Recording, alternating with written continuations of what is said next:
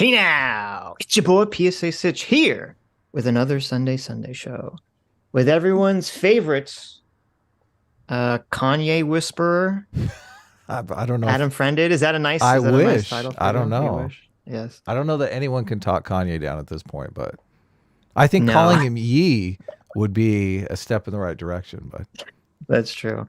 And then today we're joined by Dave Smith. How you doing, Dave?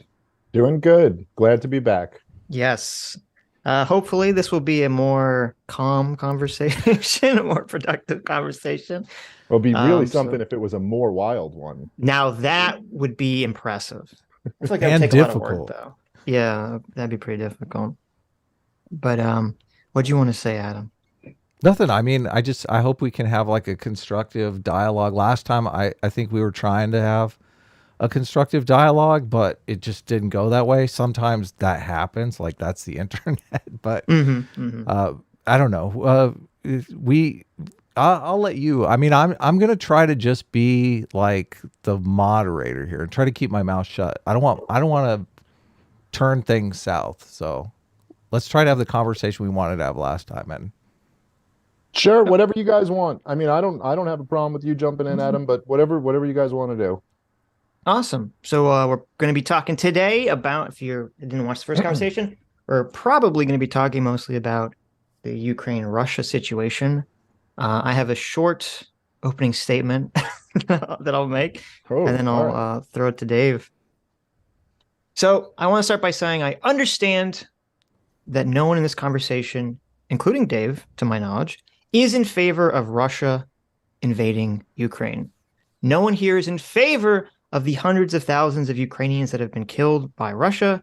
No one here is in favor of the millions of Ukrainians that have been displaced from their homes by the Russian invasion. And no one here is in favor of all the communities and homes in Ukraine that have been destroyed by Russia. Everyone acknowledges that Russia's invasion of Ukraine is evil, and no one here is in favor of any of that. What the conversation is about is whether the United States or Ukraine unreasonably provoked Russia in a way that would have caused Russia to invade Ukraine. And my conclusion is no. Neither the United States nor Ukraine acted unreasonable in a way that would have justifiably provoked Russia. Ukraine is a sovereign country and has a right to make decisions about its own future, especially its economic future. And Ukraine has made no unreasonable decision that would have created a security threat to Russia that would have justified Russia's invasion. Russia's current invasion of Ukraine is a continuation of the conflict Russia unjustifiably started in 2014. A conflict Russia started because they wanted to maintain a chokehold on Ukraine's economy and to bolster their own influence and power. Putin's claims of security concerns are just merely a red herring and a false attempt to justify this current invasion. And though it's not directly related, I would also acknowledge that yes, the US has in fact done bad things in the past. I don't believe the US's invasion of Iraq was justified. I don't believe the United States should have meddled with the various governments in South America that they did 50 or 60 years ago. And I don't think that has much to do with Russia's current invasion of Ukraine. And the claim that the US couped the Ukrainian government in 2014 has never actually been substantiated by any reasonable degree. And so that claim acts as a central piece of Russian propaganda to justify Russia's continual invasion of Ukraine. Ukraine is essentially Kyle Rittenhouse. They have every right to be there. They have every right to defend themselves. Yet Putin keeps saying, hey, we just had to attack him. Did you see what they were wearing? So there you go. There's my opening statement. Okay. So I mean there are points of what you said there that I would just flatly disagree with, but I don't disagree with much of it. So certainly, yeah, we're all together that the invasion is just horrific, and totally just inexcusable. And so I certainly am not arguing that there were provocations that caused Vladimir Putin to need to invade. I don't think that's true at all. I think that essentially my position on this is that it's not disagreeing that Ukraine has a right to exist. I hate using the term rights when applied to government because it's all a little slippery, but in essence, yes, I agree with you. They have a right to exist. They have a right to defend themselves, and all of that.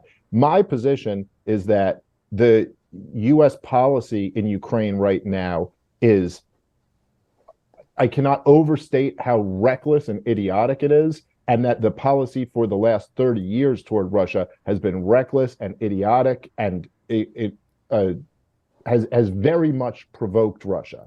I think that there's a lot of people, not just far left-wing people, or more like libertarian, non-interventionist types, but people well within the national security mainstream who have warned against the policies for years and years and years, and warned that it will cause exactly the current predicament that we're in.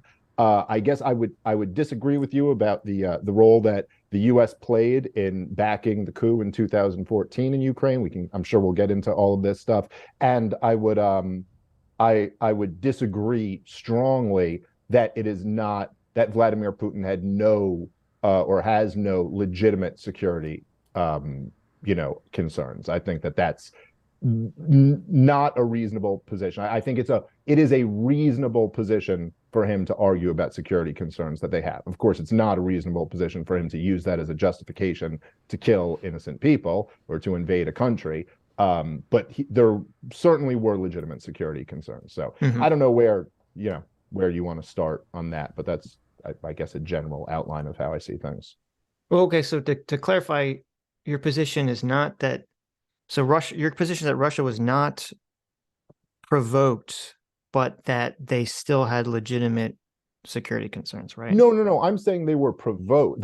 My argument is that the U.S. has, the U.S. policy for 30 years has been a huge provocation to the Russians.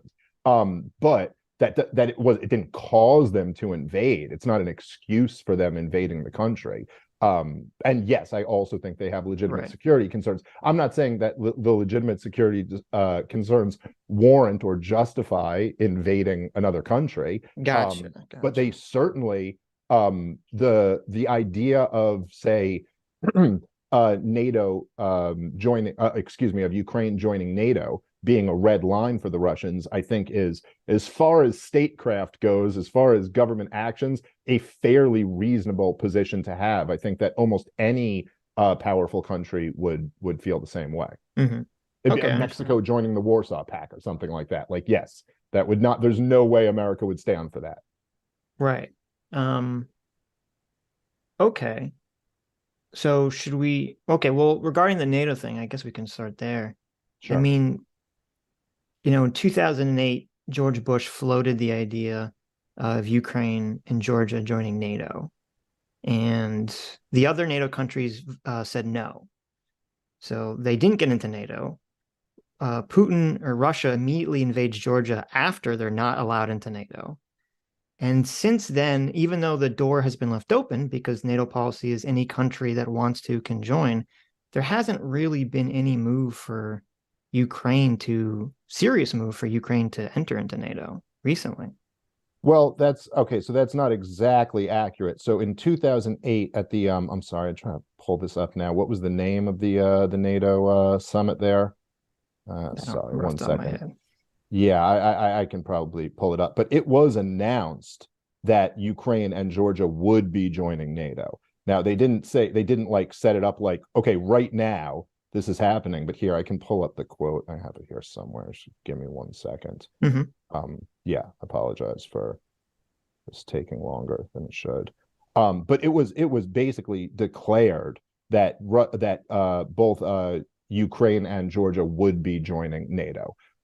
So that it's not as if this was just like an idea of it's like, well, anyone theoretically could join them. No, this was the talk that this is what was going to be happening. And so it's, this triggered a reaction here. I could say the quote here is, and this is from NATO's final declaration at the Bucharest summit, April 3rd, 2008, quote, NATO welcomes Ukraine and Georgia's Euro-Atlantic aspirations for membership in NATO. We agreed today that these countries will become members of NATO. So that's a little bit different than just, hey, we can't say it can't happen because technically anyone could. This was NATO saying that is the plan.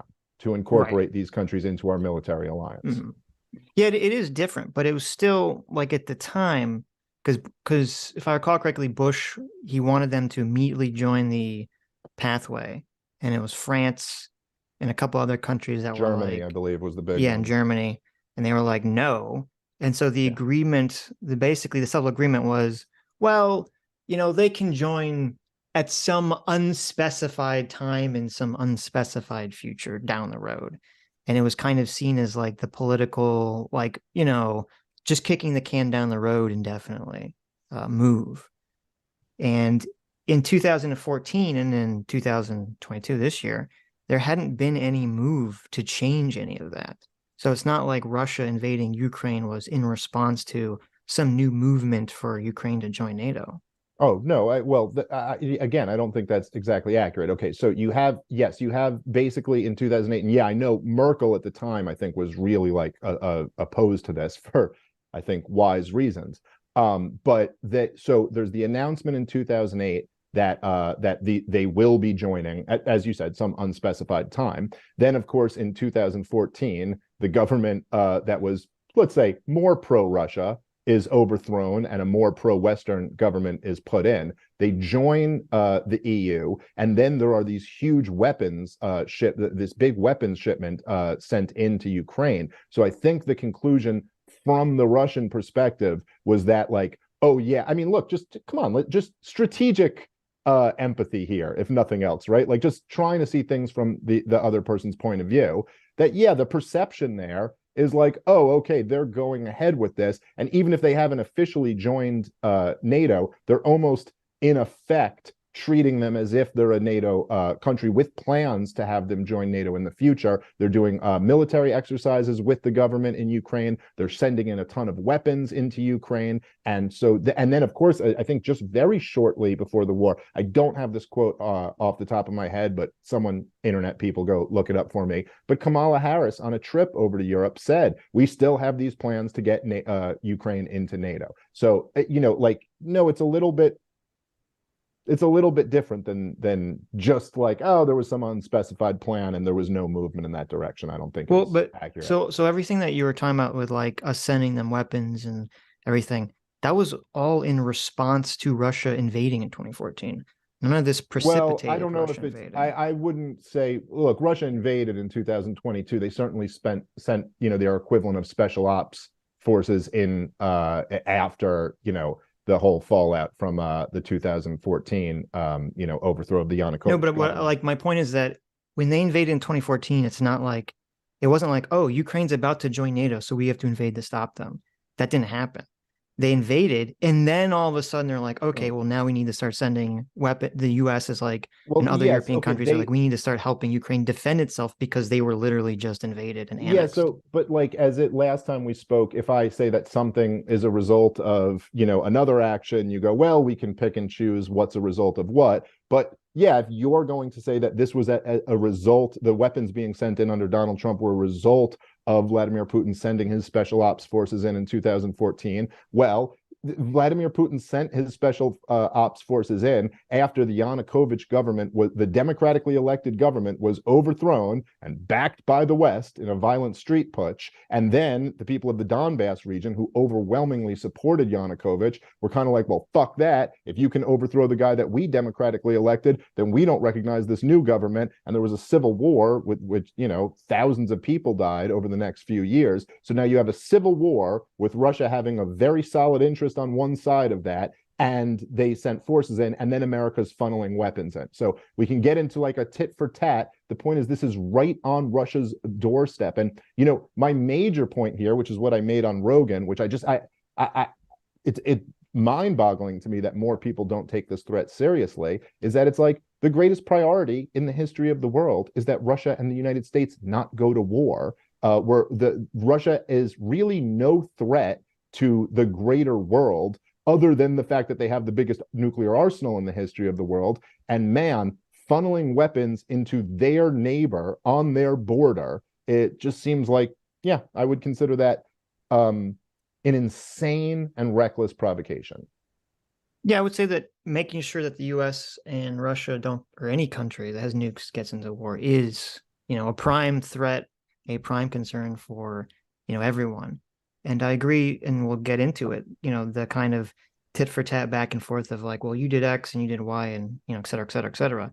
But before and we can get into the 2014 thing, but before we do, I just want to hammer out the idea that even if the argument is Putin sent forces into Russia to annex Crimea and to help the people in the Donbass, giving them weapons and supplies to sort of rebel against the government, even if that's in response to the 2014 shift in government, none of that had anything to do with NATO whatsoever. That's all I'm pointing out. That had to do with a completely different issue.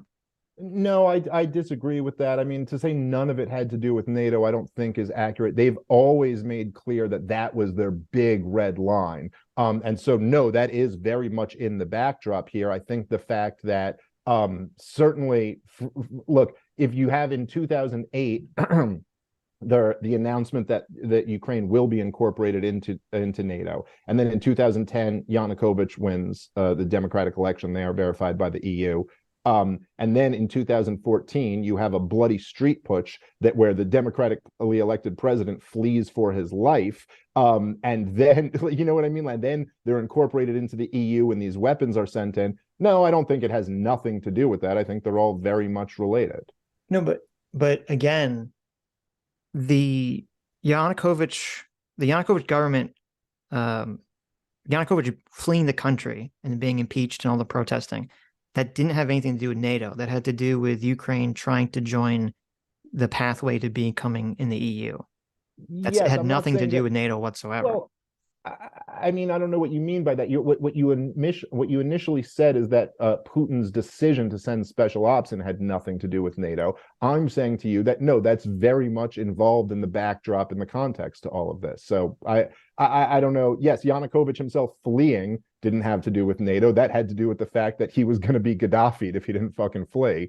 But yes, well, that's my position is, well, at least that's what the violent mob was chanting at their at their rallies. That's what they were saying. So I don't know, but I would say that yes, that from the Russian perspective, this is very much in the backdrop, and this isn't just Vladimir Putin's perspective. This is a perspective in Russia, in the entire Russian establishment, that it's an absolute, like, the biggest threat is that Ukraine will join a military alliance that is a very aggressive military alliance, not a defensive one, as you guys might claim, that is represented, is the European wing of the most war-hungry power in the world, which is the Washington, D.C.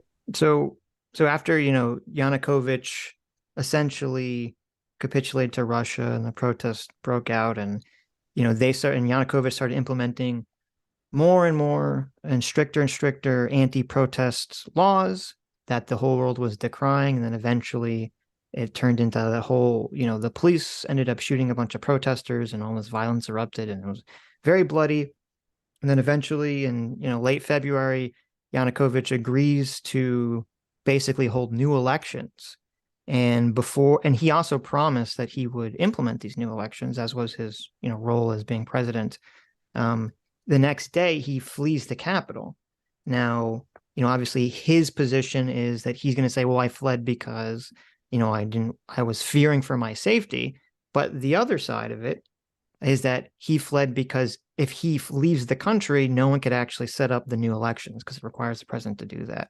And so it was a political move to actually, it's kind of like when the Democrats, I forget what state it was, they walked out of, the House chamber, so they couldn't vote on something. And that's essentially the move that Yanukovych was attempting to do. And that's why they ended up trying to impeach him. I think that's such a stretch, man. I mean, essentially, why?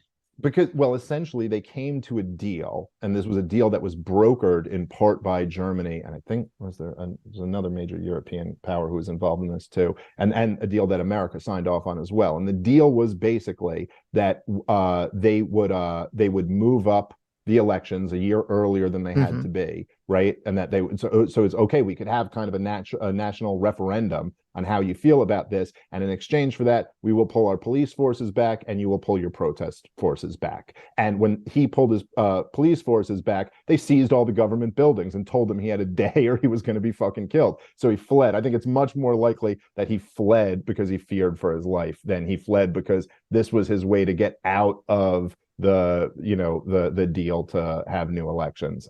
It seems like for at least about a month before that, he was trying to come up with deals. Again, we could go back because we're to the kind of beginning of this. I don't think it's exactly that he capitulated to Russia. I think that Yanukovych was caught in a very difficult political situation with whether he wanted to go with the EU deal or with Russia's deal. There's a lot of factors involved in that, but I think it's a bit of a stretch to say that him fleeing is for his life is proof that he really didn't want to hold the elections. No, I mean, again, he if that was the concern, he could have just abdicated right there, but he didn't. He said, "I will hold the new elections But starting why should tomorrow." he abdicate? He's the democratically elected. No, I'm saying if his concern is his safety, and his plan is, oh, there's always protesters, and I need to run away because of my own safety, then he wouldn't have agreed to say, okay, well, look, tomorrow I'll start the new elections. And then he just disappears without telling everyone. And then he shows up the next day in Russia. Well, what do you mean? That tomorrow? Seems incredibly suspicious. Tomorrow I'll start the new. No, I don't see what's suspicious about it at all. It wasn't tomorrow I'll start the new elections. The new elections. That was the agreement. The new elections were moved up to later that year. No. I'm saying he agreed that the next day in Congress, or whatever the equivalent is in Ukraine, that they were going to begin the process of setting up the new elections. Okay, are you required denying him that, to be there? Are you denying that the police? And he disappeared. Wait, let me finish. He disappeared that day after making that agreement, and then he just reappears in Russia the following day. But he followed his end of the agreement, and the police pulled back. Didn't. And he did not follow his end. The police. Hold on. So let me finish this. The police pulled back, and they seized the government buildings, and they said they were coming for his presidential palace the next day. I mean, like, that's all like documented. I didn't even think that's in dispute.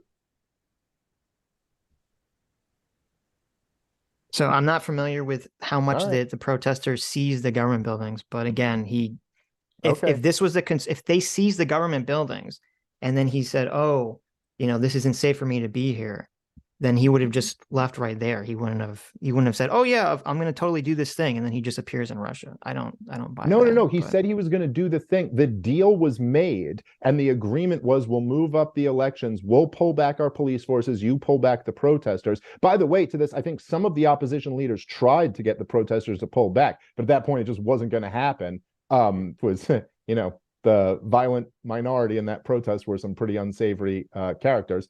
Then at that point, I think he had no other option. But it's not as if he popped back up on television after that and was trying to say, no, we still got to have this deal. We're still going to have elections later. But at that point, the new government had already been recognized and legitimized by the Americans and the rest of Europe, and it was too late for him. I don't know. I don't see there being a strong argument here that if he really meant that to have the elections, he wouldn't have fled. I'm not seeing that. These are incredibly violent street clashes, and I think he was rightfully worried that what the protesters were chanting was going to happen to him might happen to him. Well, if his plan was to just follow through with this agreement, I don't see why would he show up in Russia? He could have fled to any country, Germany or any of these countries that help broker the deal. They would have definitely housed him. They definitely would have allowed him to set up the government from there. So what does it prove that he went to Russia instead of Germany? I'm not following. That was never the plan. How does it prove that? Because he ran to the country that essentially he was very large in the disagreement about which direction to go, and it was a signal that, oh, he's just going to do whatever Russia wants. Because once he's in Russia, he obviously no one would ever trust him to set up, to truthfully and honestly be acting, not without Russian influence once he shows up under Russian protection. I don't think that logically follows at all. I think he went to a close place where he thought he would have some protection and wouldn't be killed. I don't know. The fact that he went. I don't get what you're laughing at this, but I don't get what your point actually is. It doesn't prove anything that he fled a violent mob and went to Russia. Right. If Russia is obviously Russia is heavily invested in this disagreement. Russia's been trying Sure. to, they've been blocking all trade. They've been trying to leverage all this economic coercion against Yanukovych and the country of Ukraine in order to get them to operate this deal. Russia has a reputation of, killing politicians and killing people that, military leaders that displease Putin and, blah, blah, blah, blah, blah.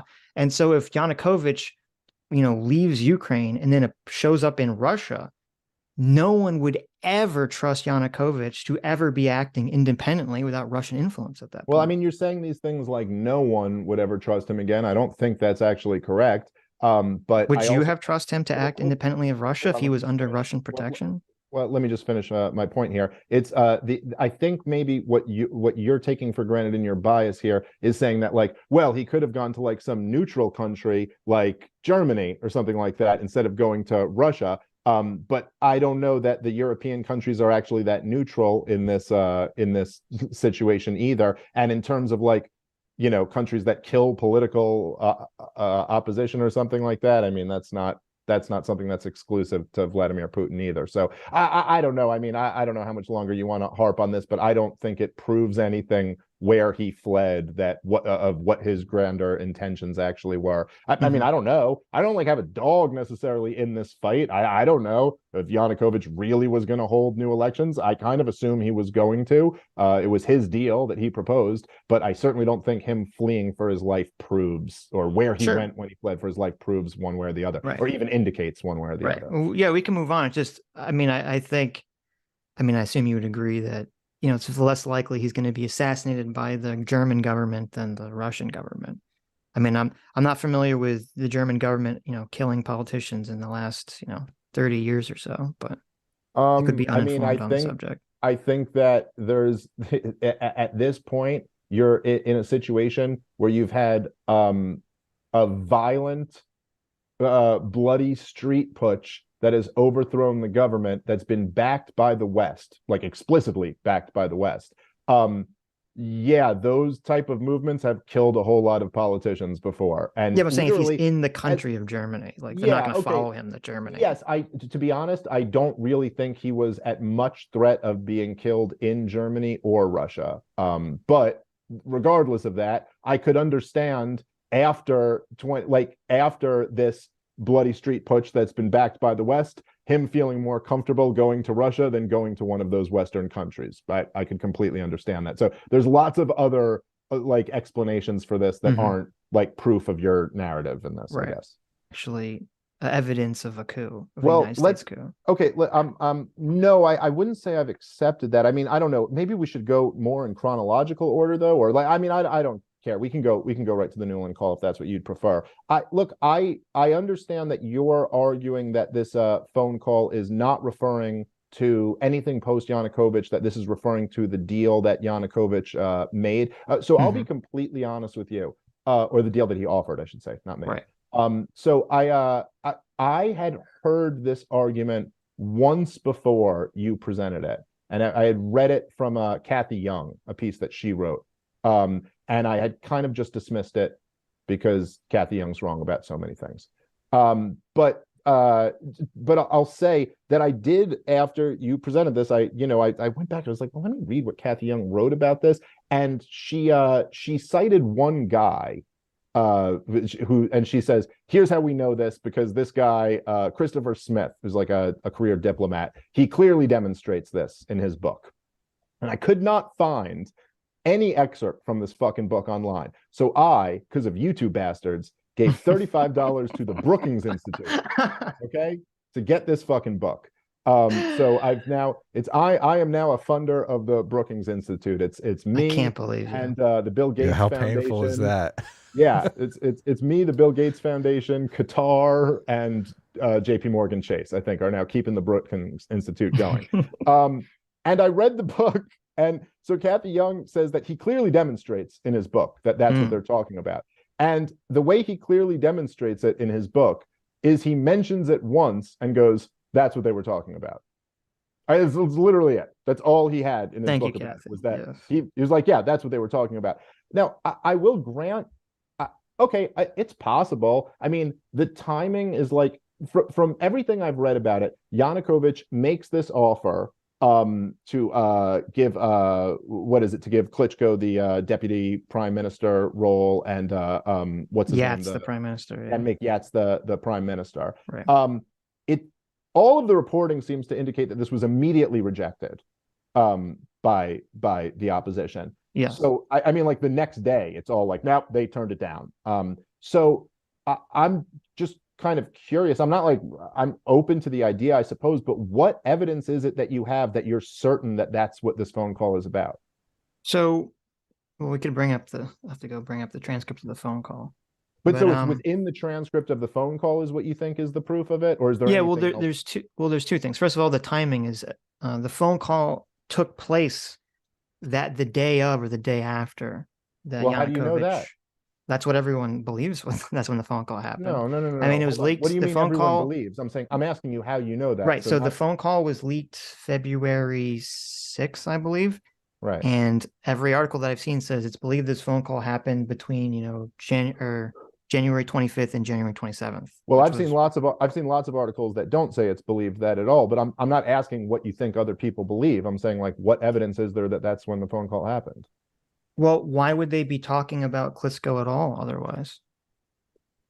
Oh, okay. I mean, it's an interesting question, but there could be lots of, like, I'll be the first to acknowledge that, like, we're all kind of inferring something from this conversation, but why would they be talking about Klitschko at all? I mean, there's lots of other reasons. If their plan was just that they want to discuss who they want to be in the government after Yanukovych was gone, they would just say, well, these are the people I want. They wouldn't say, oh, I don't want this guy. Well, they were very specifically referencing him because he was offered the position. Oh, I mean, well, that seems like quite an assumption on your part. No, I'm just wondering, like, what actual evidence here. The fact that they mention one of the guys who was one of the opposition leaders, to me, seems like, I don't know, there could be lots of reasons why they would. It's very unclear in the actual transcript of look, I want to be completely fair here.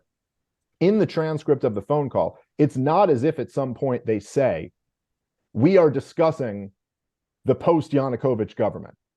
But they also don't say, we are discussing this deal that Yanukovych offered. They mention an announcement, which, by the way, is unclear to me. It's not exactly like there was an announcement that he was going to be the deputy prime minister. There was an offer made that they rejected. But perhaps they could be referring to something else. They could have been referring, like, we don't know. We don't have all of the phone calls between them. They could have been referring to talk between the opposition of what they were planning on doing or who they wanted in the government. I mean, I think there's a lot of other possibilities here. So, obviously we don't have psychic powers.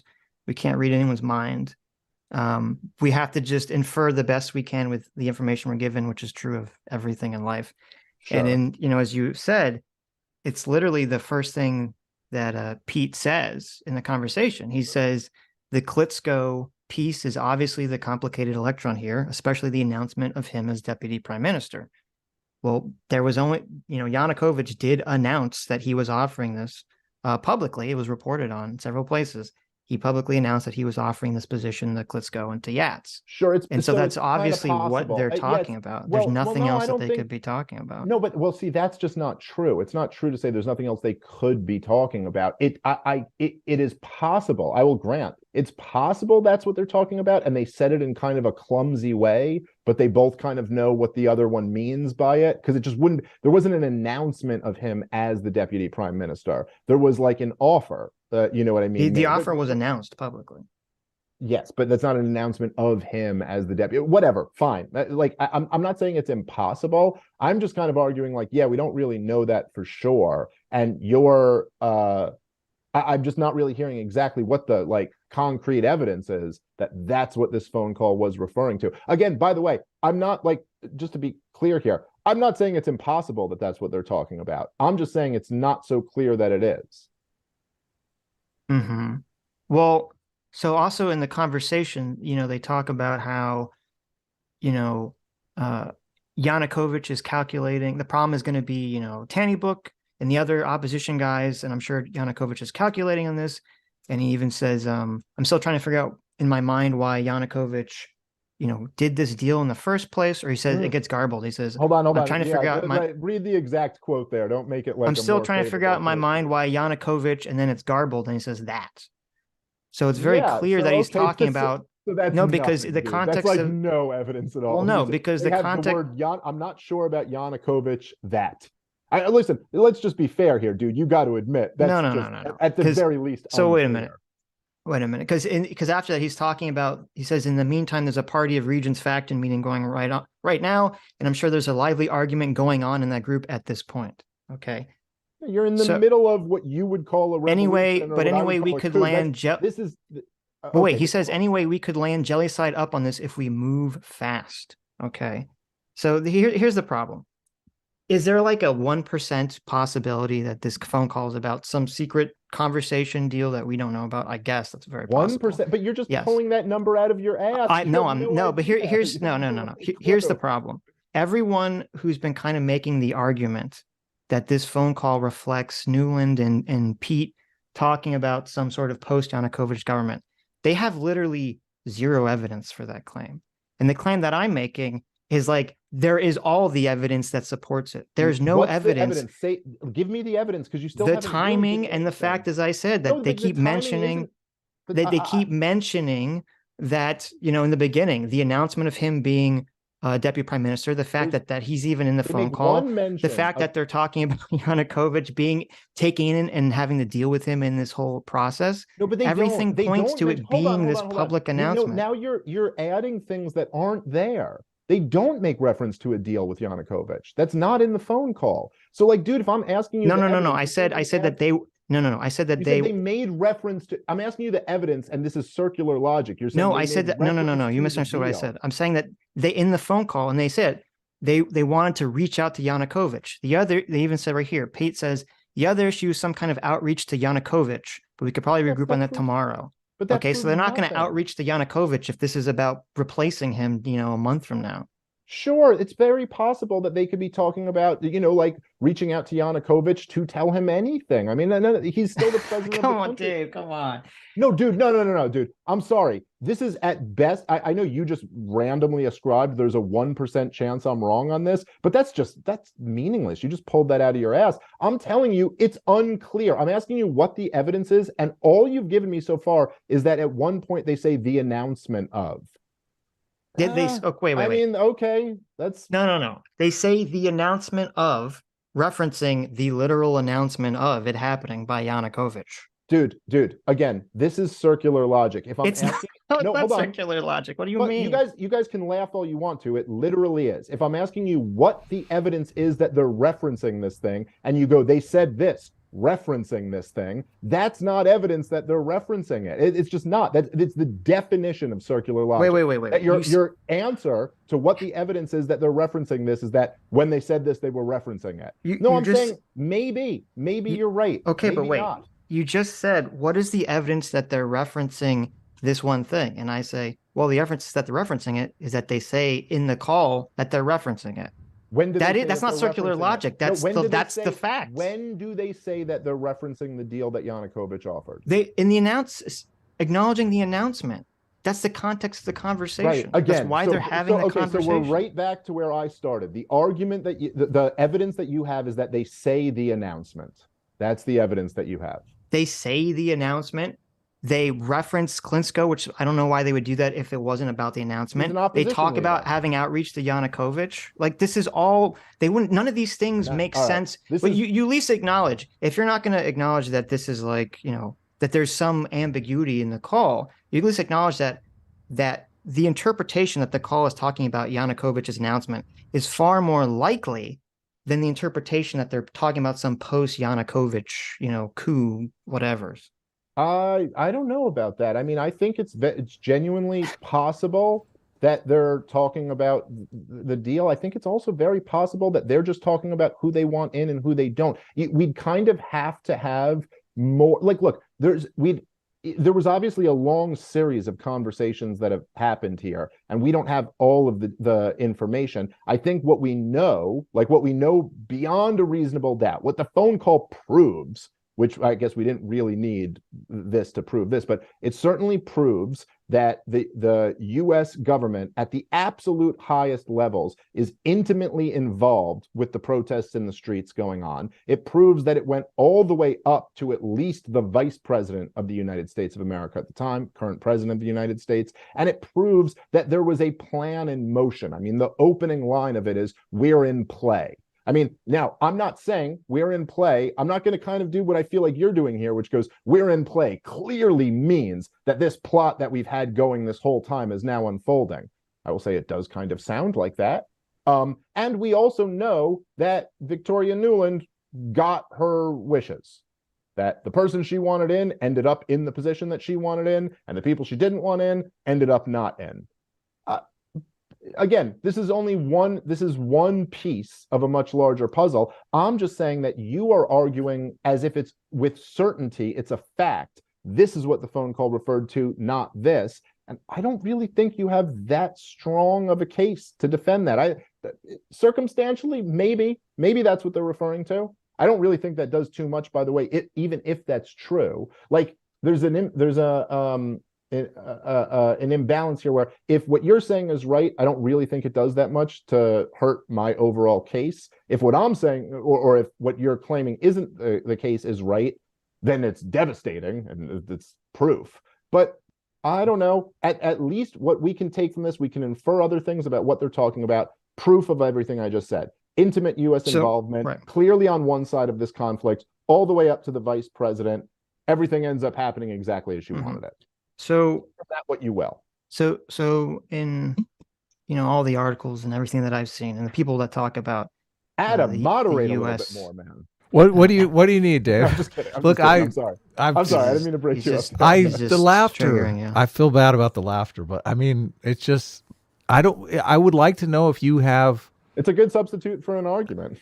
Dave, well, no, that's not true. It seems. Look, it seems silly. Okay, so when we have all the people that I've seen and all the articles I've read that make the claim that the U.S. couped Ukraine, they all point to this phone call with 100% certainty that it shows that this was the United States government planning the government after Yanukovych was gone. And now you've adopted the position that, well, it maybe doesn't say that. It's all kind of unclear.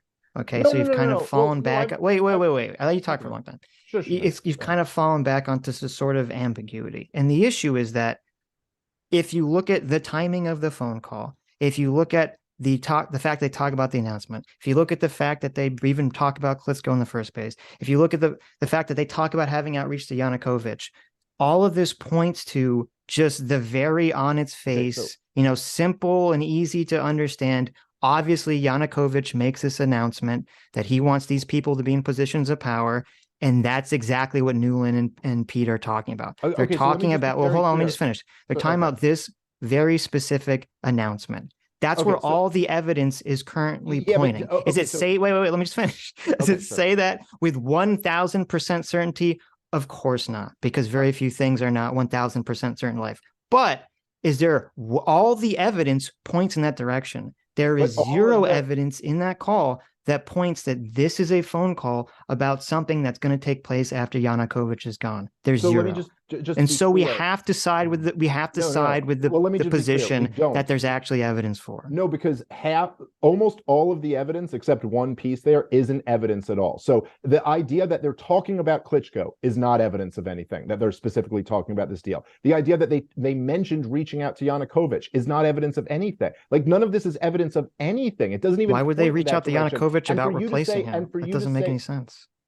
Oh, well, the idea. One at a time, guys. The idea of reaching out to Yanukovych, I don't know. It could make sense in many different contexts. He's still the president of the United States. Still the president of the Ukraine, and they're fucking, I don't know, in the middle of this like chaos. None of this is actually evidence that what they're referring to is this deal. And in terms of you just saying, like, you're listing a bunch of things, but none of them really are evidence. The timing. Well, what do you mean about the timing? The phone call is leaked on, what is it, February 4th, February 5th? We don't know the timing. Huh? So it's just a coincidence that they're talking about this even though, and they mentioned these two specific people. No, just it's not a coincidence. It's not a coincidence. These are the major figures in the opposition, and they're discussing who they want in the government and who they don't want in the government. I'm not saying anything about this is a coincidence at all. I mean, like, there's no there's just nothing about this. But so there's no evidence. I'm saying it all makes complete sense. There's literally no you don't even have evidence in this phone call that they're talking about a post-Yanukovych government. There's zero evidence for that. Well, okay, fair enough. I mean, I guess like it's not there's not much evidence either way. They're talking about who as they are openly backing the protest movement that ultimately overthrows Yanukovych. They are talking about who they want in the government and who they don't want in the government. The truth is that there's not much evidence that this phone call happened on that one day when it would have been even relevant to be talking about this particular deal. It also could be something that neither of us are seeing here. There could have been other secret deals that were made, and they're referring to those. I'm just saying, like, there's lots of possibilities here, but what it is evidence of, what it's clearly evidence of, is all of the things that I listed. So I suppose you can make the argument that there are some people who claim with absolute certainty that this is talking about, that this is proof of a coup. But I think I'm not saying this piece alone is proof of that. I'm just saying that I think you're guilty of the equal opposite of that, of acting like there's this ironclad case that this is the deal that they're talking about, when I don't know. I'm just not seeing a lot of evidence for that. I've seen a few people assert it, and the one line where they say the announcement of Klitschko as the deputy PM. Maybe you're right, but maybe not. Okay, well, I think if we have a situation in life and we have, the content, we have the simplest solution points in one way, and we have all the evidence is pointing in one way. I think that's the way that we have to interpret the call, as opposed to sort of a more whimsical interpretation that there's literally no evidence for. Yeah. No, okay. So just to be clear here, yes, I agree with you that if all the evidence was pointing in one way and then there's a more whimsical interpretation, I'm just saying you haven't really presented evidence. It's not even as if you have Victoria Nuland coming out later and claiming, no, this is what we were talking about. She hasn't even said that. Neither has Pite or Piet, however you say his fucking name. Neither has that guy come out and said this. You're like, even that obviously wouldn't be like overwhelming evidence. It would just be their word. But they're not even saying that. Well, I mean, they've got nothing to say. Right, because they had it. Well, first of all, it was a leaked diplomatic call where they say "fuck the EU." So they're, obviously, I'm sure their protocols to say nothing about it. I'm just saying you don't have that much. You really, it's not like my point is that it's not. I'm not disagreeing with your claim that if there's overwhelming evidence pointing to something, we can't just say, well, we don't know for 1,000% certain. We go with a more whimsical. I don't know. I'm saying there's not overwhelming evidence. You have not presented overwhelming evidence. So even though we obviously disagree on the phone call how this should be interpreted, but do you accept that all the people point to this as evidence of coup, that those people are just completely full of shit, essentially, because there's no evidence for that? Well, I wouldn't say I wouldn't say it that way. I would say how you say it a nicer way, but no, I would say what I would say is what I've already said before. What it certainly demonstrates, and this is what I think is kind of weird, that you guys almost can't remove yourselves and just go, okay, well, look, it is clearly proof that the US was very involved, very behind, like intimately involved, very much clearly behind one side of this movement. It went all the way up to the top. The people they wanted in the government and the people they wanted in the government ultimately is what they got. Yes, no, I don't think this is really a feather in your cap for the argument that this is like an organic revolution and not a US-backed coup. Well, I want to come back. Okay, so because you didn't really answer the question, I want to come back to that about the people using this as evidence of the coup. If you're saying it's not really evidence of that those people shouldn't be using this as evidence of the coup. But to address what you just said about how is this a feather in our cap. So because since obviously I believe that this phone call was about this announcement, and as I said, this is strong evidence against the narrative that the US wanted to replace Yanukovych. Because if they wanted to replace Yanukovych, they would have told two things. They would have, one, told Yats to turn down Yanukovych's offer because they'd want to keep the protesters angry and roiling, and they wouldn't want to possibly have some deal where Yanukovych remains in power. And then number two, Yatsenyuk turns down the deal. So if Victoria Nuland calls Yatsenyuk and says, hey, I'm the American government, I think you should take the deal, and Yatsenyuk says, yeah, that's great, America, but I'm not going to do it, that further proves America doesn't have control over the situation. No, I mean, I don't know. See, I don't really agree with that. I think that it's almost like you're looking at this through like kind of a false binary that I don't think I'm not arguing for, that if America is backing this coup, then they must have 100% control over all of the people, and therefore there's like no autonomy on them. So even if your claim is correct, which I don't think has been proven, let alone I don't really think there's like overwhelming evidence for, but even if that's what they're talking about in this deal, I don't know. No, I mean, it's quite possible that they just thought like, oh, this is a pretty good deal. Let's get our people in this positions right now. Well, I don't think the primary goal of America, the American government backing the street movement, was necessarily overthrowing Yanukovych. I think the primary goal was to get them into the EU, to get the next step going in this whole like kind of grand game. So maybe they thought at that time, hey, this is the way to make that happen, is to get these guys in. Perhaps they were like, take the deal, get in the government, and we'll keep the protest going, and we'll keep, like, I don't know. There's lots of possibilities here. So I just don't, it's certainly not evidence at all that for like, oh no, they weren't trying to overthrow the government. By the way, I don't even necessarily know. I think this is a question that's up in the air. I don't know if what ended up happening was exactly the US goal in all of this. So for example, just to use a different example, I don't know if you guys have ever heard another leaked phone call, but of John Kerry, when he's talking about ISIS in Syria, and how they basically, he was saying, because, in the Obama administration, they were fucking arming Al-Qaeda and ISIS in Syria, and they kind of knew they were doing it. Like they were saying all the anti-Assad moderate rebel types, who were about as moderate as, the fucking right sector or C-14 or anything like that. Actually, probably less moderate even than them. So, and there's this leaked phone call of where John Kerry's basically being like, look, we saw the rise of ISIS and we saw this was happening and the weapons were going into their hands, but we kind of thought we could use them in order to put pressure on Assad to come to the table and make a deal with us. And then they ended up going and invading Iraq, and like that was not part of the plan at all, So I don't exactly know. Maybe the plan was that this mob would put enough pressure on Yanukovych that he would come to the table and ultimately agree to the EU deal. And what ended up happening was they overthrew Yanukovych, or he fled for his life.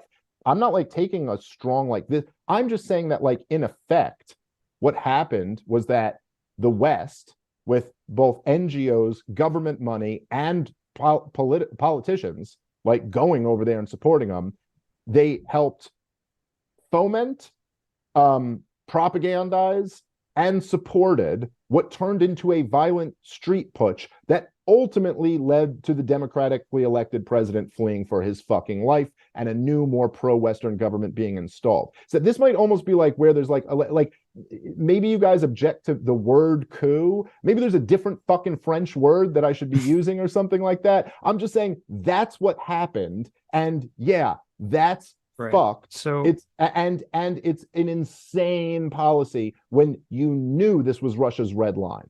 Right. On their neighbor. Well, not it wasn't NATO, the EU thing. Okay. Fine, I mean, that shouldn't enough, be Russia's red line. Close enough. Well, wait a minute. I mean,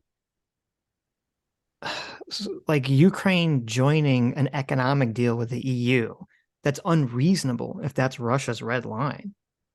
Agreed. I don't think that was Russia's red line. I think that NATO is Russia's red line, and they saw this as a major step toward that. But I'll agree with that.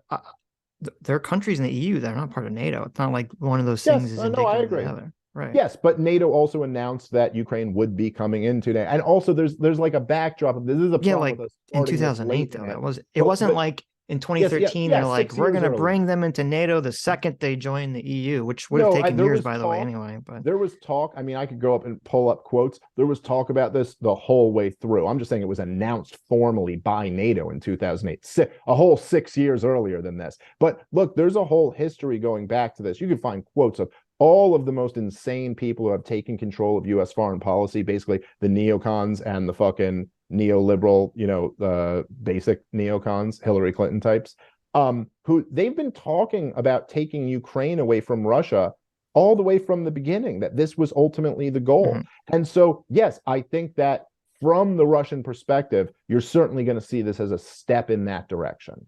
Right. So, well, anyway, do you guys think, can I ask you this? I'm sorry. Can I just ask you guys, since you guys are like, whatever, I guess, taking the side of like democracy here and we want to spread democracy around the world, do you guys think it would have been preferable to have Yanukovych stay in and have elections held that year? And you could blame Yanukovych, it's his fault, but wouldn't that have been preferable to of let course the it would have been people of preferable. Ukraine Yeah. vote, since they democratically elected the guy to begin with? Let them vote on how they felt on this? Of course it would have been preferable. Okay. I object to the framing, and just because you're saying you guys, like if you could say Sitch, like I'm just Oh, sorry. Well, like, well, I no, forgot spreading democracy is a framing that, I mean, I don't like, because Neither of us are in favor of invading countries. yeah, I like Iraq was a huge mistake. They pitched it on, spreading democracy around. I mean, this is part of the controversy here, and I'll just make a quick comment, and Sitch can take over. But if there's an opportunity to pick democracy over autocracy, I'm in favor of picking democracy over autocracy. But spreading those values around by force is obviously not going to work. So there's my comment. Just to be clear, I don't like, really, the initial pitch of Iraq was not spreading democracy. No, they mentioned that, but they've really kind of fell back on that one. The pitch was this guy's working with Al Qaeda. Security concerns sound familiar? No. Well, yeah, weapons of mass destruction. Right, yeah. but just because, but that's a silly point. Like, just because someone claims security concerns doesn't mean no one ever has legitimate security concerns. I mean, like, yes, the pitch was that this guy is in bed with Al Qaeda and he did 9/11 with him and he has weapons of mass destruction and he could hand them over to him. And then there's a mushroom cloud in Kansas. Like, that's how they sold the war. And yeah, then lies. Once that was obvious bullshit, they went, oh, we're spreading democracy. But look, I mean, I don't think it's true that the America's foreign policy is about spreading democracy at all. I think that's like a bullshit smokescreen that they use. I mean, I don't think overthrowing Yanukovych is not spreading democracy. He was democratically elected. And I don't think, we certainly have no interest in democracy in Saudi Arabia, in Palestine, in Egypt, anywhere that picks the wrong person. What we care about is what the lawyers in Washington, D.C. care about are their clients and who's doing business with them.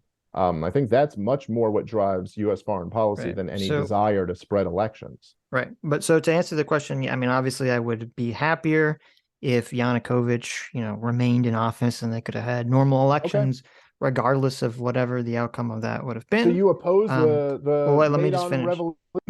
Let me just finish. Oh shit! Regarding Hold on, what you said, I think I just lost. What happened? Sorry. No, I fucking think I hit a chord and then I couldn't hear you for a second. Am I still coming out of the same microphone? No, it changed a little bit. But it sounds better now, actually, to be honest with you. Oh shit! Maybe now I'm coming out of the good microphone. Fuck. Yeah, maybe you were on the bad one. It's not that big a deal. Okay. Regarding the whole, about the U.S. wanted the EU thing. Again, I don't see how that's an interpretation of the call, because again, she literally says, fuck the EU. She's not exactly saying, oh, I can't wait to get them to join the EU. She's literally saying, fuck the EU.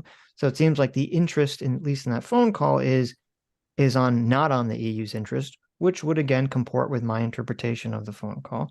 And so, going forward, I guess the question I want to ask you was that if your position is now that the phone call is unclear, will you still feel comfortable if someone asks you about, like, well, how do you know the U.S. couped Ukraine in 2014? Will you still feel comfortable bringing up the phone call if it's all unclear? Sure. I mean, like I've said several times now, I feel like I'm just repeating myself, but yeah, I mean, the phone call is clear proof that the intimate involvement in this conflict going on the streets, that the U.S. was intimately involved, was clearly on one side of it, and that it went all the way up to the top. So yeah, and again, I don't. But that's not. If my interpretation is correct, that's not accurate.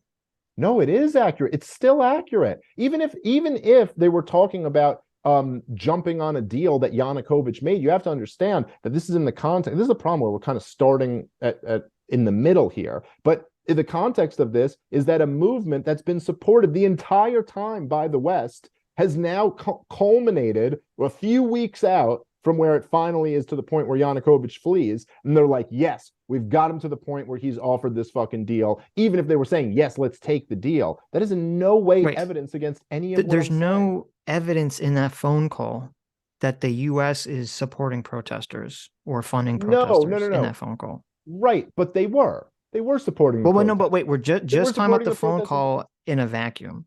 Okay. No, but I'm not talking about the phone call in a vacuum. But if I say, if someone says, how do you know that, the U.S. couped Ukraine?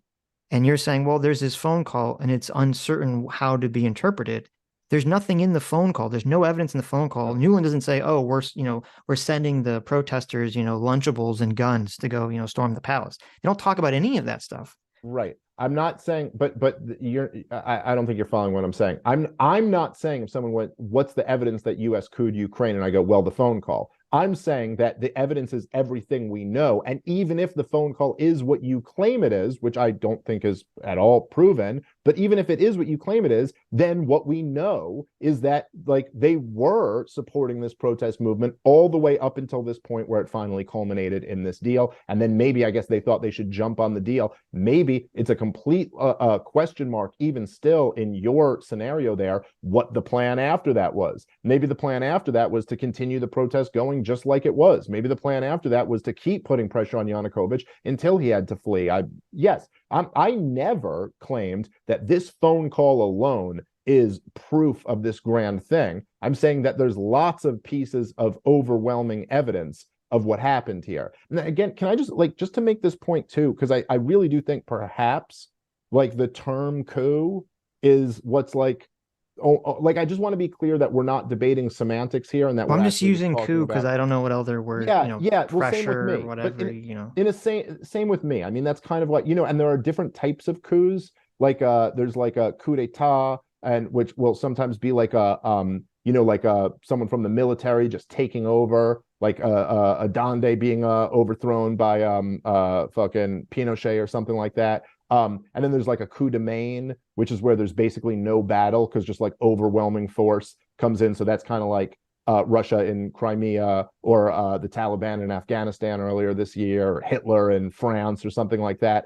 I don't know. Maybe there almost should be some different term to describe exactly what I'm talking about here. But so let me just bring this up. I'm sorry. I'll try to keep this quick. I won't go too much on an aside. But you guys know about the U.S. What they did in Serbia in 2000? No. Okay, so in Serbia, by the way, if you were I never even knew about this till I was older and read about it. But I remember, I'm born in 83. I don't know what age you guys are. But you guys might be a little younger than me. Or maybe not. I don't know. But so you remember that NATO went to war in Kosovo, which by the way is very interesting and relevant to this whole fucking situation in Ukraine. But so that's actually not what unseated Milosevic. He survived that and was still running the country afterward. So in 2000, there's a great Washington Post article about this from years ago.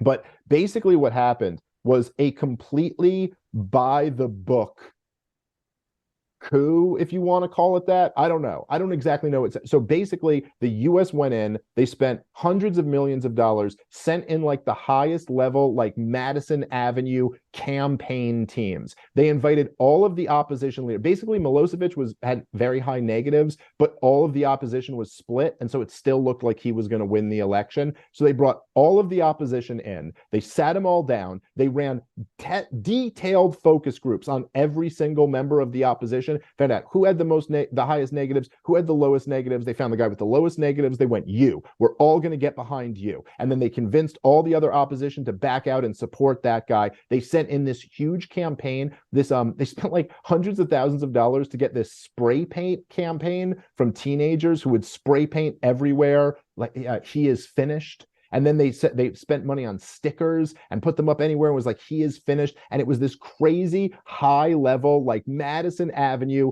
politics job, and won the election. They did it in a sense fair and square. You know what I mean? But like, it was also like this tremendous amount of US involvement. Sure, like, what do you call that?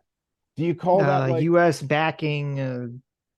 I don't know. I don't know what we call it. Yeah, I don't know. I don't know if the term coup is actually right or not. You know what I mean? Like maybe not technically, but was it just a free and fair election absent US intervention? No, that's not really it either. So I'm saying that is less than what they did here. What they did here was back, fund, encourage, and support a protest movement, kept it going all the way through. It turned into a bloody street push where ultimately the president fled for his life. That's whatever you want to call that. I'm saying that's what happened. Okay, so and the phone call is not evidence against that happening. So it's evidence for it. So if I'm interpreting your position correctly, you're saying the phone call only exists as evidence, to your point, only in conjunction with other pieces of evidence. So if those other pieces of evidence cease to exist, then the phone call being evidence would also cease to exist as evidence. I don't know if maybe it would be less compelling evidence. I mean, I don't know. I don't think you're having a something. universal standard on the phone call if you don't accept that.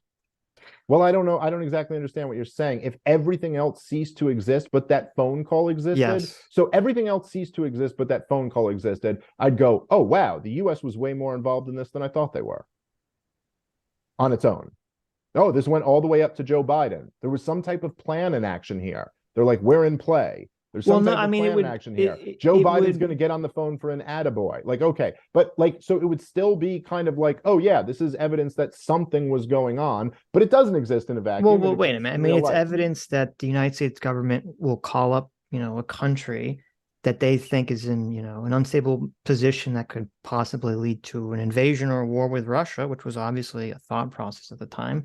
And that they're saying, hey, we want to kind of chill things out because we don't want a war with Russia. We don't want some sort of nuclear conflict to boil over with Russia. Okay, but again, I don't see that. That's not unreasonable to me. That's completely expected. I understand that doesn't sound unreasonable to you. You're now doing everything that you accuse the other side of doing. You are projecting things into this phone call that are not at all there. So if any of that was said in the phone call, then sure, you would have a point that's evidence of that. But my issue, completely assuming. My issue is that you're projecting all sorts of intentions into the call as well. You're not just saying, well, Nuland had this phone call where she talks about, wanting Yat to take a position, and I don't really know what that means because it's not enough information. Okay, that's not your position. You're saying, well, this shows that the United States government has, some sort of behind the scenes push to try to, do X, Y, Z, which no, that's not what the phone call shows. If your position is it's all too vague to show anything. No, my position isn't that. I'm just not going to state it again because I think it's like 5 or 6 times now. So maybe we could just move on to something else. But like, no, I think that I'm not taking this phone call in a vacuum as if nothing else happened. I'm also not adding in any extra context for my side of the argument. I think you're adding in a lot of extra context for your side. I think that it shows what I've said over and over again that it shows. And we also do have a lot of other evidence. I've never claimed anywhere on anything that this one thing demonstrates the entire how you should view this entire event in late 2013 and into 2014. Okay, so if we're not going to, I guess, agree on the call, so what is the other pieces of evidence for this, whatever the coup, not coup, whatever we're calling it? Well, I mean, okay, so you have a protest movement that starts in late 2013. Mm-hmm. It's funded and aided largely by Western NGOs. it's immediately backed with the full force of. Well, wait, let's do one at a time. Well, So, okay, but let me hold on. Let me just say the thing, and then we can go into one at a time. I gotcha. go. You have a situation where the highest ranking or extremely high ranking U.S. politicians are going over there and throwing their full support behind it, down to the silly details like handing out food and water in the streets, which I do think is symbolically a very big deal. They do everything they can to keep this thing going, including having like John McCain, the Senate, the head of the Senate Arms Committee, going and meeting with like some of the worst elements of it. The thing is supported the entire time by the West. Then you have what it results in, Yanukovych fleeing for his life. And then the United States of America immediately recognizing the new government when Yanukovych is still claiming that he wants to come back and enforce the deal that they agreed on. So yeah, that's like the whole picture of the thing is, yes, the U.S. backing a bloody street putsch that overthrows a democratically elected president. Right. So, well, I guess good. We could start with I think the easiest thing would be McCain and who's Graham or whoever else went over there, take pictures, shaking the protesters' hands. I mean, to me, that's really not evidence of anything other than the fact that America, obviously is on the side of supporting, democracies, is obviously on the side of supporting how is that supporting a country. democracy? Well, hold on. It's obviously on the side of elected. It's because he, and I don't know how the law exactly works in Ukraine, but I know in America that if Congress passes a law and the president doesn't have, and if it's not 2/3 and the president can't just veto it, then the president has to follow whatever the law tells him to do. Wait, so you're saying he illegally backed out of the EU deal? I don't know the answer to that. I don't know the answer to that question. Because I have not heard anyone make. I said I don't know. I don't know. All I know is that the parliament in the Ukraine voted overwhelmingly, way more than 2/3, to join the EU deal, and Yanukovych backed out of it. I don't know if in Ukraine the president can just unilaterally back out of the deal. I'm not sure how it works exactly. But to me, I know it is. But I'm saying that to me, I've read a lot about this. I've never heard anyone make that argument, and I'm pretty damn sure the argument would be made if that were the case. And yeah, the way it works in America, say for example, if you have like a veto-proof majority, then it doesn't matter that the president vetoed it. The law would go into effect, and that would be the law of the land. So I don't think any of that's right. So I don't think it's fair to say that this is like, oh, they supported this protest movement because they love democracy. The president, Yanukovych, backed out of the deal. I believe it was his legal authority to do that, whether you think it's right or wrong. I think they backed the protest movement because they didn't like the decision he made. So as I was saying, sure. So regarding democracy, it's not a surprise to me that when you have a situation where a country can either turn in the direction of the economic freedom that would be afforded to them by becoming more aligned with the EU, and the democratic freedom that would be more aligned with going to the EU, versus joining Russia, the kleptocracy. Okay, it's not even remotely surprising to me that US politicians would be in favor of this side that's pro-capitalism, pro-democracy, pro-open markets. That's not even remotely surprising to me. And nowhere near is that evidence that this was some sort of coup that the United States was planning. So it's a funny thing, like this is like what the funny things about democracy is, you get yourself all twisted up in these kind of knots. So the pro-democracy position is actually to be against the democratically elected president of the country. All right. I mean, I think this is like, you're very oversimplifying. Wait, McCain and Graham didn't show up in Ukraine and say we should violently overthrow. They just supported the protesters protesting. That is true. In the same sense that that in that phone call they don't say we are referring to the deal that was offered by Yanukovych. It's true they don't at some point say we are supporting you because we want you to violently overthrow your government. I don't even know if that was their goal. I think their goal was to put pressure on Yanukovych. Certainly, this is what ended up happening.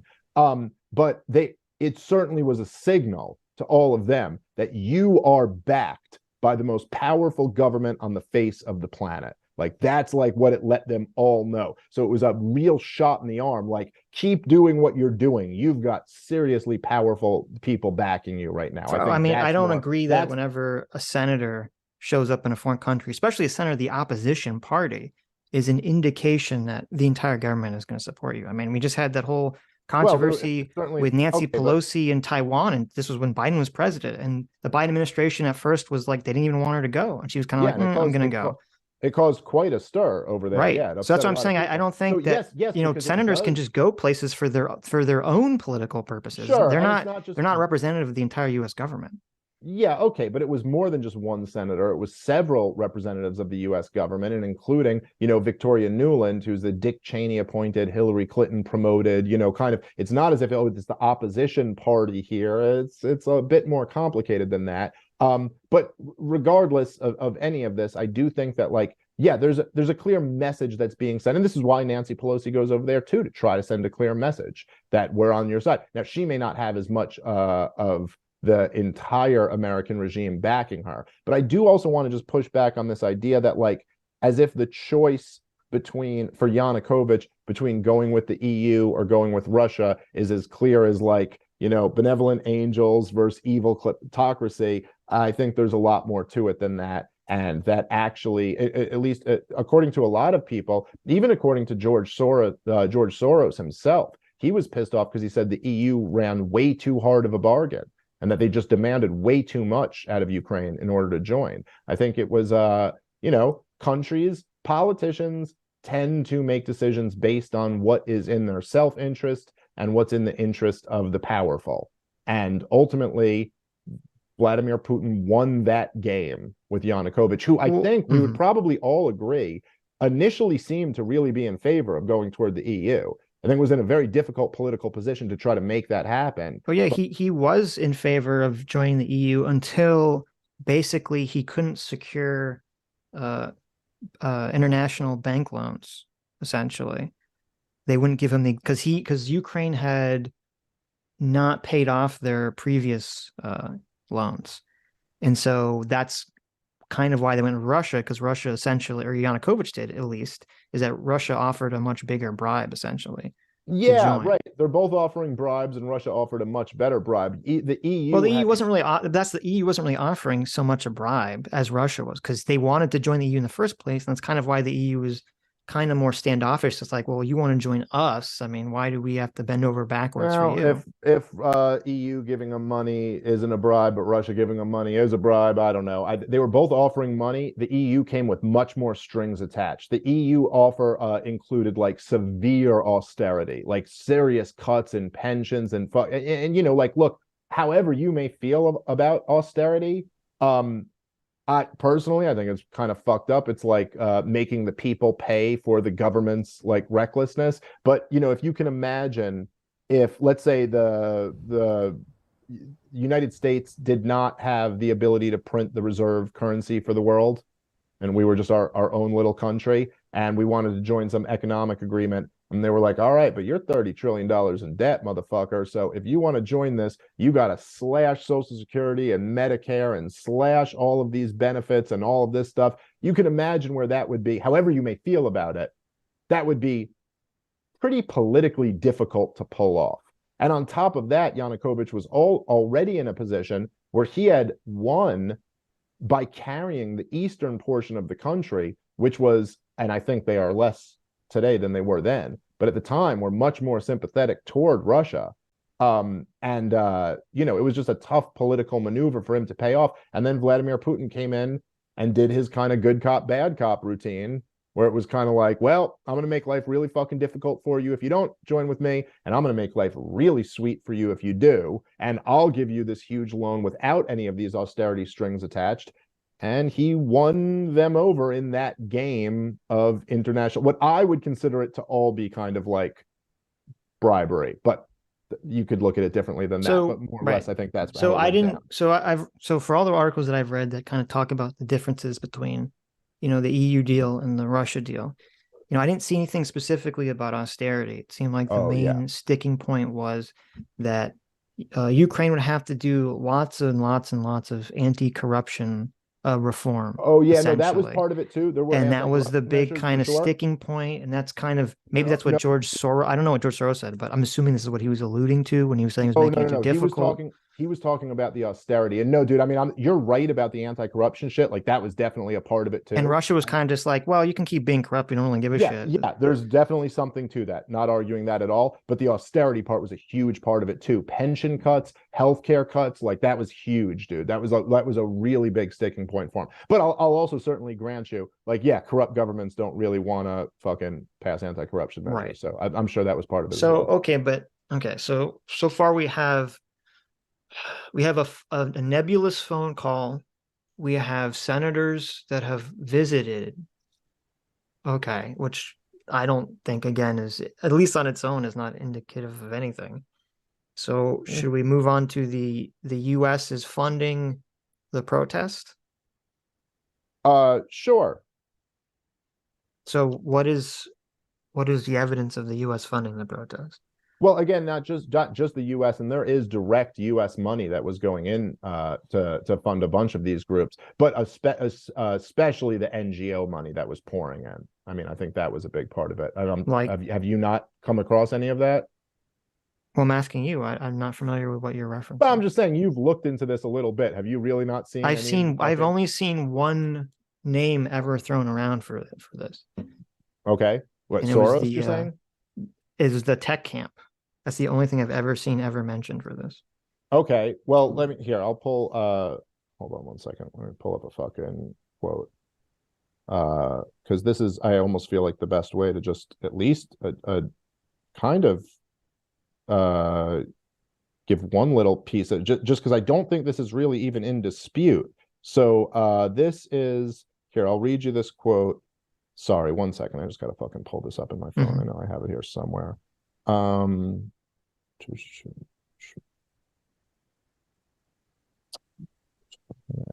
It's really funny as I have a photo of this somewhere in my fucking phone. And you have a bunch of notes, like a million things. Well, it's not even notes. I just have like fucking screenshots that I've fucking taken in my phone. And then I'm just circling through really cute pictures of my kids to get to it, which is pretty funny. That's probably better. Yeah, it's probably not. Fucking A. Where is this? But this was, I apologize, guys. I'll get right to it. We actually don't allow public apologies on the channel, so Dave, you're gonna have to retract there you that. go. Yeah. All right, I retract my public apology. I do not apologize at all. Shit. God damn it. I knew I fucking had it here somewhere. What's going? Why? There's like 1,300 people watching, and we only have 200 likes. What causes someone to be such a lazy Come on, guys, that they can't even smash click the that like button? Come on, guys, like the show. Okay, so here I'll say this. Okay, civil society activists and NGOs played an important role in organizing the early protest movements. Ukraine's independent media, including Ukrainska Pravda, Nashi Groshi, say George Soros money, and Slivsko.info were also pivotal in exposing the corruption that eventually brought the people onto the streets in November of 2013. Now, this is from, and it doesn't say George Soros money, it says our money, but this is from OpenSocietyFoundations.org.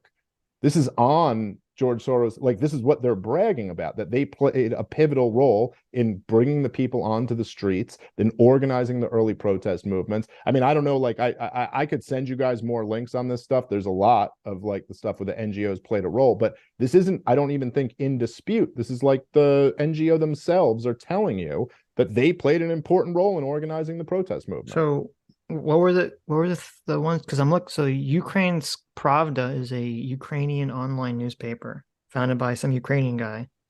Sure. Okay. Are you saying that they received some amount of funding from George Soros? No, I'm saying he says, and our money. He says that the Naji Groshi guy is, and they say our money. That's their quote. What's the name of the thing? Naji Groshi? NASHIGROSHI. But I'm just saying that's from them. That's from George Soros's Open Society Foundation. That's what they say, that they played a pivotal role in organizing the the protest movement back in 2013. So at the very beginning of this. Can I just ask, by the way, and I don't want to distract from this at all. We can. What is this? What is this thing? Can you send me the thing that you're talking about? OpenSocietyFoundation.org. I can send you the link. I don't have the link right here, but it's because I'm just looking at a screenshot here. But I can send you guys all this shit.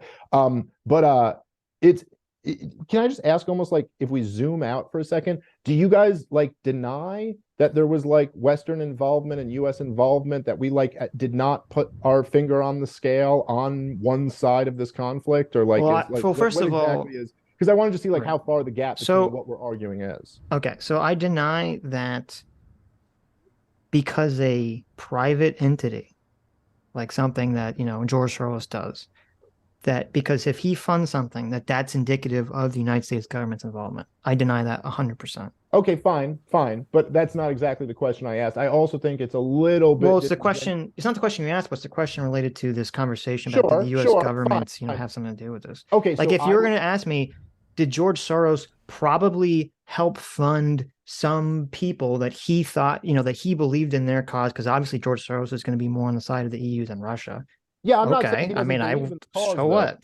Right. Well, okay, but it's a little bit disingenuous to just conflate like any private person with the number one donor to the Democratic Party. You know what I'm saying? Like, he's not just some random guy. He's like a very connected, very influential guy involved in our, system of government. But okay, fine. George Soros donates to George Soros donates to the National Security Archive. I mean, does that mean that the National Security Archive is an arm of George Soros now? No, and I'm not saying that means that whatever he donates to is an arm of George Soros. We're going over kind of like the details here. And back to my question, do you deny that, like, yes, the West like really put their finger on the scale here? Well, I don't want to, I don't like shifting this from the West, because that's a nebulous term that can mean anything. Okay. My claim was about the United States government. The United States government have some untoward influence in the 2014 coup, insurrection, whatever we want to call it. And so far, I haven't seen any evidence of that. And if George Soros funded some online newspaper, to me, that doesn't prove anything. Well, they're saying that he funded kind of like the organization of that he's claiming, or his organization is claiming. I guess, is his organization connected to him? They're claiming they were pivotal in like getting the people out onto the streets. That's their own claim. But regardless of that, you're talking about like, look, to completely separate out. I grant you that the West is not just a monolith. It doesn't mean that just like one group of people is doing something. That's also true for the United States federal government. There's millions of people who are employed by the United States federal government. I still don't think if I ever referred to the United States federal government doing something, you would say like, well, I object to this being referred to as. Huh? Uh-oh. Do we lose Dave? Looks like there's a little bit of frozen going on my end. I thought he was asking a question. He was in the middle of asking a question. I know. Hopefully we get him back. Yeah. I don't know. We're at an hour and a half, and there were, I think, some super chats directly aimed at Dave. Obviously, we're not going to read the mean ones or whatever. So why not? Well, I felt like this was a good discussion. Obviously, you guys know more about this stuff than most people do. It's a much better conversation than the first one. Yes, yeah. Not a complete breakdown of, all norms of communication. We'll see if he comes back. But I'm curious. I would like to, since he's already doing big picture stuff or talking in terms of big picture stuff, how do you live in a world where you have no influence whatsoever? Like, he seems to be saying, are you denying that we put a thumb on the scale? Well, obviously everyone is putting a thumb on the scale always. Even when you're talking to your friend about, of course, what does that mean exactly? To put your thumb on the scale, right? So, and also we're sort of like, everyone's acknowledging, I guess, but sort of also thinking around that Russia put a massive, they didn't put their thumb on the Yeah. scale, they put their fist They on, they put stepped on the 200,000 scale. troops on the scale. Yeah. Yeah, exactly. They completely blocked off trade from Ukraine. I mean, so we're kind of ignoring this, that Russia put massive, massive pressure on Right. Ukraine. And to me, I mean, like, this is kind of the problem I have. And I kind of want to say this to Dave when he comes back, but I guess I'll just repeat myself. When people have this conversation, the West is sort of all played together nebulously as like this giant behemoth that's acting in unison. Oh, wait, here, What's up, man? he's coming back. Hey, sorry about that, guys. You're back? Yep, I think Yeah. so. We tried to avoid the We shit lost talking, you so. at what Okay. well, you were saying that, like, Fuck, guys, obviously you guys the go federal way too government. long, by the way. I didn't even realize how Well, much yeah, time no, this we're was at an fucking hour and a on half, for. and there might be some super chats for you. Obviously, I feel like we should wind down, but can we just talk about the big picture thing before we? Well, I just want to answer what Dave was saying, Okay. and then we can move on Sure, to go something ahead, else. and then let's do a How little more much big time do you picture. have left? I guess I should ask first. I mean, honestly, guys, I really had 2 hours blocked off for this. I apologize because I did not realize we were an hour 45 into this already. Yeah, But why don't you respond to this, and then let's do a little on big picture and do like super chats or whatever. Gotcha. Yeah. Okay. So what I was gonna say is that, a lot of whenever people talk about like the West and Western influences, it's always kind of talked about as if, America and Europe and the IMF and all these entities and George Soros are all sort of like working in conjunction to get some outcome, which even, you talked about earlier, like George Soros and Europe couldn't even agree on exactly what they wanted to happen. All these entities have their own interests and they're all working independently of each other. And so when we're kind of having a conversation about, well, did the United States government, you know, unduly influence Ukraine, because we've all, I guess, kind of acknowledged the fact that Russia is massively unduly influencing Ukraine at this point. But if the United States did as well, to me, just saying, well, George Soros, paid, or his Open Society Foundation, gave money to a online newspaper or gave money to some organization that helped organize protesters.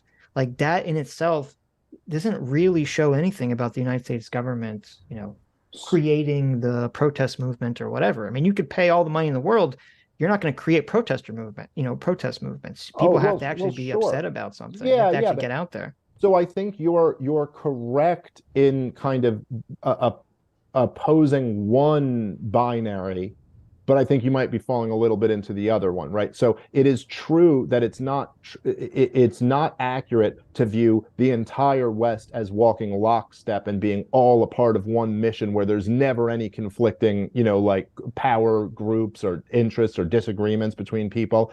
It's also not correct, as you said, to assume that they're all acting independently and that there's no influence being exerted, or that they don't, at least in many cases, work toward a common goal together. So it's not, clearly one or the other. And again, the fact that even like within, say, like a crime family or something like that, if you were talking about like the mafia, and you would say this crime family had all of these people killed, and well, this member did this and this member did this, and then if there was some evidence that like, well, actually two of the members were feuding with each other for a while, it's like, yes, well, neither is true absolutely. I also don't think that this is a binary that I've seen. This is at least what Kathy Young argued in her piece, and I think I've seen you guys kind of make arguments similar to this, to your point about like, well, you could fund people all you want to, but unless there's people pissed off, you're not going to get people like out in the streets protesting. And like, of course, that's right. It's not denying anyone's agency to point out that they were backed by someone else, any more than to say like the Sandinistas and the Conquistas going to war were like backed by the Americans and the communists, is not denying any of their agency. That's true. Those people had their own reasons for wanting to go to war with each other. It's just that, they got a whole lot of weaponry to help them out with it. Mm-hmm. So that, I think that the truth of the matter is somewhere in the middle, where there are these large, powerful institutions. They all have different people jockeying for power. They all disagree with each other at times. I think George Soros disagreeing with the EU deal being too harsh doesn't mean he didn't want Ukraine to go join the EU deal. He's just like, fuck, we could have made this thing happen if these guys weren't a little bit too harsh. It shows that they're not everyone's working together to get some. No, it doesn't show that they're not working together. It shows that they're not in lockstep about every single decision. But that doesn't mean that they're not working together. Look, Colin Powell was not really, at least it seems, behind the scenes on board with the war in Iraq. But when it came to it, he still went and sold it to the UN. So it doesn't mean that they're not working together. It means that there are. Right, but he supposedly believed the lie. At least that's what he says. That's what's Yeah, I mean, whatever. But yeah, I mean, there's a lot of reporting that suggests that even behind the scenes, he was pretty doubtful about it. Well, he also has the duty to the presidency. I mean, that's not well, he could the best resign. comparison to like what we were talking No, about. I'm just simply making the point that, like, yes, people within organizations do work closely together, and they often do work like in a way to achieve an outcome. That doesn't, of course, mean that everybody's individuals, you know what I mean? And then there's individual groups and individual interests, and of course, all of that's true too. So, okay. Well, let me just say, like, if you don't mean to imply that the protesters don't have agency, then I accept that. But when I've heard lots of other people have kind of the conversation about this, that is their implication. They are implying that the protest movement, that the Euromaidan protest movement was an astroturf, like, kind of fake movement that, the CIA or somebody cooked up. It's not like real, and that the people's concerns and complaints weren't really actual there. I've never really heard anyone actually make that argument. I think what people say is that this was a movement that was not representative of majority of Ukrainians, and there's no real evidence at the time in 2014 that a majority of Ukrainians supported it, and that the worst elements of it, like there was this one guy, it was either from Right Sector or C14. This is like a year ago, where he did he was on like an interview or something like that, and he said basically that he goes, yeah, we were probably no more than 10% of the movement, but without us, it was like a gay pride parade. Like, we were the ones who really got it done. Now, that's him kind of bragging about this, but I'm just saying that I think a lot of people, and it makes sense considering his ideology that he would pursue. Yeah, sure. But I'm just saying that, like, there's and there were even clashes within the crazy Nazis and other protesters who were like, just try, like, if you could imagine a protest like this, probably it brought out like left-wing anarchist types who are like, hey, let's protest, and then they're next to like some Nazi dude who's like bashing them over the head with a fucking bottle.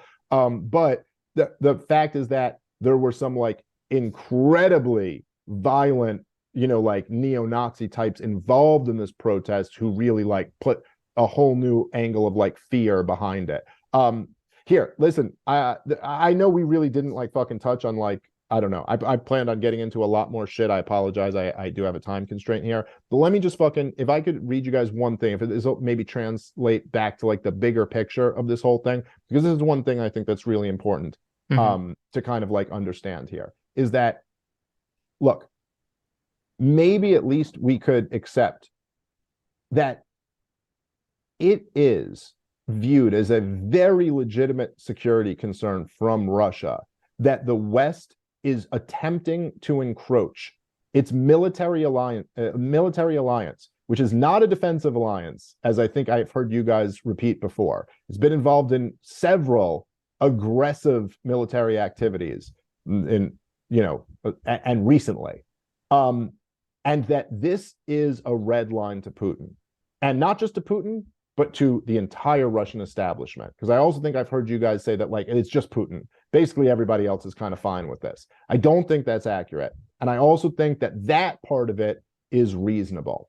And that in the same sense that, Jack Kennedy had every right, again, I use the term right loosely, but it was completely reasonable for him to say, like, missiles and Cuba is unacceptable. And I'll go to war with the world. Like, we will end humanity if that's how you guys want to do this, which is what he threatened. And they got, and he was serious about it. This is from, as you guys, I'm sure you guys know, there's like the yet means yet memo from Burns, who's now the current head of the CIA, at the time was the ambassador to Russia. But there's another memo that he wrote to Condoleezza Rice. First, I should mention in his memoir, The Back Channel, he noted that as far back as 1995, and this is a quote from Burns, the current CIA director, hostility to early NATO expansion is almost universally felt across the domestic political spectrum in Russia. So he was just saying that this is 1995. He's not saying this is Vladimir Putin, saying that this is really a problem for them, that this kind of anti-Russian military alliance is expanding all the way, across Eastern Europe. But this is the one that I think is more interesting. Mm-hmm. This is So- from Burns in 2008 in a memo to the Secretary of State at the time, Condoleezza Rice. And he said, this is right after they announced that Ukraine would be coming into NATO. And he said, Ukrainian entry into NATO is the brightest of all red lines for the Russian elite, not just Putin. In more than 2.5 years of conversations with key Russian players, from knuckle draggers in the darkest recesses of the Kremlin to Putin's sharpest liberal critics, I have yet to find anyone who views Ukraine in NATO as anything other than a direct challenge to Russia. It's hard to overstate the strategic consequences. And then he says, it will create fertile soil for Russian meddling in Crimea and Eastern Ukraine. So just saying, guys, feel however you feel about Vladimir Putin and Russia. This is not something that just crazy left-wingers or crazy libertarian anti-interventionist people are saying. This is like the graybeards within the foreign policy establishment predicted that if we were to go down this path, we would end up in the current situation we're in now. As Mearsheimer said back in 2014, we're leading Ukraine down the primrose path, and it's going to be disastrous for them. And I think that's where we are. I'm not absolving Vladimir Putin of responsibility. He's a war criminal, and I fucking hate war criminals. It's part of the reason why I hate the government in Washington, D.C. But we did go down this path, and it's resulted in what many people predicted it would. So that's more or less my kind of like big picture thought on this. Right. So like if in 2013 or in 2022, if the US or NATO had, put nuclear weapons in Ukraine that were pointed at Russia, I would agree with this position. I would agree with this security concern. But my issue is that nothing like that really happened. And it seems more clear to me that it's not really a security threat because, it seems irrational that NATO or the United States would, invade Russia, a nuclear power, and potentially risk a nuclear war, just preemptively, right? Russia's just minding its own business and the US or NATO just invades them. That just seems so outside the bounds of what anyone would expect to possibly happen, even if Ukraine were hypothetically part of NATO. So this, to me, it seems like when you listen to Putin, they don't even, and other Russian people that are part of kind of his party, they don't even consider Ukraine really a separate country. They don't even really consider it a country deserving of its own sovereignty. And it seems like the red line to them for Ukraine isn't so much a security concern. It's not even so much about NATO. It's just like, it's a slap in the face to them. That Putin still wants to believe, and a lot of people in his sphere want to believe that Russia is still, this dominant world power, that we still live in this bipolar world power situation where it's, Russia versus the US. And they don't want to accept that that's not really the way it is anymore. Okay. Well, that combined with all the economic issues, which is that, Russia has to rely so heavily on oil. Crimea and Ukraine is a massive threat to their oil dominance in the region. These seem to be the real concerns that Putin has. And these are concerns, I guess, but to me, an independent country's decision about their economic future is more justifiable and more reasonable than some autocrats in Russia's kind of ego and pride about, kind of a dying empire. Oh my God. Sitch, did you just become a libertarian? I feel like you did.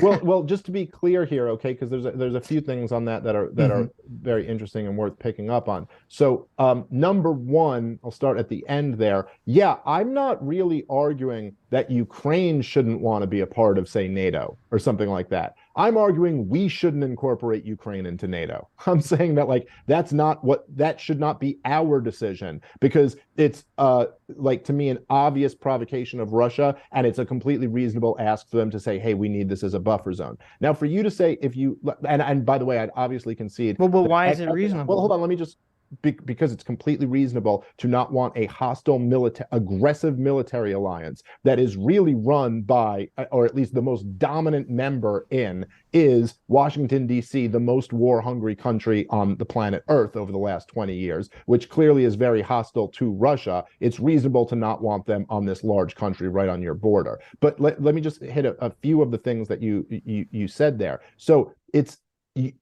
you say, and by the way, I'm not denying at all that economic interests play a factor as well. I mean, that's how, I know a lot more about the military industrial complex in America, but I would guarantee that there's many similar forces in Russia as well, where money making is a huge factor in a lot of these decisions. But if you're saying, if you listen to Vladimir Putin, it sounds more like this than like that. I mean, he has gone on and on about specifically what his security concerns are. And yes, you're right to say it is somewhat different than the Cuban Missile Crisis, that they haven't shipped nuclear weapons into Ukraine.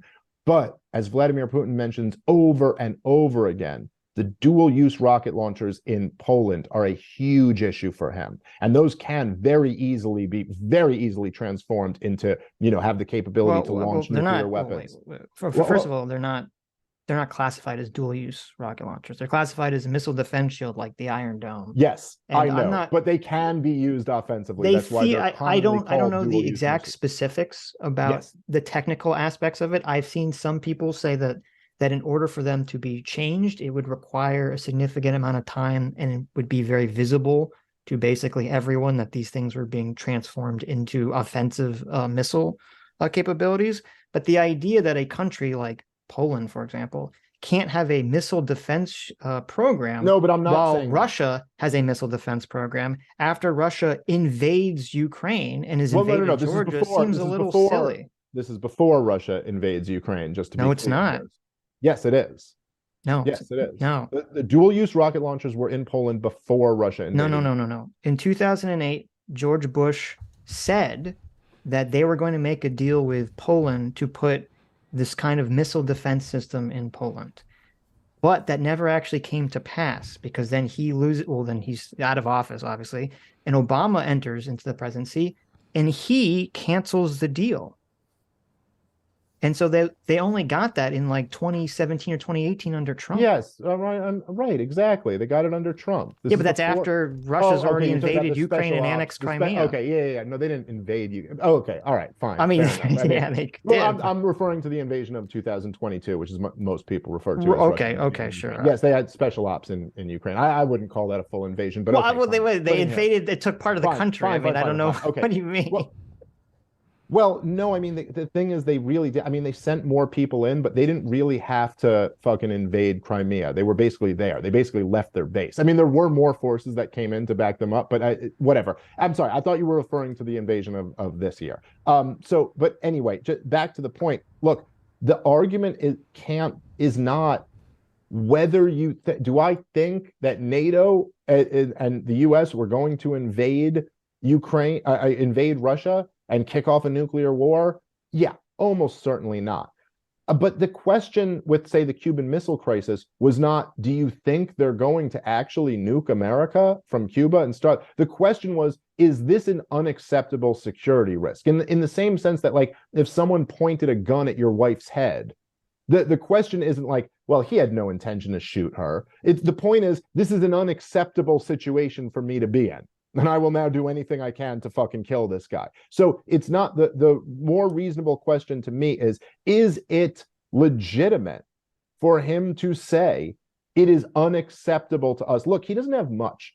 Russia isn't really a threat to us in any other way except the nuclear threat, which is the biggest threat in the history of the world. They're no threat to take over Europe. They got a GDP of what? 1.5, 1.6 trillion dollars. They got nothing. They got a GDP that's like a third of our government budget a year.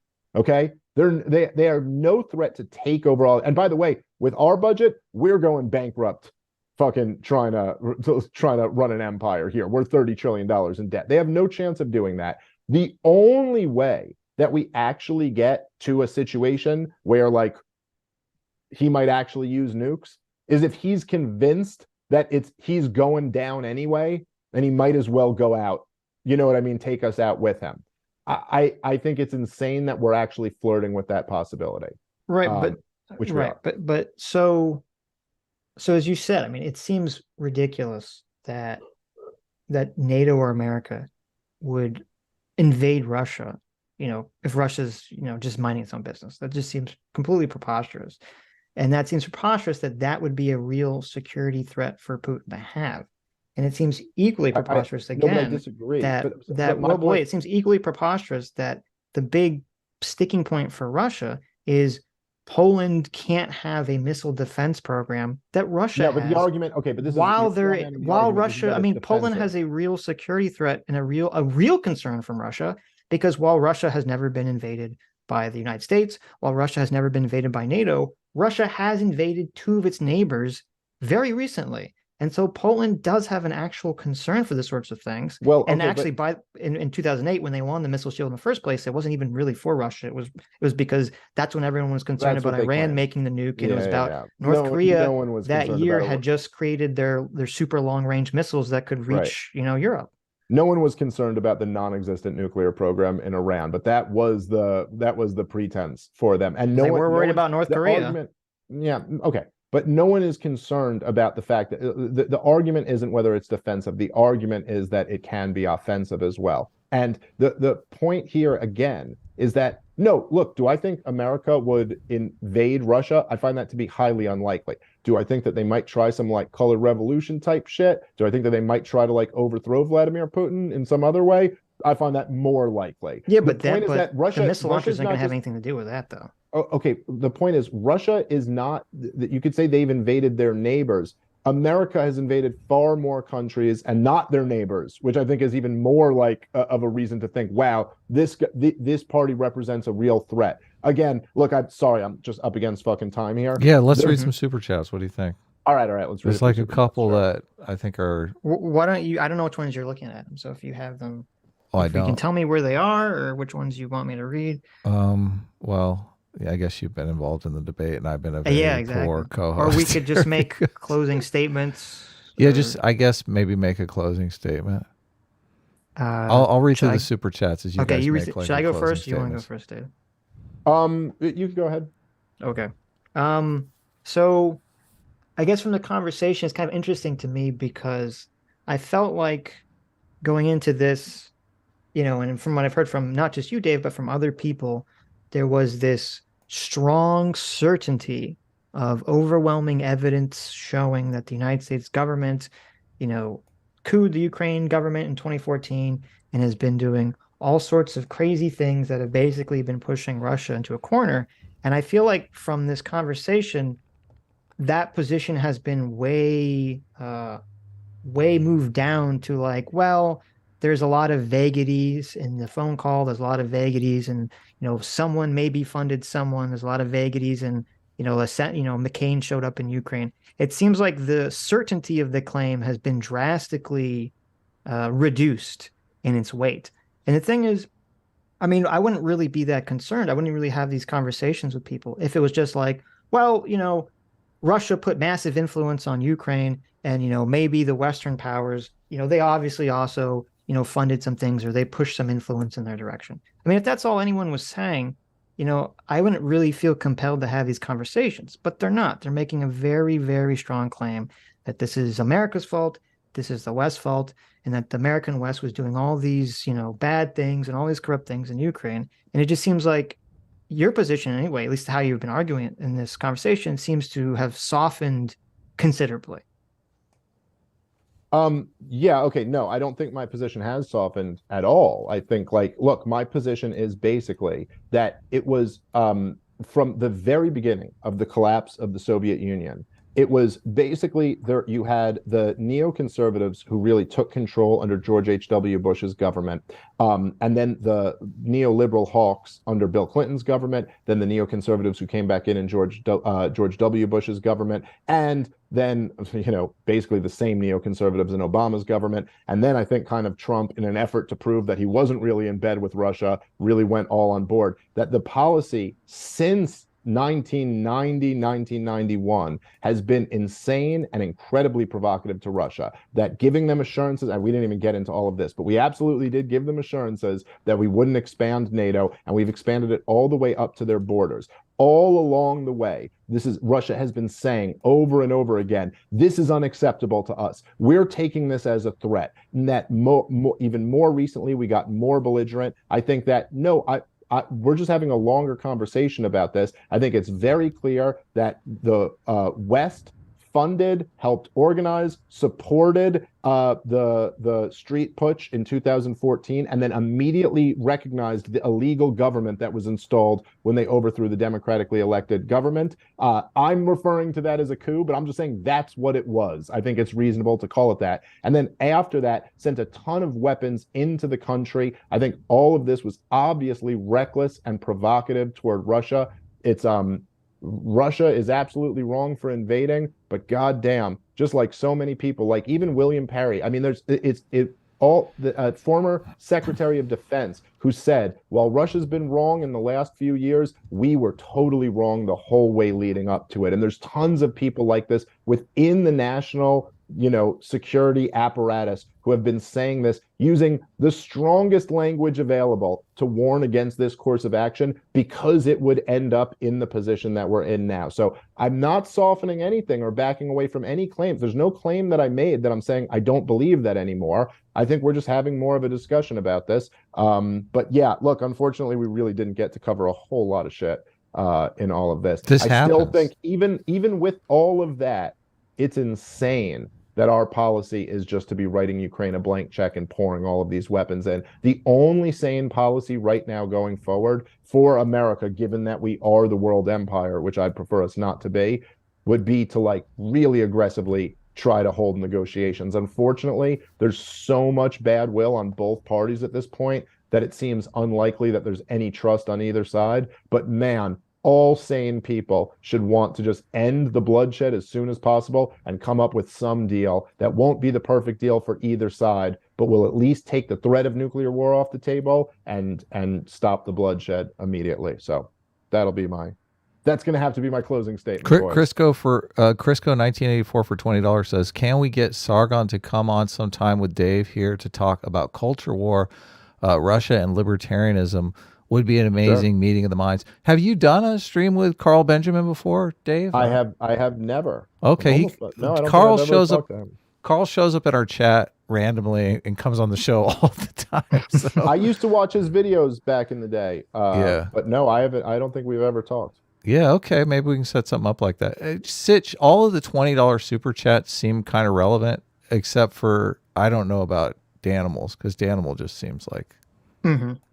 It's just kind of an insult aimed at Dave. So okay. Porch time for $20 says says the insult. I'll read the insult. It's not too bad. I mean, it's just Danimal the Bruce for $20 says this refusal to accept the weight of evidence by Dave is exactly the same quality as people arguing for the existence of weapons of mass destruction in Iraq, which is ironic he wouldn't see that pattern. Yeah, I just think that's a ridiculous comparison, but all right. You asked for it. I tried to save you from it's that. fine. No, I was just giving a quick response. Porch time for $20 says these coups, are called color revolutions. If you Wikipedia it, you'll need to find an archive definition because the powers that be realized undesirables figured out what to call it. So it really, we could use. I don't think coup is a bad term because a faction within the country would coup the elected government, and the question is whether or not U.S. was involved. That's the question. Mm-hmm. So, well, I think to put a fine point on that, I think the question is how much, if anything. Yes, there's not really a question whether the U.S. was involved or not. Yeah, diplomacy. I mean, and money. I mean, you can't really deny that there wasn't any money flowing in. There's even money from the State Department flowing in. So it's not like. The question is to what degree U.S. was involved is really where you could have the argument. I think Stitch would even agree with me on that. It's Sitch, but there's. Oh, my apologies. I'm sorry. I think Sitch would even agree with me on this that. Is why we stream for so long, is because there's always more to say. But I understand you got a bunch of stuff to do. But reach out if you ever want to come back on. So guys, look, happy to come back on. There's one more super chat. I think better than our last encounter. Sitch, you want Well, there's a couple more that are funny Okay. if I can read them. Sure. Lord of the Brains for $5 says, Adam, make Dave Smith cry. Tell him he's a poor man's Joe Rogan. Tell him he looks like your mechanic. Tell him he looks like he's making a hostage video. By the way, a poor man's Joe Rogan is still a pretty wealthy man. That's very true. Yeah, I'd be great fine point. with a Very poor true. man's Joe Rogan. That's very true. Tell who said this? Oh, Zorlak for $5 says, well, he kind of insults you, but he says, remind this chronology shuffling clown that Ukraine had a 2010 law against joining NATO, which only went away after Putin invaded in 2014. Yeah. Okay. Well, I mean, forget all that. I'm not really like shuffling the chronology of all of this. We didn't really go in order, but I don't know if that's my That's fault. true. We did But not go in anyway, order. Yes.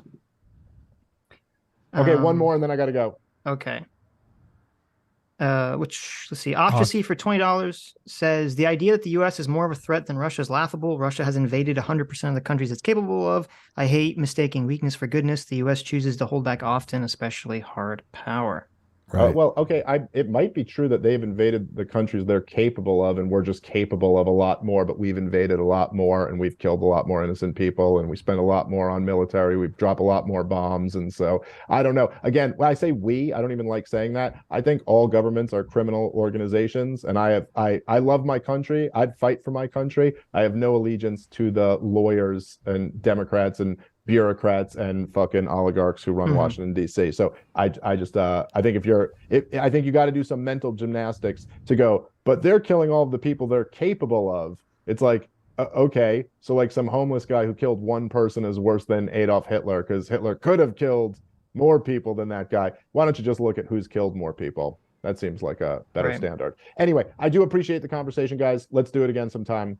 Yeah, great talk. Thanks for coming on, man. Thanks for coming on, Dave. Thanks for having an actual conversation as opposed to the insanity this last time. Yeah, we did good. This was fascinating. And yeah, thank you for not running away like Jimmy Dore did. So you know what? Honestly, I'll say if you're going to end on that, you guys are being completely unfair to Jimmy Dore, man. You guys should take risk. And I think Adam even did on Twitter. You guys got to take fucking responsibility for that. Jimmy Dore, I do one feel of the biggest people on YouTube. He came into like a ridiculous shit show and was like, I don't even feel like doing this. Dave, you got it. Go ahead. Well, to be fair, the shit show was really caused by Kurt, who's the one that set it up. So I don't really have any responsibility for that. I think it was half on you guys, half on Kurt. But no, anyway, we left on amicable terms in the stream. So I mean, I was trying to. I just don't like the shot at Jimmy Dore on the way out. But all right. No. Jimmy left on amicable terms. If you watch the original stream, I think a lot of people are just trying to make controversy. Yeah. Well, I still call Jimmy a wuss, and I'm glad that you didn't wuss out, even if you don't like that shot at Jimmy at the end. But thank you for coming on. All right, later, guys. Take care, man. The show. All right. That's right. Where Dore? Jimmy, the door, Jimmy Dore. Jimmy, where's the door? Yeah. Jimmy, where's the door? Yeah. I mean, I'm still working on getting Jimmy back on the show. So that's like literally never gonna happen. I mean, this is the thing. When you say something is impossible, that makes me want it even more. Like I know that's part of why it's the Mount Everest of producing. I'm trolling you into getting you to waste your time trying to get Jimmy to show up on the show again, which will never happen. I mean, I don't feel like. I mean, I don't feel like it's really a waste. Do you want to make another $1,000 bet? No, that's not. I'm not insane. How confident are you, Adam, that you could get Jimmy? I'm not insane. First of all, it's a $500 bet. I have it on my desk, and I'm sorry, a $500 bet. Yes. You keep trying to like up it because you think just because Trump is going insane on True Social that now you want $1,000 out of me. I like how every day it's like, Sitch, I feel bad about our bet. Sitch, I feel confident about our bet. Sitch, I feel bad about our bet. Sitch, I feel confident. Sitch, I feel bad. Like it's just every day. It's an emotional roller coaster. This bet is fucking insane. Yes, it's all over the place. Trump came out as a full-on authoritarian on True Social. Well, I wouldn't say a full-on authoritarian, but saying things like he talked about like suspending the law. Yeah, that's not good. That's not a good thing to say. How is that not authoritarian? Yeah, it's not good. It's really not good. It takes a lot of gymnastics to kind of bend and flex that one into acceptability. So, I mean, even Scott Adams has basically denounced that. So, yeah. when you've lost Scott Adams, I don't know where else there is to go. But so I think we're going to read super chats, and then I think we should kill this stream and start another one if you want to continue to stream. Well, maybe. Or Maybe we just send it and be super short on Sunday. I don't know. Yeah, I think maybe on Tuesday, I I want to look at that debate between Douglas Adams. Is it, no, not Douglas Adams. That's the other guy. That's the guy that wrote Hitchhiker's Guide. Yeah, Douglas Murray. Malcolm Gladwell, Douglas Murray, uh, Michelle Matt Taibbi. Goldberg, and Matt Taibbi. Yeah, they talk Yeah, they about had whether or not you should trust the mainstream media, and Malcolm Gladwell goes like full SJW and basically plays the race card with everyone. It's infuriating. I'm excited. I haven't. It's a monk debate. It's a kind monk of reminiscent debate, yeah. of we had one of our first streams ever. Yeah, it was a monk debate. Was the Jordan Peterson? Who was the other guy on Jordan Peterson's side? Jordan British Peterson. guy. Yeah, From V for Vendetta. Totally blank on his name. I can't remember either. But Michelle Goldberg is in that original debate, and Douglas Murray in this debate we're going to cover on Tuesday actually calls out Michelle Goldberg from that original debate, and basically says, "You lying bitch! why are you spearing Jordan Peterson?" Stephen Fry. Yeah, if you haven't seen it, I highly recommend either watch our stream or watch the monk debate with Jordan Peterson and Stephen Fry.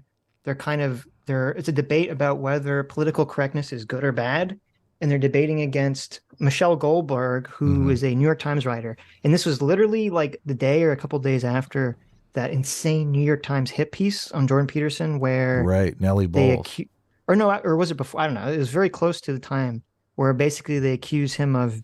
This was the lie about Jordan Peterson saying that he was in favor of enforced monogamy. No, that's right. It was super close to that because she it was almost like right before, right references after. I don't remember which one.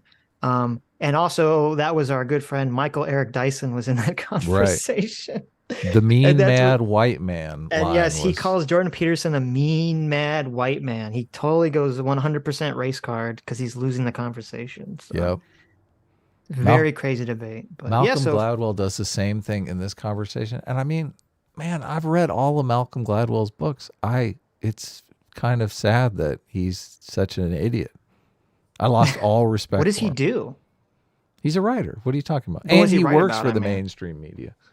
He wrote Blank and Outliers, and I mean, he's got like 20 best-selling books. What are these books? Oh, that you've read? What are these books about? Outliers is about. I mean, they're all about, basically social science and stuff. So how is he such a... Blink is kind of like thinking fast and slow. Blink is about how our intuitions often have good information in there that we deny at our peril. So it's kind of a thinking fast and slow type Blink, the book explains how human unconscious interprets events or cues, as well as how past experience can lead people to make informed decisions very rapidly. It's disappointing that someone would write a book about that and then succumb to that exact unconscious interpretation of events. Exactly. Oh man, he's so cruel to Matt Taibbi. Yeah. Matt Taibbi is like doesn't even acknowledge it, but in the closing statement he kind of mutters under his breath, "Is he playing the race card?" I'm like, yes.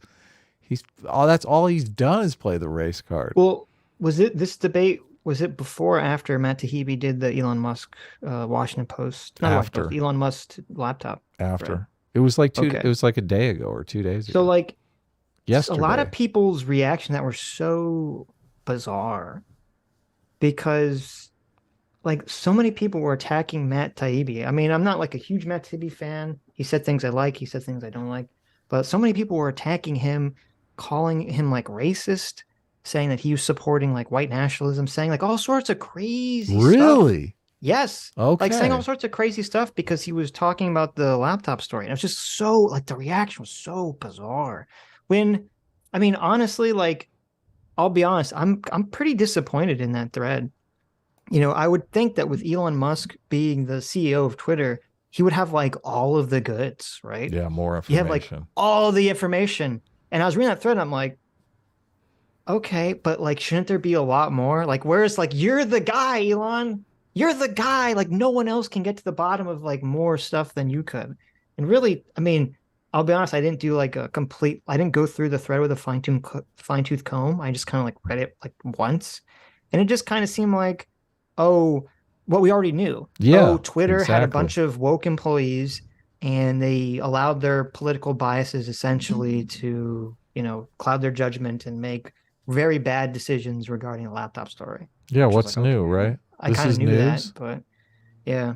That's So the thing about it is, I mean, why is it even really a story? The people who knew it was happening, there's no new revelations there, and the people who didn't believe it was happening won't view this proof as any sort of tangible evidence that they should change their position. So well, I mean, the story there'd be two elements. One, if the government told them to censor the laptop story, that would be pretty huge and that'd be a big deal. right, But it's weird because Matt Taibbi, who's working with Elon Musk, says that no, the government didn't explicitly tell them to censor the they laptop asked story. them. Yes, No, didn't even ask them. That all they said was, when Mark Zuckerberg was talking to Joe Rogan, all they said was they said they gave a generalized statement about, coming towards the election, you're going to see Russia and you're going to see like disinformation. They didn't name anything specific. That's what Matt Taibbi said. they primed them. But then someone from the New York Post claims that no, they have a source that says the opposite. That Twitter did specifically get directed by the U.S. government to censor the laptops, or not to censor it, but was specifically told by the U.S. government that the laptop story was Russian disinformation. And then somebody posted a picture of a document that was from some pleading, from some case where someone at Twitter claimed the U.S. government told them specifically about the laptop being Russian disinformation. So that's it. That I want to get to the bottom of, because that's a big deal. And I don't understand how Elon shouldn't have access to that information. Right. So Well, hopefully, maybe Matt's still digging. maybe. I mean, Matt said that they were going to be a part 2, maybe a part 3. So, hopefully they'll get to more information. I mean, I am curious more about like, how the algorithm works and things of that nature, which they didn't super get into, but we'll see. PC, thank you for 10 gifted subs. Dr. Diller for $5 says, A-Team licks Wormy to help him out and sneaks into playgrounds at night to pour water on the equipment so kids won't use them. S-Class is the best class. Untrue. Completely untrue. Why do you do that to the poor kids? Wormy. What the Why do you do that insane. to the... Oh, but you do pour water on the... No. Come on. I rarely leave the house. I'm not going to... It sounds like a lot of work. Mm-hmm. You're trying to train... Are you saying you're trying to train crows to pour water on the kids' jungle gym equipment? No. Okay. FP69 for $10 says, the biggest failure of the U.S. in Ukraine is not explicitly guaranteeing a potential valuable ally security. Trump called Putin's bluff when he bombed Syria. Biden should have done the same here. Yeah, I mean, I'm trying to remember I mean,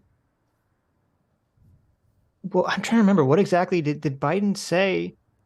Did Biden not say explicitly that they were going to give Ukraine military support? Now, I know they said that they're not going to put troops in Ukraine.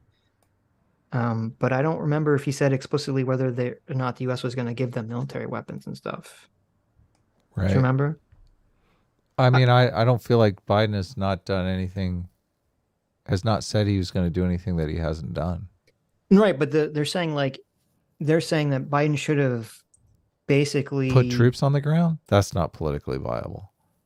Or I guess, or be more clear about exactly what they would do to stop Russia from invading Ukraine. I don't remember exactly what Biden's statement was. I know he made a lot of statements about economic sanctions, and people were criticizing that, saying that was weak, and et cetera, et cetera, et cetera. The conversation that I want to have with libertarians, and maybe Dave will come back and have this conversation. If not, we can always find someone. But it's just my view of it is, we have diplomacy to avoid war. And where do those two ideas mix in the libertarian framework? Because from an outsider's perspective, it seems the libertarians are kind of against diplomacy.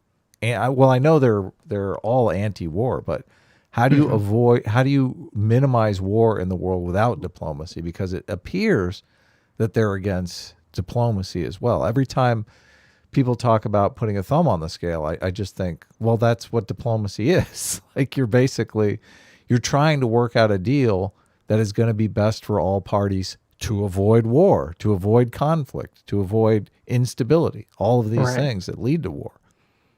Well, I'm assuming he's not against diplomacy, but Well, I don't know, because you you might define diplomacy differently than he does. Maybe. Well, I mean, so many people in the chat always say, we shouldn't be anywhere. Like we have no rights, like we should just step aside. Well, the whole idea is that, we don't want war, coming to our trading partners, because it's bad for us, obviously. Then sooner or later we are involved, inadvertently. Right.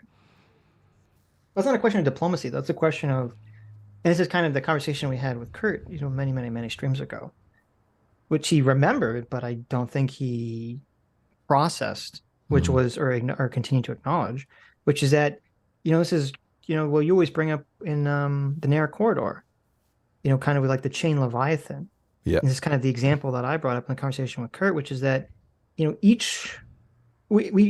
wish that we could live in a magical utopia where everyone would just leave everyone alone. And we could all live in a magical libertarian harmony and in a magical ANCAP harmony where we'd all just follow the rules and, we'd all agree on some set of principles and rules of free market capitalism, and we'd all participate equally without violence. I wish that was possible, but that's obviously not possible.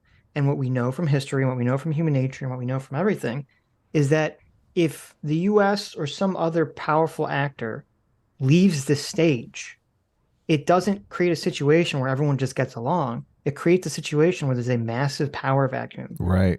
And someone's going to go and run in to fill that power vacuum. Yeah. And stab as many people in the back along the way. Exactly. And that's kind of the problem that I think that kind of the isolationist attitude doesn't address, is that if America just goes, okay, we're going to become isolationist, we're going to build a wall around our entire country and we're not going to do anything. Well, what happens to all that power that's just sitting on the table there that's now for the taking? Everyone's going to start fighting over it, and someone's going to emerge victorious at the top. And who that someone is could be China. It could be some horrible country that we really don't want to be, that powerful in the world. And does anyone think China is going to leave us alone? Does anyone think China is going to leave Europe alone? Does anyone think China's going to leave our trading partners alone? Of course not. I mean, China's in the middle of genociding the Uyghurs. China has the most, Orwellian 1984 society in the world today, except maybe North Korea. And I mean, they're going to do everything they can to basically take over the world if we just say, we're going to just, hide in our cave the rest of the time. Right. Yeah. So they're kind of biding their time anyway for that outcome. That's the outcome they want, obviously. Yeah, obviously. Now, I mean, maybe these new protests in China about the insanely restrictive COVID lockdowns will, turn into something. I'm not super optimistic because they have just so much control in China to basically prevent, them from losing power. But that is the problem with the power vacuum, because when one person leaves, one person doesn't, single file move into the spot. 3 people move into the spot and fight with each other until one person is left standing. Yeah, exactly. Yeah. So it's a terrible situation. Sure. And that's good. That fighting is going to cause instability, potentially nuclear war, yeah, et cetera, et cetera, et cetera. Supply chain disruptions, inflation. Sure. Oh, God, it's interesting. What China's doing right now, I do think that there's a high likelihood of the lab leak being true. Mm-hmm. But what China's doing right now kind of completely destroys the narrative that China intentionally created this virus to attack the world. They have no idea what's going on. Yeah, because their lockdowns are so draconian and so bad, and their vaccines don't work. Their vaccines don't work. Yeah, not really good idea to release a virus without having vaccine. I know the wings, and also it doesn't even what they're doing doesn't even make sense. They're I mean, I'm sure you've seen those videos where they literally have government workers in hazmat suits who will come up and they'll lock they'll put like these giant plastic and metal bindings on doors to entire apartment complexes so no one can leave it. Yeah. Like, it's just so insane what Didn't they're doing. I think an There was a apartment video caught of on a girl fire. who, I don't know if you saw this, a video of like her apartment was on fire Mm-hmm. and she couldn't leave because the government had bound the door closed.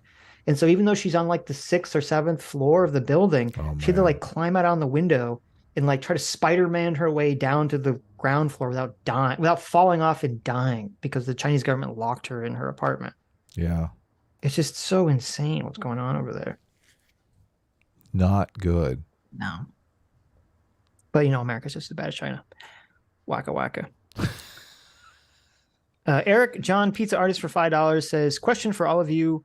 Why wouldn't we all just be better off if none of these geopolitical states or empires existed? Dave, come back to Providence. Well, I guess this actually completely relates to what we were just talking about, which is, yeah, again, I wish we could live in that world. I literally don't think it's possible. I don't think it's possible. It's kind of like if men were angels, we wouldn't need government, but men are no angels. So that's kind of the whole point. So I think you're always, and I think unfortunately, unless human society reaches some kind of magical point of like spiritual evolution, we're all one with each other. We're always going to need geopolitical states to essentially keep each other in check, because there's always going to be that guy. There's always going to be that guy, that asshole who just won't play nice. That's always going to happen. True. How do you think your debate performance was? I felt like you were doing a great job. Yeah, I thought I did good. Yeah. I thought I really wasn't expecting the position that Dave held today, which was that, as I said in my closing statement, I feel like he's completely softened his position. I mean, I know he says he doesn't feel that way, but just, when I was hearing him on Joe Rogan, when I heard him on his own channel, when I hear people that kind of echo similar arguments, there's like this 100% certainty that, the U.S. pushed Russia into a corner, U.S. is at fault, NATO is at fault, and that the U.S. couped Ukraine. There's like this complete, like, it's just like, this is a fact. That's why Jimmy Dore ran away. He said, it's preposterous to even argue this. Okay. But yet when I'm talking to Dave, it's like, well, we don't really know what the phone call is about. Yeah, I laughed. I felt like, bad. well, I was like, wait, it is just funny though. Yeah, I know. I was like, well, if we don't know what the phone call is about, if that's your position, fine, you can hold that position. But then you have to acknowledge that it's not evidence of anything you're saying either. When you acknowledge that. When you read the intro to the phone call, I mean, it's so obvious what they're talking about. I know. So I don't know. I mean, and again, if Dave talked the way he talked in the show to Joe Rogan, I don't think we would have had the conversation at all. But there wouldn't be a viral clip either. And I mean, it's just, I understand. But is that what's happening here? It's just that we're all caught up in this ecosystem of kind of like, we become hyperbolic to make a viral. And I mean, I've done the same thing too. You've done the same thing too. We're on stream, you're emotional, you make a hyperbolic claim, and then, maybe you temper it out as your emotions cool. But I mean, maybe that's true of Dave, but I don't think that's true of, Jimmy or Kurt or any of the other people that have made these claims. I mean, they seem pretty 100% convinced, this is ironclad evidence, that the U.S. couped Ukraine in 2014. Well, Aaron Mate comes in, and I mean, he's got the accolades and the nice way of speaking. He makes a compelling, reasonable case. All of his facts, I think, are completely nonsense. But once you get that treatment from Aaron Mate, I'm ready to start making hyperbolic statements and joking around about this and that. Like the reason that I can make hyperbolic statements and joke around about the Nuland phone call so much, and I wanted to so badly because there's so much jokeable material in there. It is what it is. Once you know the facts, you start making those jokes, and it just becomes part of the truth, even though it's really not based on the truth. This is why I keep thinking, and I think you and I maybe talked about this privately or on stream, I can't remember, but just I mean, it would be fun to go on Jimmy Dore's show as the opposition to Aaron Mate, because I mean, you Right. know that stuff just as well as Aaron Mate does.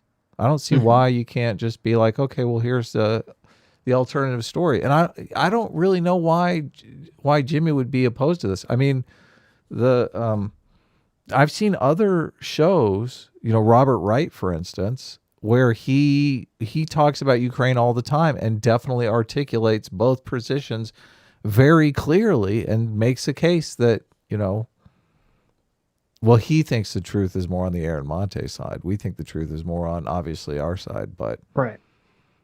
Well, the thing but is, like, if Aaron Monte or someone, like, if someone wants to make the position that, well, the U.S. government really didn't really have a hand in the 2014 coup, or at least there's not really any compelling evidence, which in this conversation, there was no compelling evidence presented for that fact whatsoever, which, if you're going to make a strong claim, you better have strong evidence, right? of Like this is course, like, with the Trump, is a Russian agent claim. Like you better have some strong evidence for that claim. And then January 6th was a coup. You better have some fucking strong right, evidence.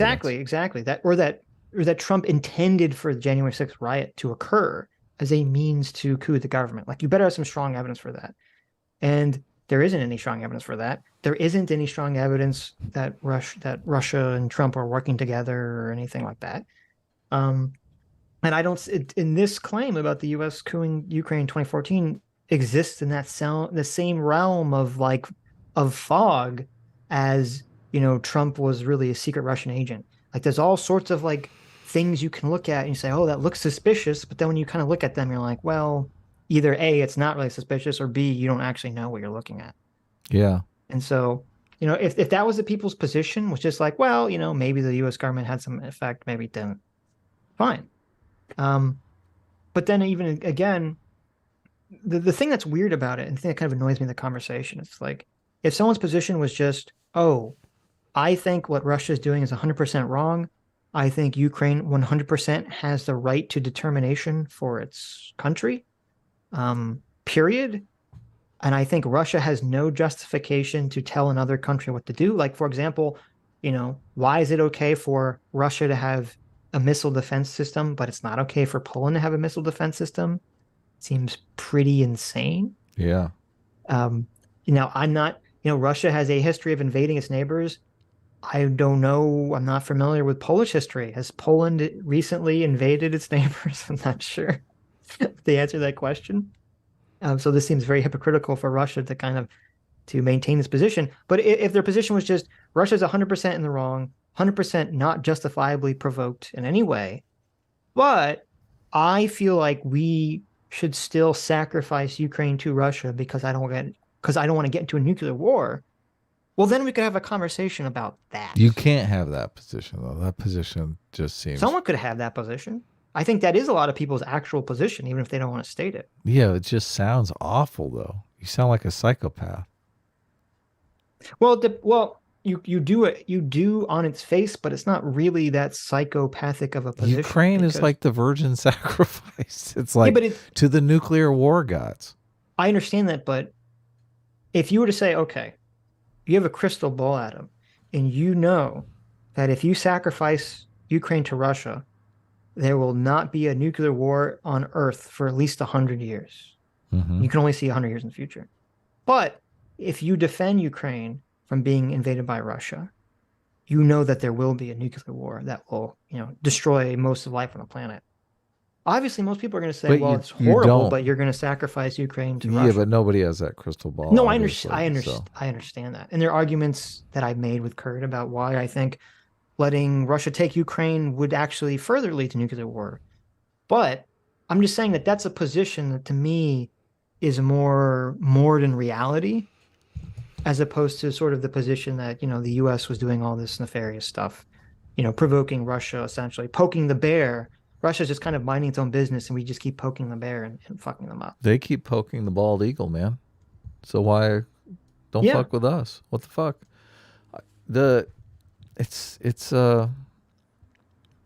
It's a touchy situation, obviously. So Mm-hmm. it is what it is. Thunderstorm for $10 says Azov are just nationalists. People have a Nazi fetish and see them everywhere. The wolf's angel symbols were outside of towns and villages across Europe to ward off wolves and as a protection symbol. Yeah, I'm not. I mean, I haven't super duper looked into Azov Battalion stuff because to me, like, as much of a red herring, I think, is like the NATO, Ukraine's going to join NATO, which, and I'm glad that, who was it that brought that up? Because I totally forgot about that. I'm glad that, who was that super chatter that brought that up? Yeah, Zorlak. I'm glad that Zorlak brought that up because I totally forgot that. They literally passed a law in 2010 that said that they're not going to join NATO. I'm not sure that would have convinced Dave, but I haven't really looked into the Azov Battalion because to me that's even more of a red herring than the NATO thing because it's like, well, who cares? I mean, no one actually honestly believes that Russia invaded Ukraine to wipe out the Nazis. Like no one actually believes that. yeah. I mean, So, Kurt, I think does, but I don't think Kurt actually believes that, but I don't think anyone really believes that. It's obviously some kind of cope.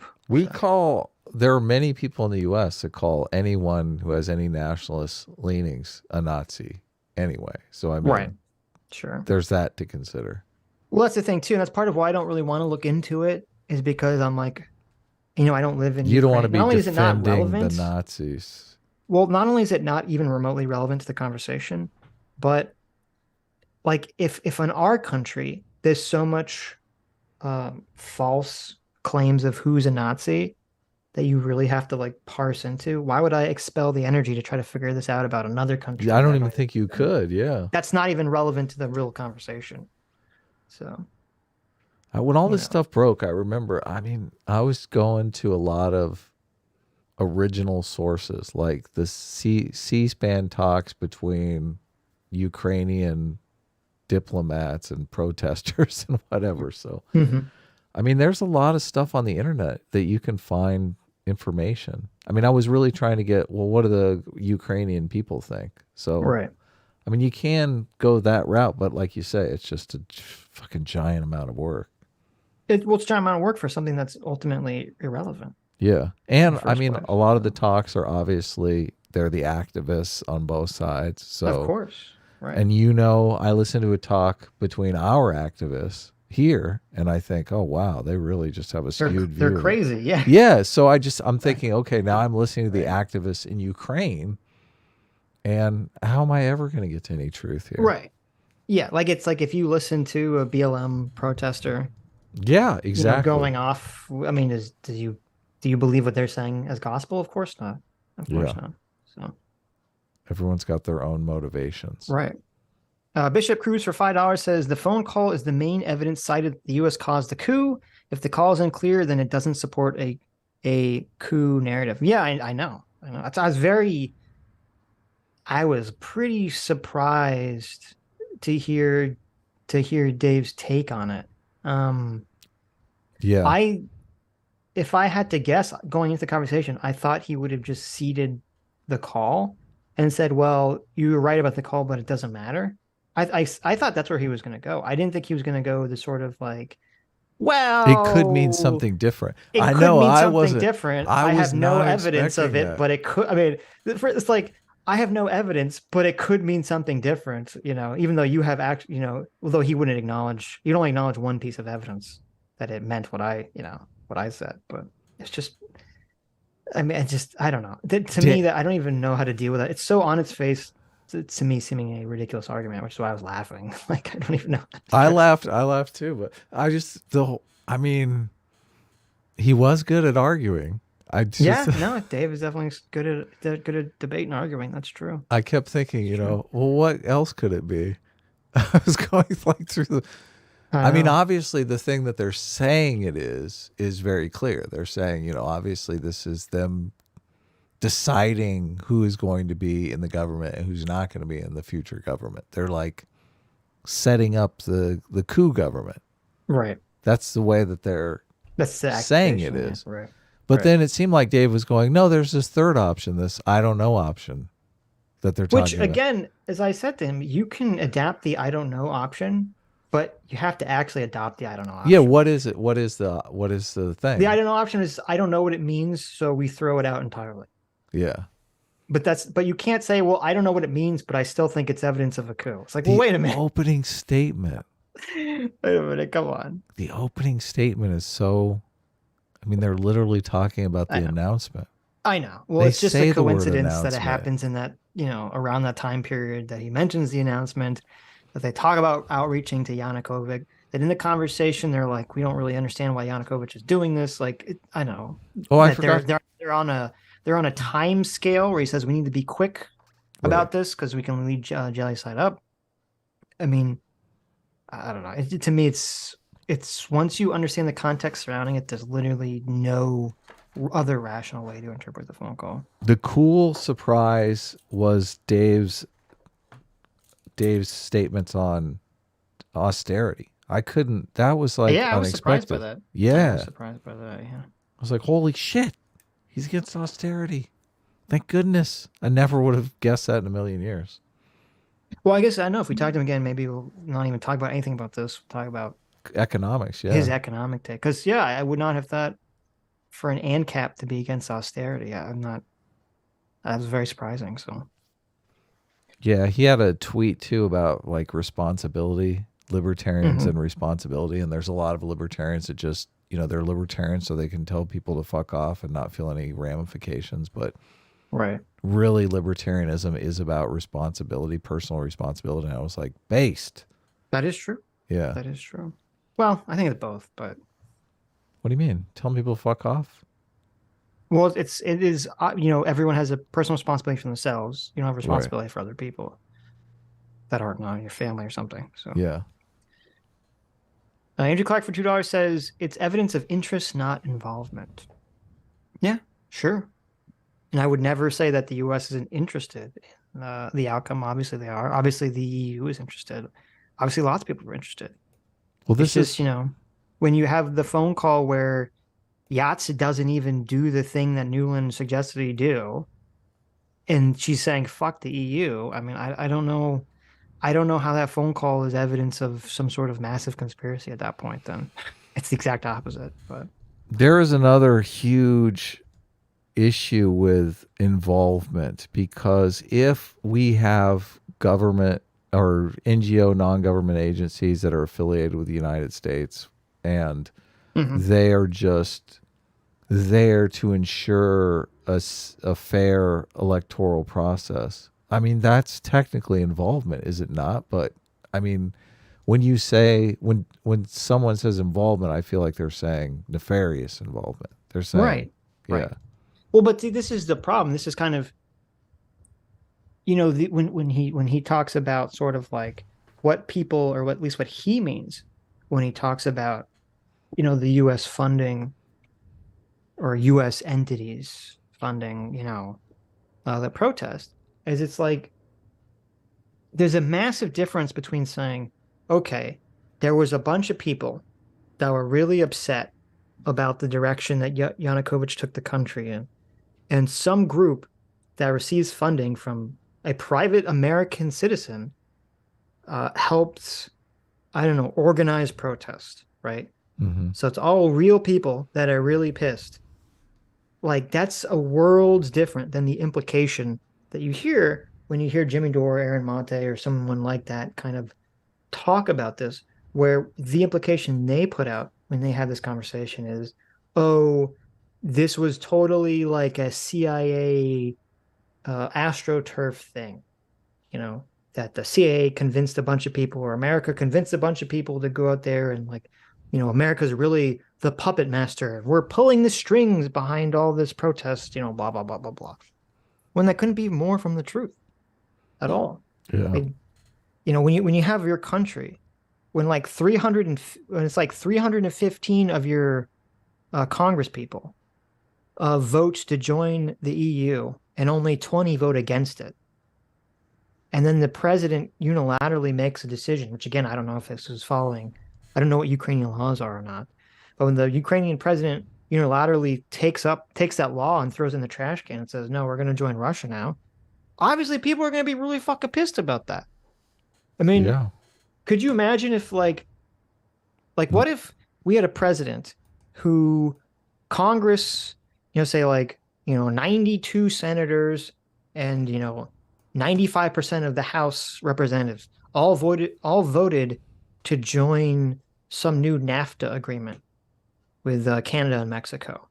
Oh no. And then like at the last minute, China, and then so China in response to that, China says, "Oh, well, we're going to embargo all trade with America. Fuck you, America. We don't want you to join NAFTA." Right? And so then China starts squeezing us, starts using economic pressure on us. And then our president capitulates to China and bows down and licks the Chinese boot and says, "Oh, China, stop embargoing us. We'll join your economic agreement instead of joining NAFTA." People are going to be really fucking pissed about that. Yeah. In America. People are going to, of course, be really pissed about that in America. Like it just, to me, this, you really need to have strong evidence of this claim that the U.S. government, created this 2014 situation, which there doesn't seem to be. Yeah, the situation was created by the circumstances on the ground. Seems obvious. Yeah, the natural circumstances, yeah. Or circumstances we could have never organized. No, I mean, we didn't pull the gun to Putin's head and said, "Hey, Yeah. you have to start embargoing all trade with Ukraine." Right. No one said that. We didn't hold the gun. I mean, it's part of the problem too. Well, It's like it was the EU deal, and didn't Nuland in the phone call even say "fuck the EU"? Like she did say "fuck the EU," which, again, I would interpret. She doesn't say it flat out, but I would interpret that to mean that she's more concerned with Ukraine keeping the country together than the EU deal. Yes, being together than the EU deal. I don't know how else you interpret that line. That's the same way I interpret it. Sense. Yeah. Right. Yes. Which sounds like she's on Yanukovych's side. Well, it sounds like she's on the side of just I want there to be a stable country and I don't want war with Russia side. Right. Yeah. No. Which makes complete logical sense that that's the position the U.S. holds. Well, it's in the same spirit as they shouldn't join NATO because we don't want to get in a war with Russia. It's the same spirit. It is. Yeah, She's saying, fuck the EU. Their deal is going to cause a war with Russia. Right. Which is directly the opposite of what the claim is about the phone call. I know. But it's just, I don't know. NSX for 5. Aussie Buck says, "I don't always agree with Dave. Today he is spot on. Hashtag you guys." Mm-hmm. There you go. Gene the Angry Payment for $5 says, "What's scarier, that it was all part of the plan, or a dozen fools were all making self-interested decisions and this was the outcome?" I think it's scarier if it was all part of some plan. Yeah, conspiracy is obviously more scary.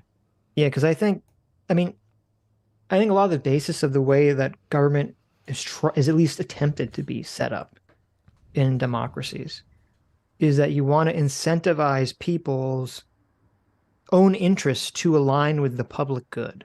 Right. Obviously, that often doesn't happen, and that's where corruption bleeds into the system. Yeah. But at least that's the thought process behind capitalism and democracy. Yeah. Is that these are systems that incentivize people's own interests to create a positive social benefit. Right. So yeah, it's in the shackled Leviathan metaphor. It's evidence that our Leviathan is unshackled. If our Leviathan can just go in and become despotic in other countries, that's like that's not a good situation for us, because we're eventually next on the list. I mean, if our government is going to turn on other citizens, what's stopping them from turning on us? Right. Like, and the problem is that the people that make the counter argument, they never, at least I've never heard any of them ever make, this was all a bunch of independent actors acting within their own self-interest. I've never heard any of them make the argument. Right. It's always CIA out of control. Well, it's always that there's a conspiracy, which again, it's like, okay, where's the conspiracy theory? You have George Soros, who's not a government employee, who supposedly is funding an online newspaper and some protest movement, or some organizers who obviously they themselves are claiming that they have an outsourced or outsized influence, right? So this would be like if BLM is, saying that, well, the only reason the police have body cams is because of, the BLM organization, that they spent all that money on their giant mansions, right? Mm-hmm. And so we have George Soros, but then even George Soros, he's at odds with the other major players in this situation because he wants Europe to offer a deal to Ukraine that's better, and Europe and EU doesn't. So George Soros controls enough, but he doesn't control the EU. He apparently doesn't control the EU enough to get them to offer a good deal. And then the big flip flop for Yanukovych was because he couldn't get an International Monetary Fund loan. Mm-hmm. And so it's like, well, wait a minute. If the IMF is part of the conspiracy theory, and this is kind of the problem too. It's like the IMF. I thought the IMF and the EU and the United States and the West were all supposed to be part of some massive conglomerate conspiracy where they're all working in conjunction. It's like, well, wait a minute. Then why didn't the EU or why didn't the US use their magical power to make the IMF give Yanukovych the loan? And then Yanukovych would have accepted it. And then if Russia invaded, they would have looked even worse because Yanukovych did eventually go with the EU deal. Yeah. But none of that happened that way because that's not the way the world works. The way the world works is there's all these various powers. They're all at odds with each other. They all have their own interests and they're all fighting each other constantly. Yeah. Yeah. Why did Nuland just call up the IMF and say, hey, make the loan, motherfucker? What are you doing? Yeah. Yeah. Why didn't America do that? Why didn't Europe do that? Because they couldn't. They would have laughed at him. They would have said, listen, they're on the verge of war. They're never going to pay the money back. I kind of want to keep the money. Well, no, what they did call them. They said, hey, IMF, this is America. You should, think about giving Ukraine the loan. The IMF said, yeah, that's great, America, but they didn't pay back their last fucking loan. Yeah, exactly. So we're not going to do that. And then they hung up, after they made a fart sound into the speaker. So it's like, so suck it. Yeah, so suck it, America. And they hang up. That's so hilarious. That's the way the world works. Actual justice. Sean is in the chat complaining about a retraction on our Salem comments again. It's like comical at this point. Why is he's such a witch apologist now? No. He's such a witch burning apologist. He's saying that they didn't allow spectral evidence in the court and it was all just good old real evidence, I guess you'd call it. Yeah, exactly. Sean, good old actual justice evidence. warrior, is in favor of burning witches. Yeah. Very I'm not simping clearly. for murders. Retract Salem lies.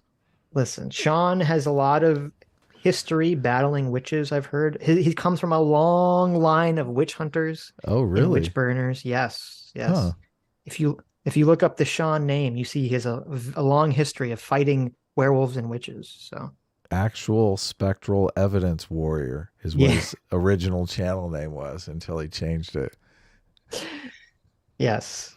I think Sean's father was one of the original Ghostbusters. So yeah, I heard that sense. too. I did hear that. Yeah. He's got a crystal ball. He hides it in the shot in his background shot when he makes his videos, but it's there. You can feel it. He makes financial decisions with a magic 8-ball. Mm-hmm. That's how Sean rolls. I love you, Sean.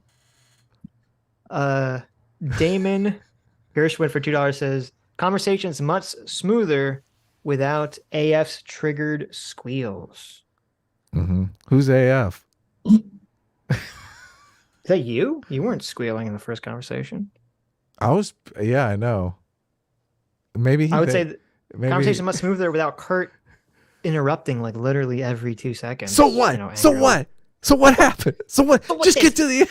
Sitch. What happens then? I accept all that. I accept all that. What happens then? What happens then? I know. Well, then it turns out that you're still wrong, Kurt, because you think Reuters and the entire news apparatus is a conspiracy, so nothing matters. That was this conversation was actually great. Like Dave does know a lot about this shit. You know a lot about this shit. I was super interested and fascinated the whole time. So yeah. And you had to come back for everything. He had to come back for everything. Yeah. Well, I mean, obviously, he did his homework after the first conversation. I know. What was that book? Good. I was like, I need to read this book. I'll have to go back and listen to this. Yeah, I don't know. I felt bad because I was going to say it, but I forgot. I was like, Dave, you could have just asked me. I could have just directed you to articles talking about the time frame for the phone call, because they're all out there. YouTube is a weird environment because I mean, there's a lot of people you interact with that they just fucking backstab you 6 months later. It's really weird. It's bizarre. I don't know why. Does it have to do people with what do I that. was just saying? Well, no, I'm just saying he probably didn't just ask because he doesn't know if we're in this category of people who's just like clout chasing backstabber who just wants to like take advantage of you and is going to give you bad information. Right. That's true. But it's interesting because like when you like in the YouTube sphere, people don't ask for other people's information. Where like in a more academic setting, which obviously we're not in, they do. Yeah, you always give the other person you're debating all your information. Yeah. So like if he'd asked me like, well, what's your proof about the Nuland claim? I would have just like literally would have just given him everything. He wouldn't have had to spend the $30 on the fuck. That was pointless.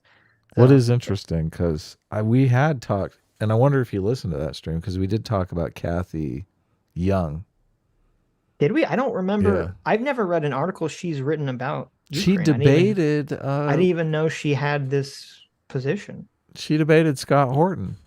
And I went back and listened. That's right. You said that she debated. Yeah, that's right. Did you listen to that? I listened to it twice. I went back because we had the conflict on Twitter where we were going round and round. I kind of called out Scott Horton, and Scott Horton, I mean, he didn't really respond. Valuable? I thought Kathy Newman did a great job in that thing. You mean Kathy Young? Kathy Young, yeah. Kathy Newman God, not Kathy Newman. Yeah. Someone else. Well, I'll have to go and listen to it. I should have listened to that beforehand. Maybe I would have got some good talking points. Well, we originally, when we were going to have this conversation, we were going to kind of go down the liberty angle for Ukraine. And that's kind of the angle that Kathy takes in her debate with Scott Horton, but that just completely doesn't. They just don't buy that argument. Right. Yeah. Right. Which how do you get more liberty in the world if you're not going to actively work on it? I mean, Dave acknowledged that, from a liberty position, obviously Ukraine has the right to do everything it's doing. Which was great. Yeah. Which is good. Yeah. I mean, that's why the conversation was mostly just about what was, if any, of America or the NATO's, influence on, quote unquote, backing, making Russia feel like they had to do this, or however we want to phrase this exact thing that we're talking about. So, Andrew Clark for 2 hours says NGO equals not the American government. Yeah, I know. It literally means non-governmental organization. Yeah. So it's weird because a lot of people will say like America-backed NGOs or American-involved NGOs, or kind of use these like vague terms that can mean whatever you want them to mean. But I set up the raid option on our channel, and I think I set it to go to a dev stream because he was the only one streaming at the time. But yeah, I felt bad because last stream we got a raid from Stardust and Destiny. Yep. At the end of our Kanye stream when we were just doing super chats, and then we had no clue how to set it up to send it to anyone else. Well, you need to subscribe to anyone you want to potentially raid in the future. If you subscribe to them on the Sitch and Adam Show channel, it will, when I set up a stream, it will give me the option to send a raid there if they're streaming. No, but it has to be, can you do it while you're streaming, or does it have to be before you even create? It has to be when you create the stream, which makes it particularly difficult for us since we stream for so long, because like Dev was streaming when I set up the stream. So I said, we'll send the views from this stream over to Dev. But I really doubt Dev is still streaming right now. Here's my question. Can you only set it to go to one person? I don't know. That's another option I didn't explore, but I'll try. Because the way it should work, and I don't know if it doesn't work this way, so it's kind of insane. You should be able to put like a list of names, and then before you close the stream, you see who's still streaming, and you can make the decision. I know. They need to fix it. The fact, like when you set it up, it's going to go to them. What? Because the only person, I mean, this is going to be a relatively short stream for us. Yeah. But the only person that's generally ever streaming by the time we finish is Destiny. Well, no, I was going to say not even Destiny. It's usually Nick is the only person who's still streaming. You're right. Yeah. Because he streams super late because he's, I don't know. But are you subscribed to Ricada? But if Ricada, that's the thing. If Ricada is not streaming when I set the stream up, I don't have the option to pick him. Right. Yeah. So I don't know if the thing is that I don't watch any content on this channel. So Yeah, there's like well, tons of people not subscribed to on this channel. well, So that's why I'll have to go back and start subscribing to people. that's why I'm telling you, just go on and subscribe to Nick and subscribe to Right. Yeah, Joe's sometimes streaming, Joe. but usually not. He sometimes streams when we're streaming. Rarely do I've seen it only occasionally he's streaming after when we're done. But I'm just a manager on the channel, so I don't log into the main account, so I can't subscribe to anyone. I can't do apparently a lot of people in the chat don't like that. Oh, really? Yes. Why? I don't know.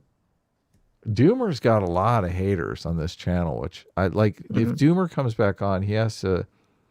Doomer, you have to make an effort to win the audience over. We can't keep inviting you on as like the guy everybody hates. Okay. It's funny. It's not good for us. It's not good for our streams. No, I don't agree with that. People like when Doomer comes on. They like to hate Doomer. That's not true. You don't think that's true?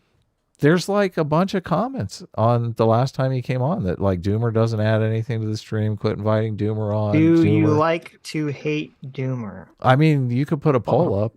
Like it's not very nice to Doomer to say like, yes, should we ever invite Doomer on again? Would be a poll you could put up. Keep having him on. Are you really gonna do a poll? That's cruel. Yeah. I don't think why is it cruel? Well, it is. I mean, I think about it. Sitch. Well, shit, we've done A-team versus... Yeah, put the poll up. We've done A-team versus S-class polls. We're men here. This is how we do things. We fucking poll the audience. Yeah, okay. This is the thing. There you go. There's your poll, guys. You let us know. Look, I think Doomer is very, very smart. And I mean, I like Doomer as a guest. I think Doomer does do things to antagonize the audience in ways that make... You think? Well, yeah. Is lock him up an option? That's in the no option. Okay. Oh, he's doing good. There you go. Keep having him on. 68%. Okay, so he's just got a... Yeah, no, I like how... Sean says, vote no. Sean is welcome on anytime. Everyone always... I mean, Sean is welcome to come on, so... Yeah. But he's usually doing other shit, which... just because someone shows up in the chat doesn't obligate them to come on, guys. A lot of people think, oh, look, he's in the chat. He asked, like, he should be on. What are you doing? The question is, do you like to hate Doomer? Yes, keep having him on, or no, stop having him on. So 72% so far on the yes, keep having him on. I told you, most people like to hate Doomer. I'm glad to see this poll because there were a lot of comments on the last stream that were like Doomer's not participating. But they get mad. They get mad when like I think they get more mad not when he's arguing with the audience, but when he's arguing with like you. I mean, recently because you guys have been arguing about the election stuff, he doesn't even seem to be addressing your arguments sometimes. I think yes, no, they do. People want people view our show. I know it's a comedy show, but people view our show as substantive. And I mean, I listen to a lot of other stuff just to see what's out there. And I mean, the channels that kill it are channels that are substantive. And there's a lot of stuff out there that isn't really substantive. It's just kind of fluff. Right. So, yeah. It's an anonymous poll. Which way did you vote, Sammy? Huh? Let us know in the chat. 95 Keith for $2 says replace Adam with Doomer and nothing will change. Oh my God. That's mean, Keith. That's me. Didn't I ban Keith? Don't you wonder now? How dare you ban Keith? Keith is like S-class general, like right under Dr. Diddler. Now do you wonder why I banned Keith? Keith has the S-class protection. Okay. Well, that's fair. That's totally fair. I'm gonna give Keith a wrench so you can't ban him. Keith deserves a wrench. So I'm actually shocked you didn't have one before. Damien Gershwin for $2 says Papa used to milk the neighborhood women. Wow. Well, that's fun. That sounds that's fun. I'm not sure that the neighborhood women, were they aware of this? Were they conscious of this? Was it consensual milking or was consensual milking? Yeah, not consensual. Damien Gershwin for $2 continues saying this was before mandatory pasteurization. Ah, of course. See, This is why we need to have less regulations, Adam. The government comes into our business in our neighborhoods and tells us what kind of women we can milk and then bottle and then sell. I don't like that. No. Terrible. Government regulation is evil. I can't believe our Kanye West stream is still up. Yeah, it was weird. So you said Dylan tweeted that his Kanye West stream got taken down. Yeah. So we're definitely playing the Russian roulette with but we were just like, yeah, fuck it. Yeah, I think it's because it's so long, doesn't trip any censors. But also, I think Dylan has a lot more enemies than we do. Oh, look. Obviously, Stephen Michael Davis has read the book that he talks about. Oh, there you go. Steve Michael Davis for $5. Thank you, Steve. Says the book is Ukraine's Revolt, Russia's Revenge. So was that the book that was a Brookings Institute book that Dave bought for $30 or $20 or whatever he said. I'm guessing it's not going to have an audiobook, right? But let's see. Audible. Yeah. It's on Amazon. It's got Kindle. I could get the Kindle and use the Kindle reader. I don't know if it's on Audible yet. But yeah, you let me know. Read it. Let me know if it's interesting. I'm not going to read it. Look, this is Ukraine. How long are we going to milk this Ukraine stuff? I know. I'd rather be milking the neighbors. Never mind. Rob Norwood wants to come on for debate sometime. He said, pick any topic. Yeah, I'm down. I don't know. I don't know what his positions are well enough to. We'll have to sit down or DM, figure out what kind of topic to talk about. What do you mean? This is my job. You figure that. Figure it out. He said January 6th, FBI corruption, Russiagate, FBI corruption, COVID, DHS, censorship corruption, Twitter censorship of Hunter Biden story. I mean, what's his January 6th position? I don't know. What do you want? You can ask him. Ask him what his January 6th position is and what's the Hunter laptop position. I mean, do you know about this stuff? Argue. I know about the January 6th stuff. I don't know super much about the Hunter Biden laptop Twitter thing because I only read the thing once. I didn't go through it with a fine-tooth comb, but I would be curious what his January 6th take is. Yeah. So ask him. I'll ask him right now. Look, I got a keyboard in front of me. Jerry Mack, the Ukrainian lore master, thanks so much for being a freedom seeker for 1 month, says color revolution is a popular protest movement that can potentially lead to a major reform, but Russia does not like it. Perfect.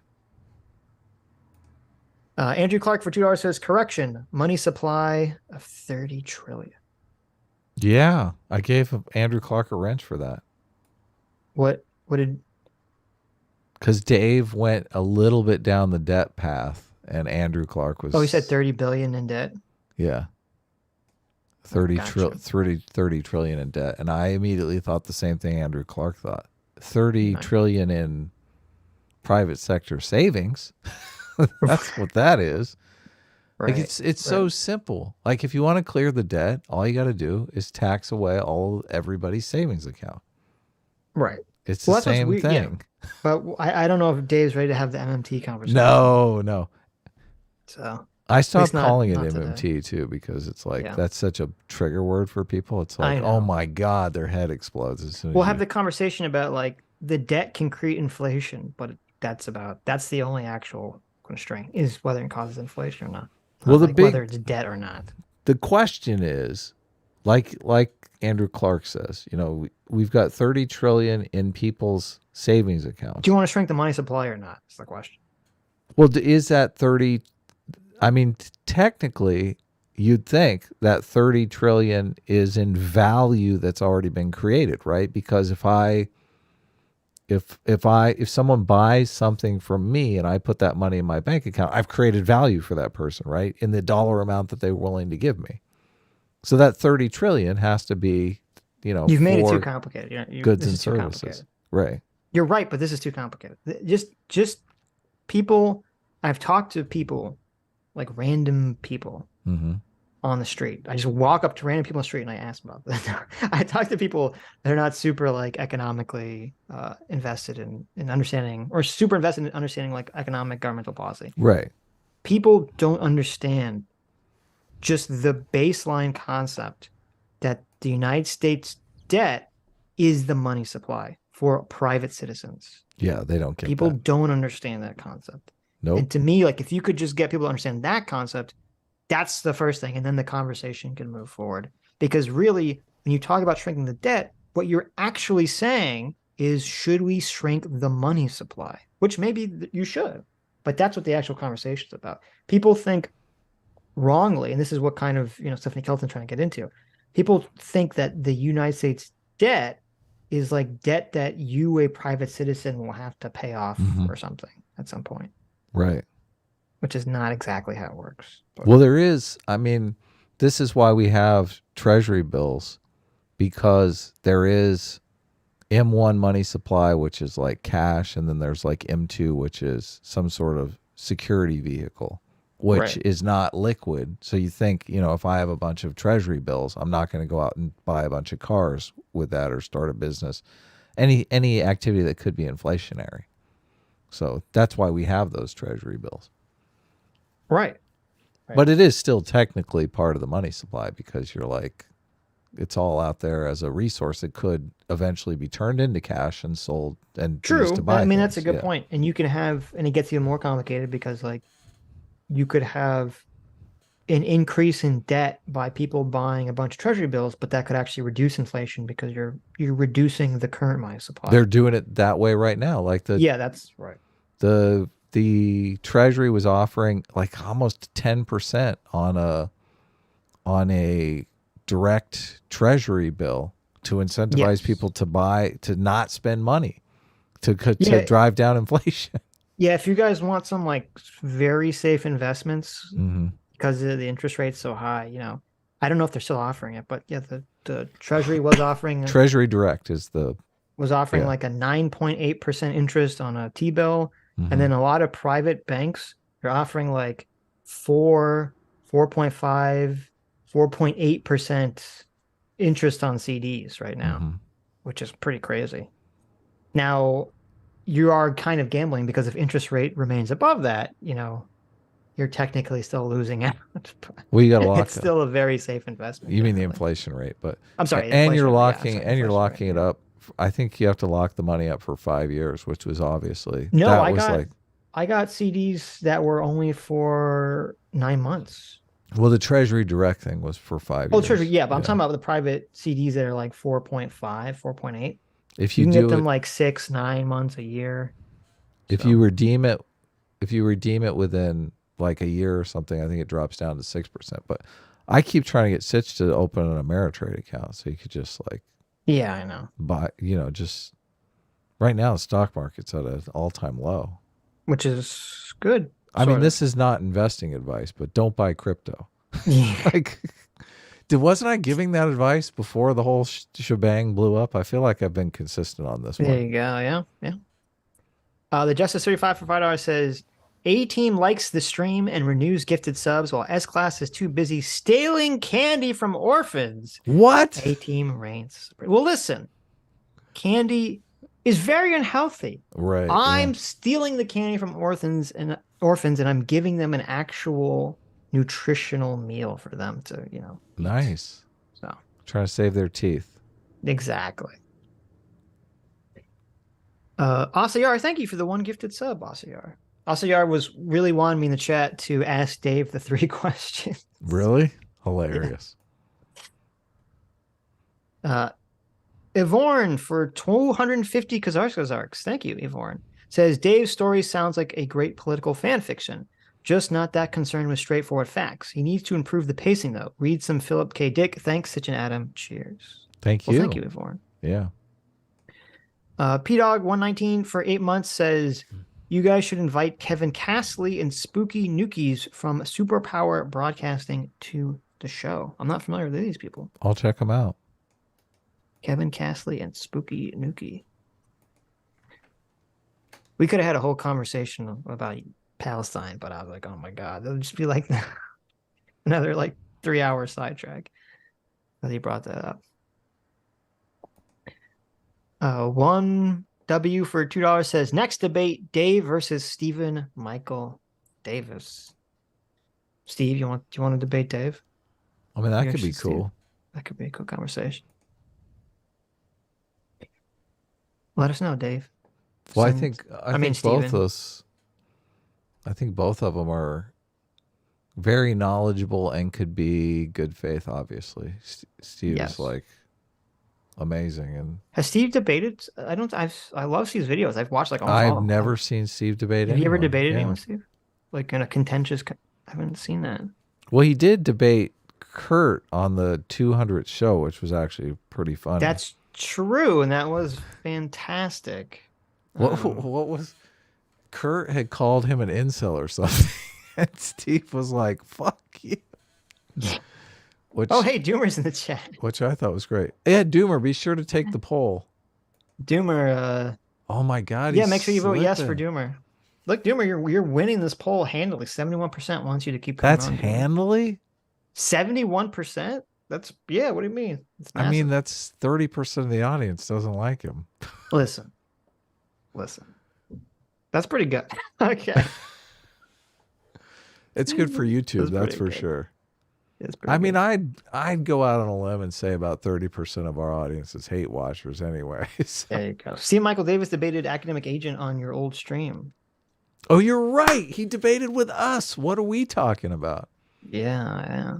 There you go. We set up a debate with academic agent, you and Steve and Michael Davis. Yeah. Do you have a problem that our financial system has been swapped for one that requires taxes to be imposed in order to function rather than existing outside of taxation? Well, how do you even answer that? Oh my. Well, I was going to say I don't understand how you could have a financial system based on currency that's not pegged to a resource. They all require taxation. That's what makes the currency worth value, right? Yeah. So I'm not sure how to answer that question. Fiat currency, yeah, fiat money.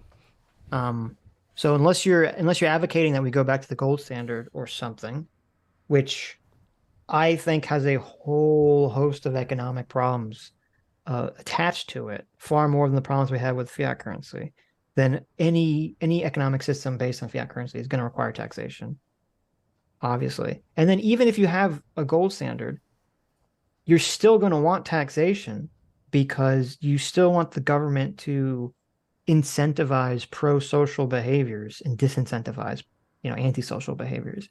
And the only way to do that without having the government basically just mandate what is right and what is wrong, the only way to sort of have the government, use soft power is through taxation policy. So yeah, I think you always have to have taxation. How do you fund law enforcement? Without law enforcement, there is no law. Well, that's true too. Andrew Clark for $2 says, Adam, the Fight Club stream is impossible. Yeah, I know what you're doing there, Andrew. A for effort, that's for sure. I mean, we already got a commitment out of Rags last time he was on, so. We did. We got commitment from Mahler like months and months ago, but never fell through. The Justice 35 for $5 says, at least this was better than the Aiden Pounding conversation. The anti-Ukraine crowd is all about cherry-pick facts to say America bad, the lazy analysis. Well, I mean, I enjoyed the conversation I had with Aiden as well, so I'm not going to throw any shade at Aiden. Yeah, she's certainly very knowledgeable about a lot of random things. I mean, we started that it looks bad now because we had that conversation when all of this stuff broke, and I was just making a lot of Putin simp jokes and stuff like that didn't age well. So, yeah. Bilbo Balboa for 3 months. Thanks so much. Says, I got a hand to the Shadow Man. He said he'd leave the Kanye stream up, and he actually did it. S-Class is the best class. You were in this one, Sitch. Well, thank you, Bilbo. That's true. Yeah. I listened to Bilbo. Bilbo said he would switch to S-Class if I left it up. All right. You got yourself an S-Class member there. Spencer Harmon, Bilbo thanks so will much be back, though, I have a feeling. Spencer Howard, thanks so much for the 8 months. Says Peter Schweizer's book Secret Empire explains the ties to 2016 in a way. America is all over with it. Biden, Kerry, Clinton, and Romney. Mm-hmm. Have you read any Peter Schweizer books? No, but I might check it out. Well, Secret Empires. You can listen to it on Audible and let me know. I mean, this looks like it might be a tad partisan. I'm not Maybe sure, but you think so? Possibly. Who's Peter Schweizer? Secret Empire: How the American Political Class Hides Corruption and Enriches Family and Friends. Mm-hmm. I mean, it's got over 3,000 reviews, so I mean, it seems like a lot of people. Oh, look, and it's got an audiobook. There you go. I'll definitely listen to the sample and see if it dives into #1 New York Times bestseller. Oh, that's not His book was New York Times.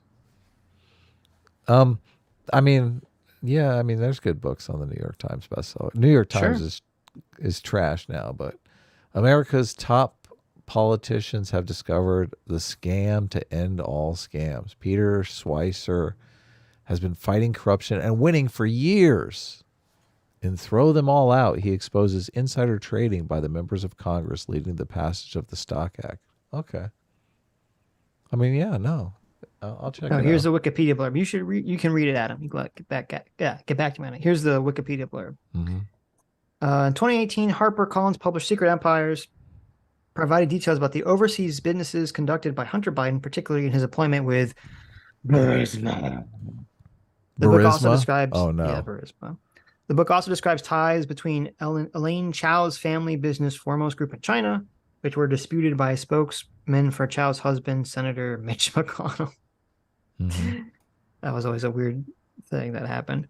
The book, quote, was perfectly timed for the presidential campaign and has been cited as the initial source for the Biden-Ukraine conspiracy theory.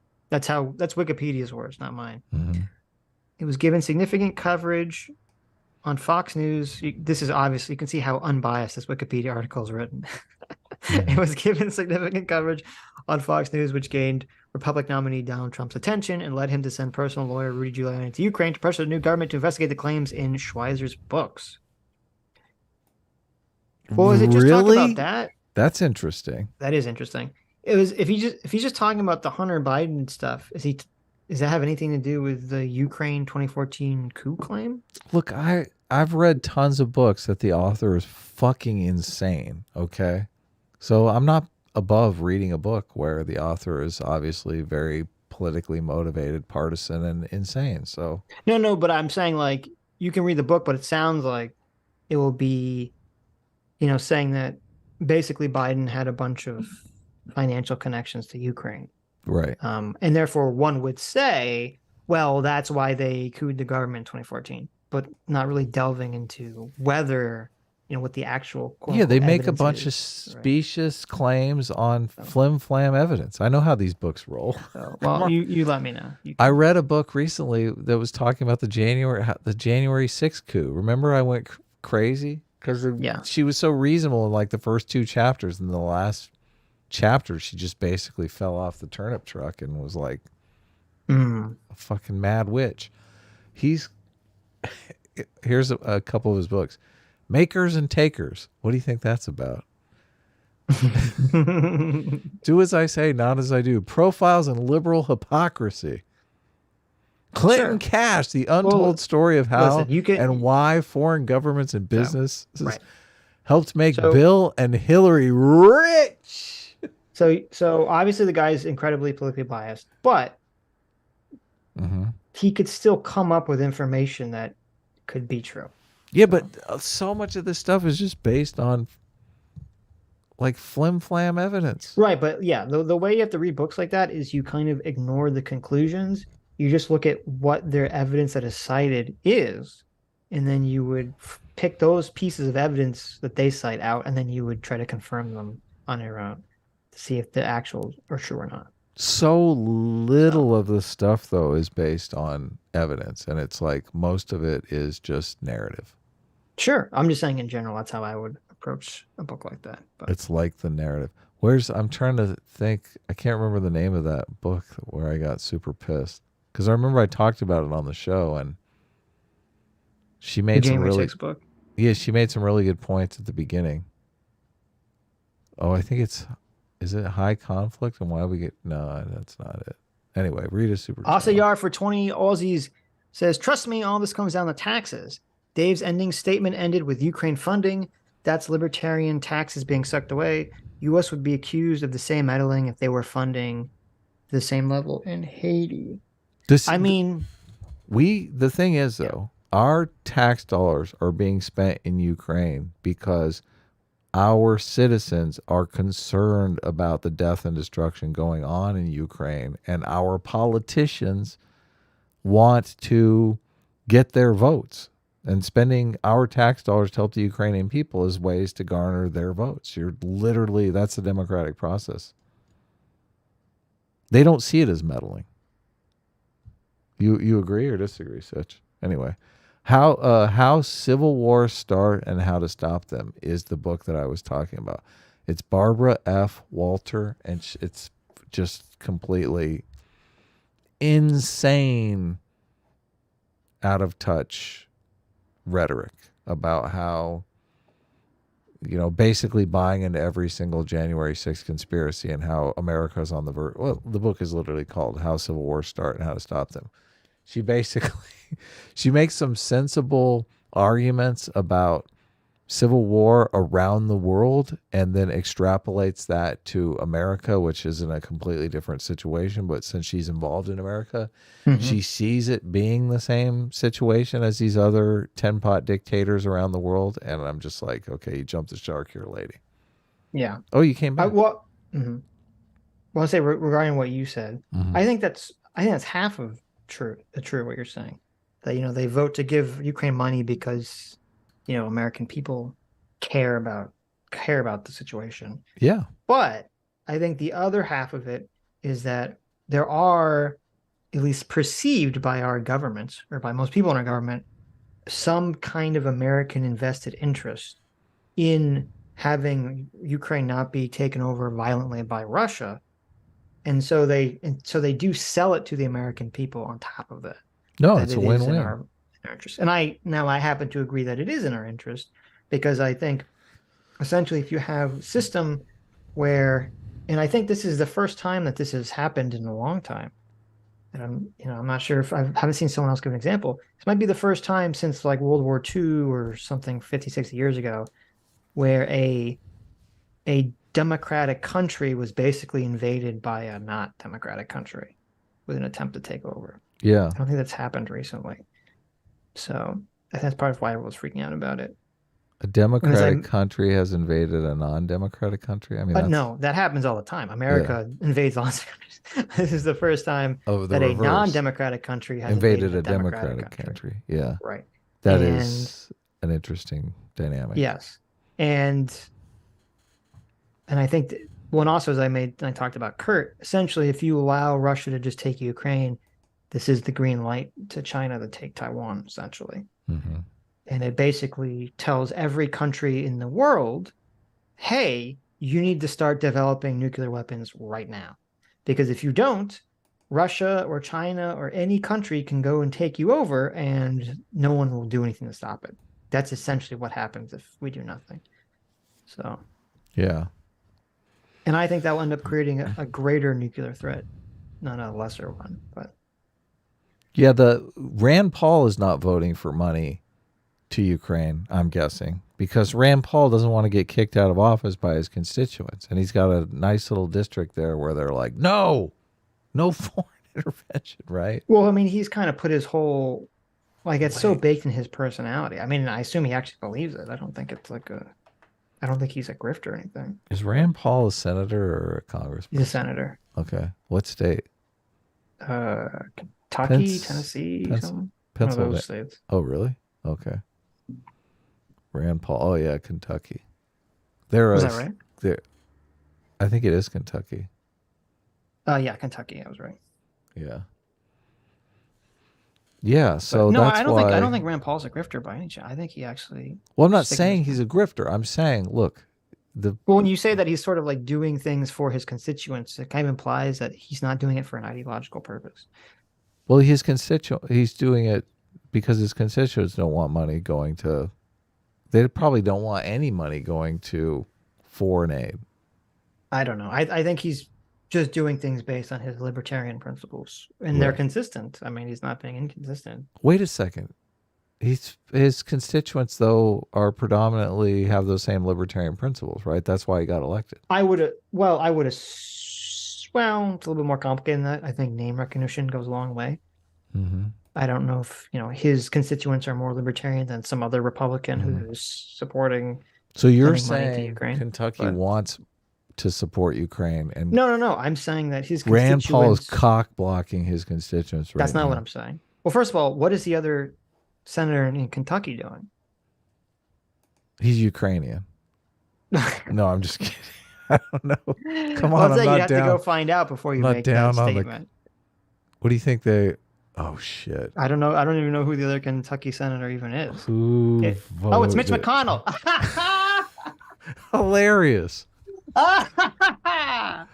So wait, didn't he? That's hilarious. Didn't he approve the aid? Of course he did. So that's what I'm saying. It's not so simple, Adam, to make like a blanket statement like that. So Well, maybe it's. So wait a second. Half the Kentuckians are happy. Well, no, they're all half. Half of them are. I don't. How do you square that? Half of them are you happy squared that the way I said, which is half a lot of people. half of them are happy that Rand Paul voted one way, and half of them are happy that Mitch McConnell overcame. Okay, listen. A lot of people vote for, especially their local senator or reps, based on their name, and they trust this person who's been in office forever. Right. Yeah. You're not I don't think people are like. I don't think that many Kentuckians are like, well, I'm going to vote for Mitch McConnell because he's going to send support to Ukraine, and I'm going to vote against Rand Paul because I'm going to vote in favor of Rand Paul because he doesn't want to send money to Ukraine. Like, I don't think that's like the issue people are voting on, honestly, in Kentucky. Could be wrong, but I'm a little skeptical.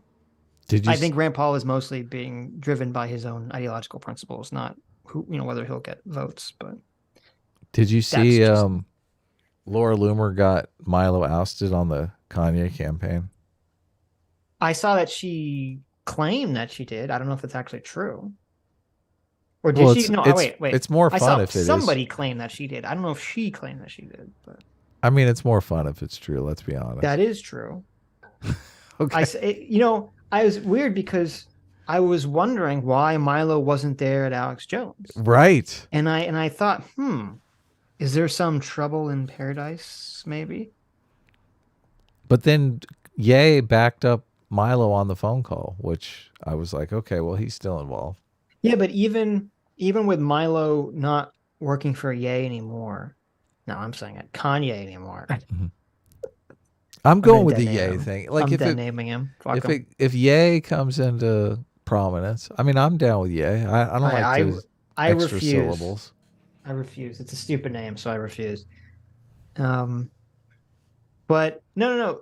Even in the thing where Milo said he wasn't working for Kanye anymore, he did say that he still supports him being president. It didn't look like it. I mean, obviously, even if it wasn't amicable, Milo was going to pretend like it was amicable. But he's at least playing it like it was an amicable parting of ways. I am curious as to what exactly, like, what made them part ways. What was the thing? Was it being on Tim Pool? Was Kanye pissed about going on Tim Pool, and Milo was the one that pushed for it? Because I could believe that. I could 100% believe that. Well, we'll have to wait for Nick Fuentes to go on another one of these shows, because it seems like Nick is the only one who has the minutes on this stuff. Because someone said it was because of Kanye. Milo brought Nick into the circle, but that doesn't make any sense because Kanye's still hanging out with Nick. He still seems totally fine with Nick. So that doesn't make sense. It would make sense that Milo was the one who convinced Ye to go on Tim, because Milo had just gone on Tim not that long ago, as we watched a clip of it from. And then when Kanye walks off and all these people call him a bitch, which he was because he walked off that show, that then Kanye then says, oh, Milo, this is your fault. You told me to go on Tim Pool's show. Right.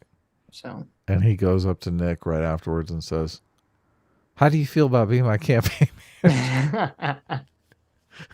Right?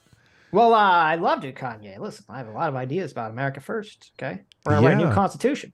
I can't wait for their constitution. I want to see their new constitution The so bad. Constitution to drop. Aren't they all Yes, banned from Twitter? Oh, they'll put damn. it on Gab or some Cozy or something. I don't know. It'll We'll be see it. somewhere. It'll be somewhere. So, Andrew Clark for $2 says ANCAP would fit Locke's state of nature. True. Mm-hmm. Jason M for 2 Canadians says, Adam, Sitch, any thoughts on democratic peace theory? I'm not familiar with that. What is the democratic peace theory? Yeah, I've never heard of it. Let's see. Democratic peace theory.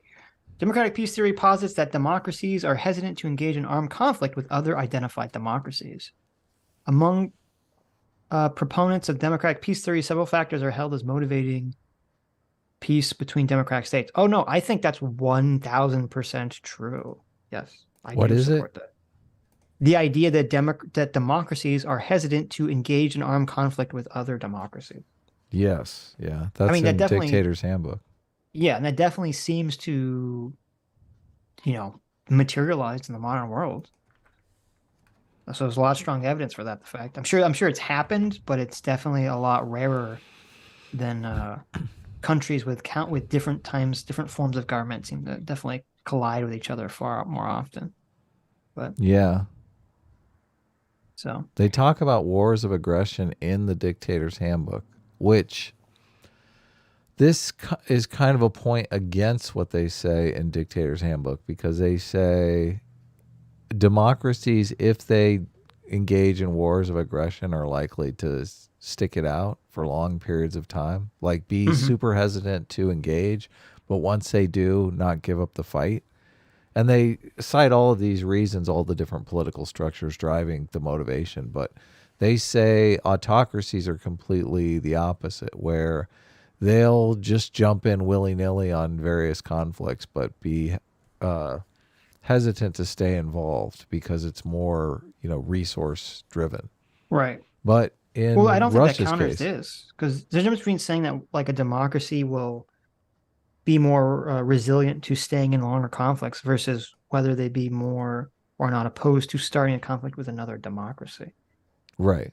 I think it's... Well, they do mention that in the book, that democracies rarely engage fight with each one other, another. at least Yeah, openly. exactly. And I think that's why, Because like, they have when you diplomatic channels. That's why. Well, yes, but also because it's very hard perceptually, like in America, it'd be very difficult for an American politician to sell to the American people that another democracy somewhere that's like a real democracy, not like some, quote unquote democracy like Russia, to sell to the American people that like we should go invade this democratic country. And I think that's why when the US, did all the shenanigans in the 60s and 70s with South America, it'd be like through these like, covert ways where they would kind of supplant a democratically elected leader.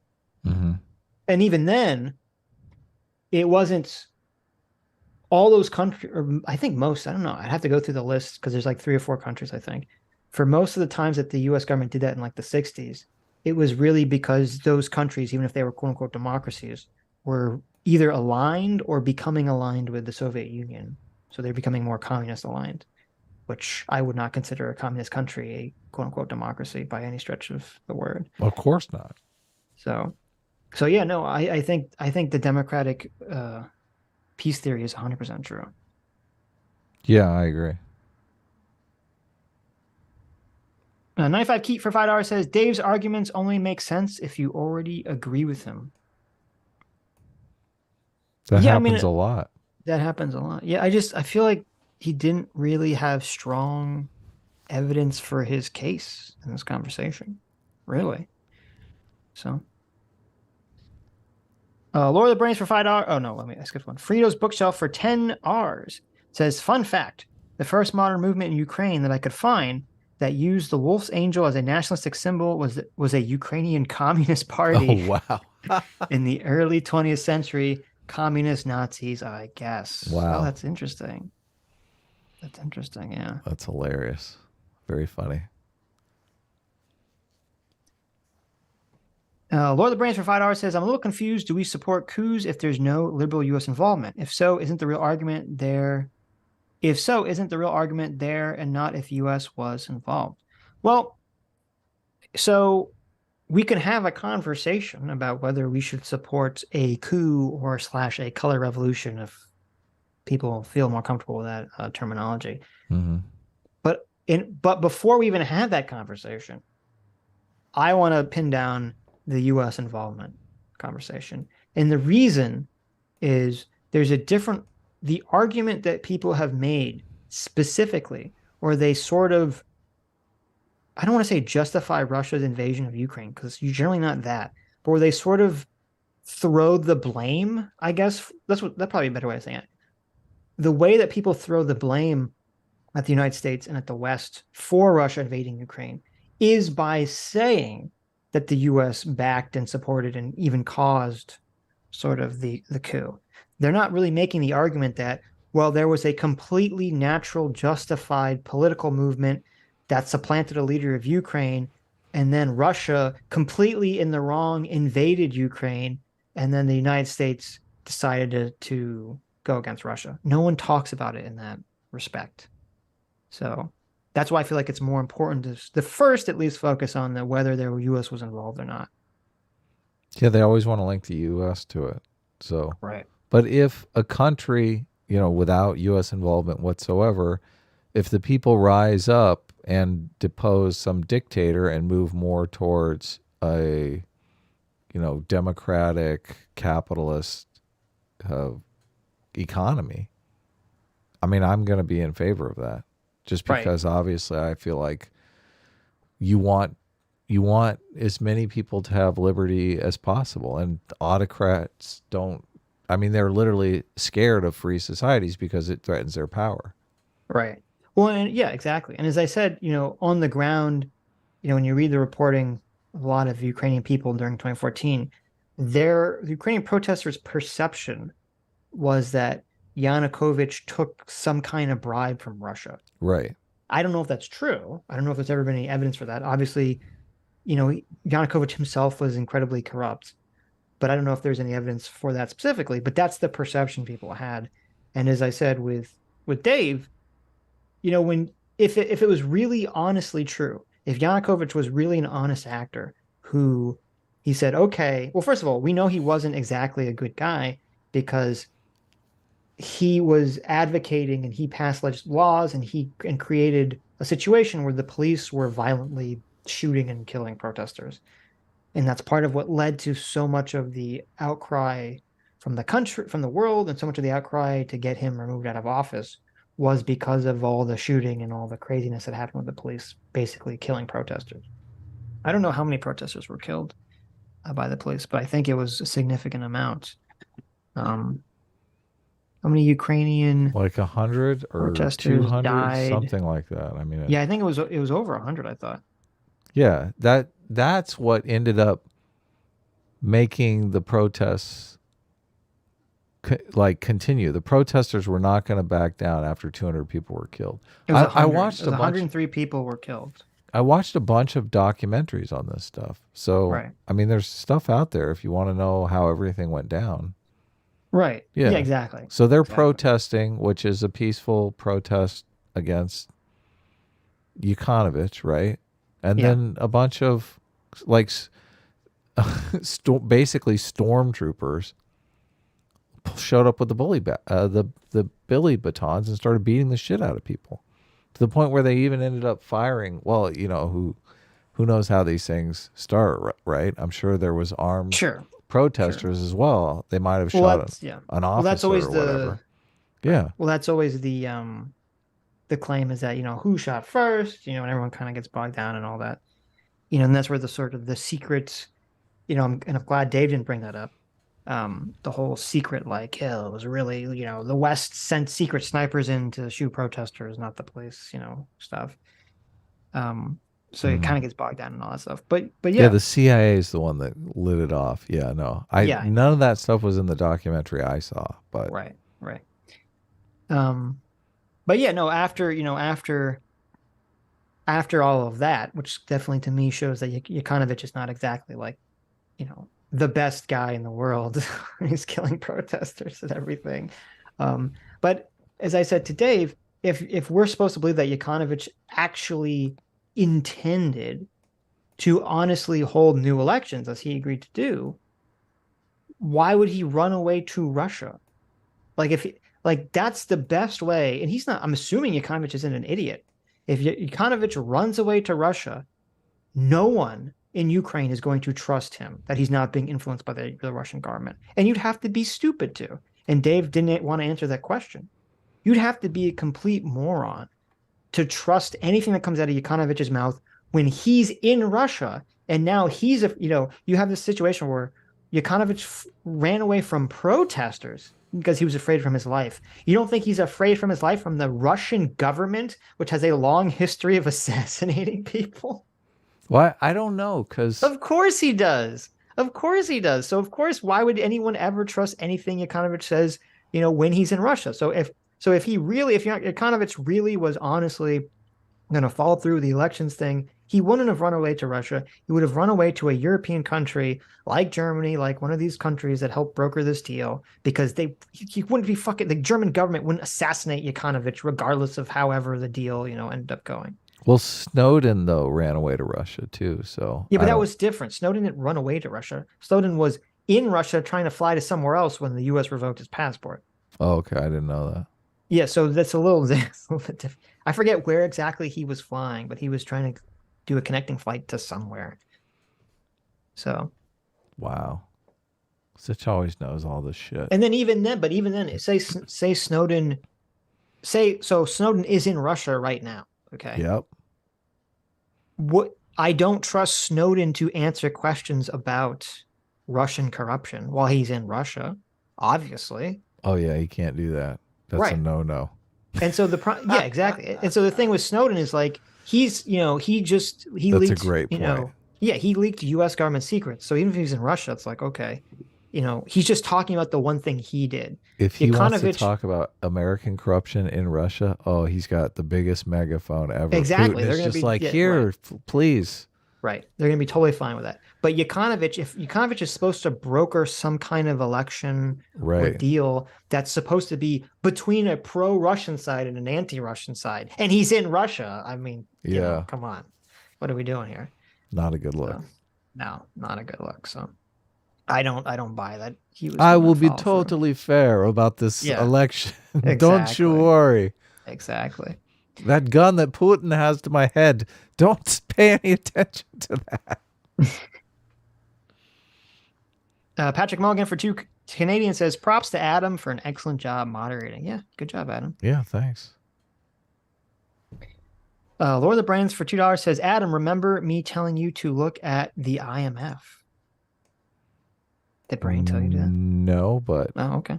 International Monetary Fund? Yeah. I mean, what am I supposed to read their website or something? We didn't even get to the INF. We didn't even get to that. The so International. So the INF, it was the Intercontinental Nuclear Forces Agreement. Mm-hmm. And this was an agreement that Russia had with the US and several other European countries that Russia would not build missiles that would extend beyond some certain range. I think it was missiles that had a range greater than 500 kilometers or something. Anything beyond that is intercontinental, and then intermediary, and then the even further one is intercontinental. And it turned out that Russia secretly had been working against this treaty, had been secretly developing a missile that could be armed with a nuclear warhead that could go up to like 2,000 or 205 or 2,500 kilometers.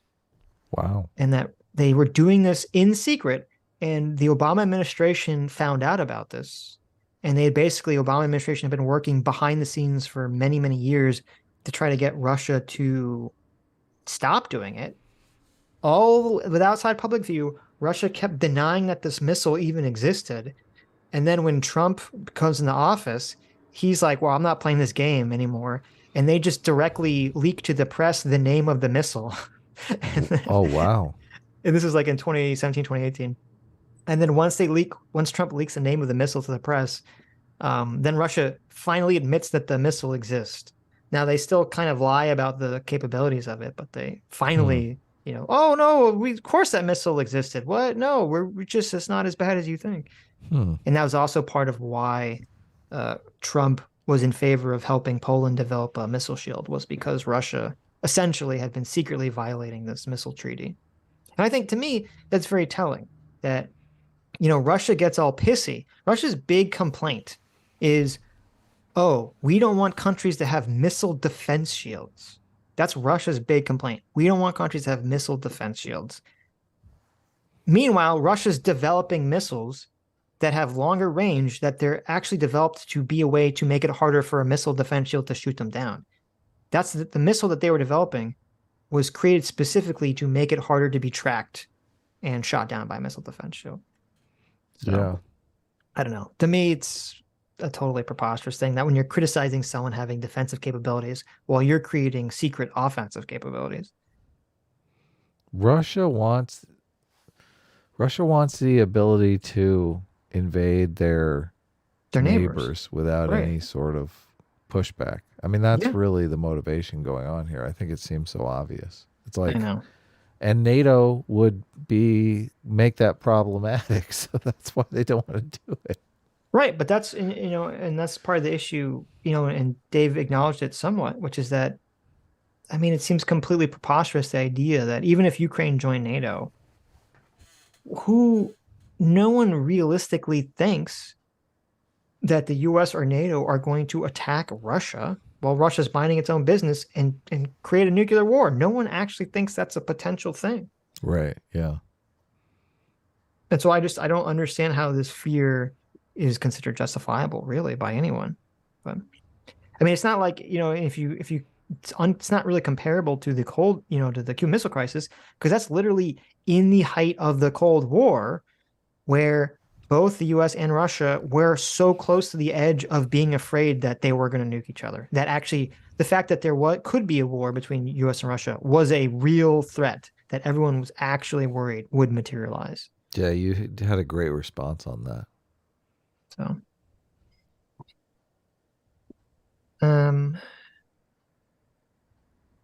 Craig Seymour for $5 says, read Confessions of an Economic Hitman. Shows a clear pattern of IMF, CIA, NGO coups. The whole thing's explained. I have read that book. So when I was in my liberal bubble phase of my life, I read that book and I believed everything that they said in it, everything that guy said in it. After I broke out of my liberal bubble, I became very skeptical of everything the guy said in that book. Yeah, same. So well, part of the problem is that he doesn't really, the guy who wrote it's John Perkins. This is an interesting book. Part of the problem is he doesn't really have any evidence for his claim. It's just him saying, I did this. And you're like, okay, did that happen? And his claim is the problem is, basically his claim is this, that there is some force out there that will go into developing countries. They will build up their economy by creating infrastructure, and then they'll keep highballing the president or the rulers of the country, essentially saying, you can expect economic growth to be 10%. You can expect it to be 10% every year for like 30 years or something, some astronomical growth. And at first, that growth will be 10%. It will be that high. Yeah, but as we know, squalor. Right, because they're literally going from nothing to, a modern society, right? It's going to be massive growth. But as we know, once you get to a certain point, that growth is going to slow down, drastically. Sure. And so his argument is that essentially, because they make these very high projections for growth, these countries end up taking out these massive loans based on those growth calculations. And then they end up not being able to pay off the loans because obviously the growth slows down. And this is all an intentionally created system, because then the powers that be, like United States or whomever, will then say, hey, we notice that, you can't pay back your loans. We'll grant you loan forgiveness if you do something for us, essentially. Enslave all your people and make our tennis shoes. Well, it's more like, if you vote some way we want, or you become our friend in some UN council, or something. Vote for the Iraqi war. Give us yes, or give us some favorable trade negotiations, or blah blah blah blah blah blah. And so my problem with his claim is that I think what he's saying could happen, but I don't think it's a conspiracy. I don't think the US government is intentionally telling some company, hey, you should go into India. I'm trying to remember where he's was stationed. I think it was India or someplace like that. I don't think the US government's like, hey, you should go into India or some country and intentionally highball them so that they can go into debt, so that then Will can give them debt forgiveness in order to, do XYZ. Like, I don't think any of that's happening. I think what's happening is a private company goes to a country and they say, hey, we want you to buy a service from us. Mm-hmm. And obviously the private company is going to highball the projections because the private company wants as much money as fucking possible, because that's what private companies do. Yeah, they're emerging markets. Right. And then a country will say, well, then a country which maybe they don't have a lot of experience in these fields might sign on to some agreement thinking, or either because they're naive, they're overly optimistic, thinking, hey, our growth is going to be this amazing, blah, blah, blah, blah, blah. And then they end up getting into debt because of that. And then, it's then they basically have a to get bailed ninja out loan. by the IMF or the US or some other country. It's like a ninja loan on the national level. So, I mean, it's not as bad as the ninja loan on national level, but Well, if the country doesn't develop any sort of resource or service. well, they do. It's just that the loan, at least the claim that Perkins makes in the book, is that the loan is so massive that it's like not pay-offable, essentially. Right. I mean, they So- do loan forgiveness all the time because it is Wall Street people moving in to make money on emerging markets. Of course. They're like, of course. your island nation will be great. We'll get so much productivity out of it if everyone works in a Right. sweatshop. The problem I have with a lot of these conspiracies, like the economic hitman one, is that you have all these private entities that are acting exactly the way you'd expect them to act under capitalism. Of course. Yeah. And he doesn't seem to get that. It's just like a fundamental worldview difference. Right. Well, no, Perkins' claim is that they're working in conjunction with some government entity is intentionally doing this to get them in debt. Yeah, I don't think Which so. he doesn't really provide any evidence for that at all, except for his own claim that he thinks that's what's going on. Right. So I don't know. I don't buy that. I think it's just companies acting the way capitalists act. And another thing that he leaves out too, which is a big problem, if I recall, it's been years since I read the book, so I'm probably getting some stuff wrong, is that there's just so much corruption in a lot of these countries. Oh, yeah. Totally. I mean, like a big issue, and this is, sort of came up, we didn't really get into it with Ukraine. Part of the reason why the IMF didn't want to give Ukraine another loan was because when they gave Ukraine the original loan and Ukraine never paid it back, a lot of the concern of the reason Ukraine never paid back the loan was because corrupt forces in Ukraine basically sucked all the money up to themselves.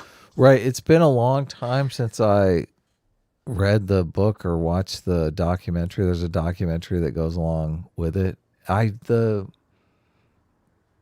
Does he even talk about the corruption angle? Because when they take out these IMF loans, it's like whatever dictator's in charge, they're like, oh yeah, half for me and half for whatever the economic shit is we're supposed to do. Right. Which the economic shit ultimately ends up failing because, well, you only put half the investment in, and the recommendation was to put the full investment in. Right. So yeah. it really doesn't stand a chance in hell of actually surviving. Now, how is that the guy that gave the loans fault? It's not. Yeah. Well, it wouldn't. So the conspiracy claim would be that the guy who gave the loan Knew this was going to happen. That this would happen. Right. Right. Which I don't buy, because even they want to get the money back. Yeah, A, they want to get the money back. And then B, like America and Europe was trying really hard to try to cramp down on corruption in Ukraine. Yes. Because they want them to be able to be a stable Western democracy. Right. Right next on to Russia's doorfront. Exactly. On Russia's doorstep, yes. That people will look at and say, oh, that's they a have much better way of living. over there. Yeah. Why are we not like that? Especially when you got so much overlap in the culture and even the language. Yeah. Well, And also, you want to have you. The problem is you don't trust like a country that has a lot of corruption in it. You're not going to trust to do business with them. Why would you? You'd Mhm. be an idiot to trust to do business with them. And so that's part of the problem. So if Ukraine is, hyper corrupt, the American government doesn't want them to be corrupt because the American government wants people to do business with this country. They want Ukraine to fucking pay back loans that they've made. They want them to be a trading partner. They don't want them to be a super corrupt country. Mm-hmm. So, Of course. so that's why I don't really buy the economic hitman argument anymore. I did when I was in the liberal bubble, and I said, "Oh, money bad, rich people bad." But Of course. Yeah, totally. Of course. These banks, they just want to take advantage of people. yeah, right, exactly. That's basically my thought process on it. But the Justice 35 for $5 says Doomer is unironically bad, especially about elections. There you go. Mm-hmm. Yeah, he got KO'd on the January 6th stuff. Hurl, hey, thanks so much for being 8 months. Discipline equals freedom. Says, I'm using my free will to say that A team reigns supreme. Woo! Please, can I get a wrench? I misplaced my toolbox. I can't overstate how disappointed I was in Kurt. Oh, no. Well, how can you be disappointed in Kurt and be A team? A team simps for Kurt every day. Well, I mean, I was disappointed in Kurt too, but I mean, I said Mm. so right after everyone left. I was like, Kurt, I thought you were going to help us moderate, which he did. He never answered that What a question. fool you were. Well, I mean,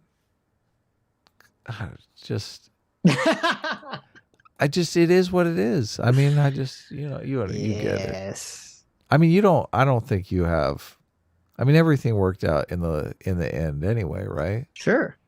That's Adam luck right there. It's better to be There you lucky than well informed or smart or anything. I'm telling you, luck is where it's at. Look at Kanye. Look, is it better to be lucky or smart? Lucky. Lucky. Yeah. There you go. That's true. So I'm going to end the poll. The poll with 785 votes. Wow. 70% say yes, keep having Doomer on, and 30% say no. Well, that's pretty good. So there you go. I wish it was like 90-10, just because it's like, obviously you want to have guests on that people mostly like, but. Well, we would never ask a poll question to be 90-10 because then there'd be no point asking the poll question because it wouldn't be controversial. Yeah, you're right. That's a good point. Like, should we agree with Sean that burning witches is good? Maybe that should be the next poll question. Yeah, of course. Oh my God, our next super chatter. I cannot believe it. Holy crap. It's Gay Ben. Oh, really? It's Gay Ben. It's not Gay Ben's Mirror Universe twin. Gay Ben says, I'm still very gay for $2. Is this did not Gay Ben change his channel name and is coming out of the closet here? I don't know. No, I think this is not Gay Ben's mirror twin. I don't think it's the same account. I don't know.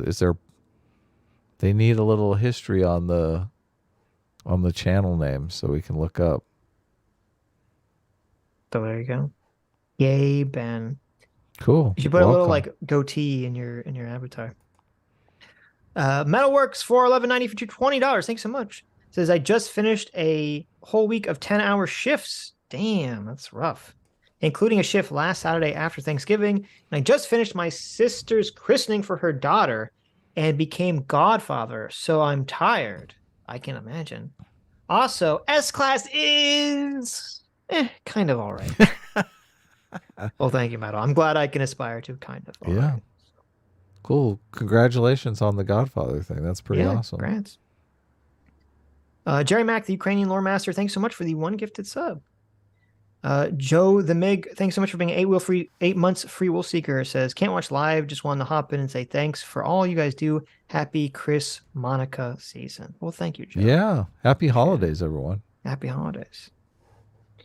PC for $10 says great debate and moderation. Sitch and Adam part 1 was fun to watch, but this was a much better conversation. Might have missed this, but any thoughts on Lex interviews with Bench Bureau or Destiny? We talked. I only saw a little piece of Destiny's interview with Lex Friedman, and we talked about it briefly. I want to watch his Ben Shapiro interview. I heard that interesting things happen in it, but I haven't actually seen. I feel like I watched most of that and don't really remember any of it. Oh, I so think it was nothing interesting pretty happened. non-eventful. Yeah. Really? Yeah. Chat, did anything interesting happen in the Lex Friedman, Ben Shapiro? Yeah. What am I conversation? forgetting? Because I haven't watched it all. I No, do look, feel there's like- not Gay Ben in the chat too. And I didn't watch any of Not Gay Ben is Destiny's. mad. He's like, where is he? Oh, look at that. There you go. I didn't watch any of Destiny's Lex Freeman talk, which, I mean, I mean, I only watched a little bit. I only watched the part we talked about it briefly. We talked. He asked Destiny about his, open marriage and stuff. oh yeah, I did see clips of that, which were kind of cringe. But Destiny and I are cool.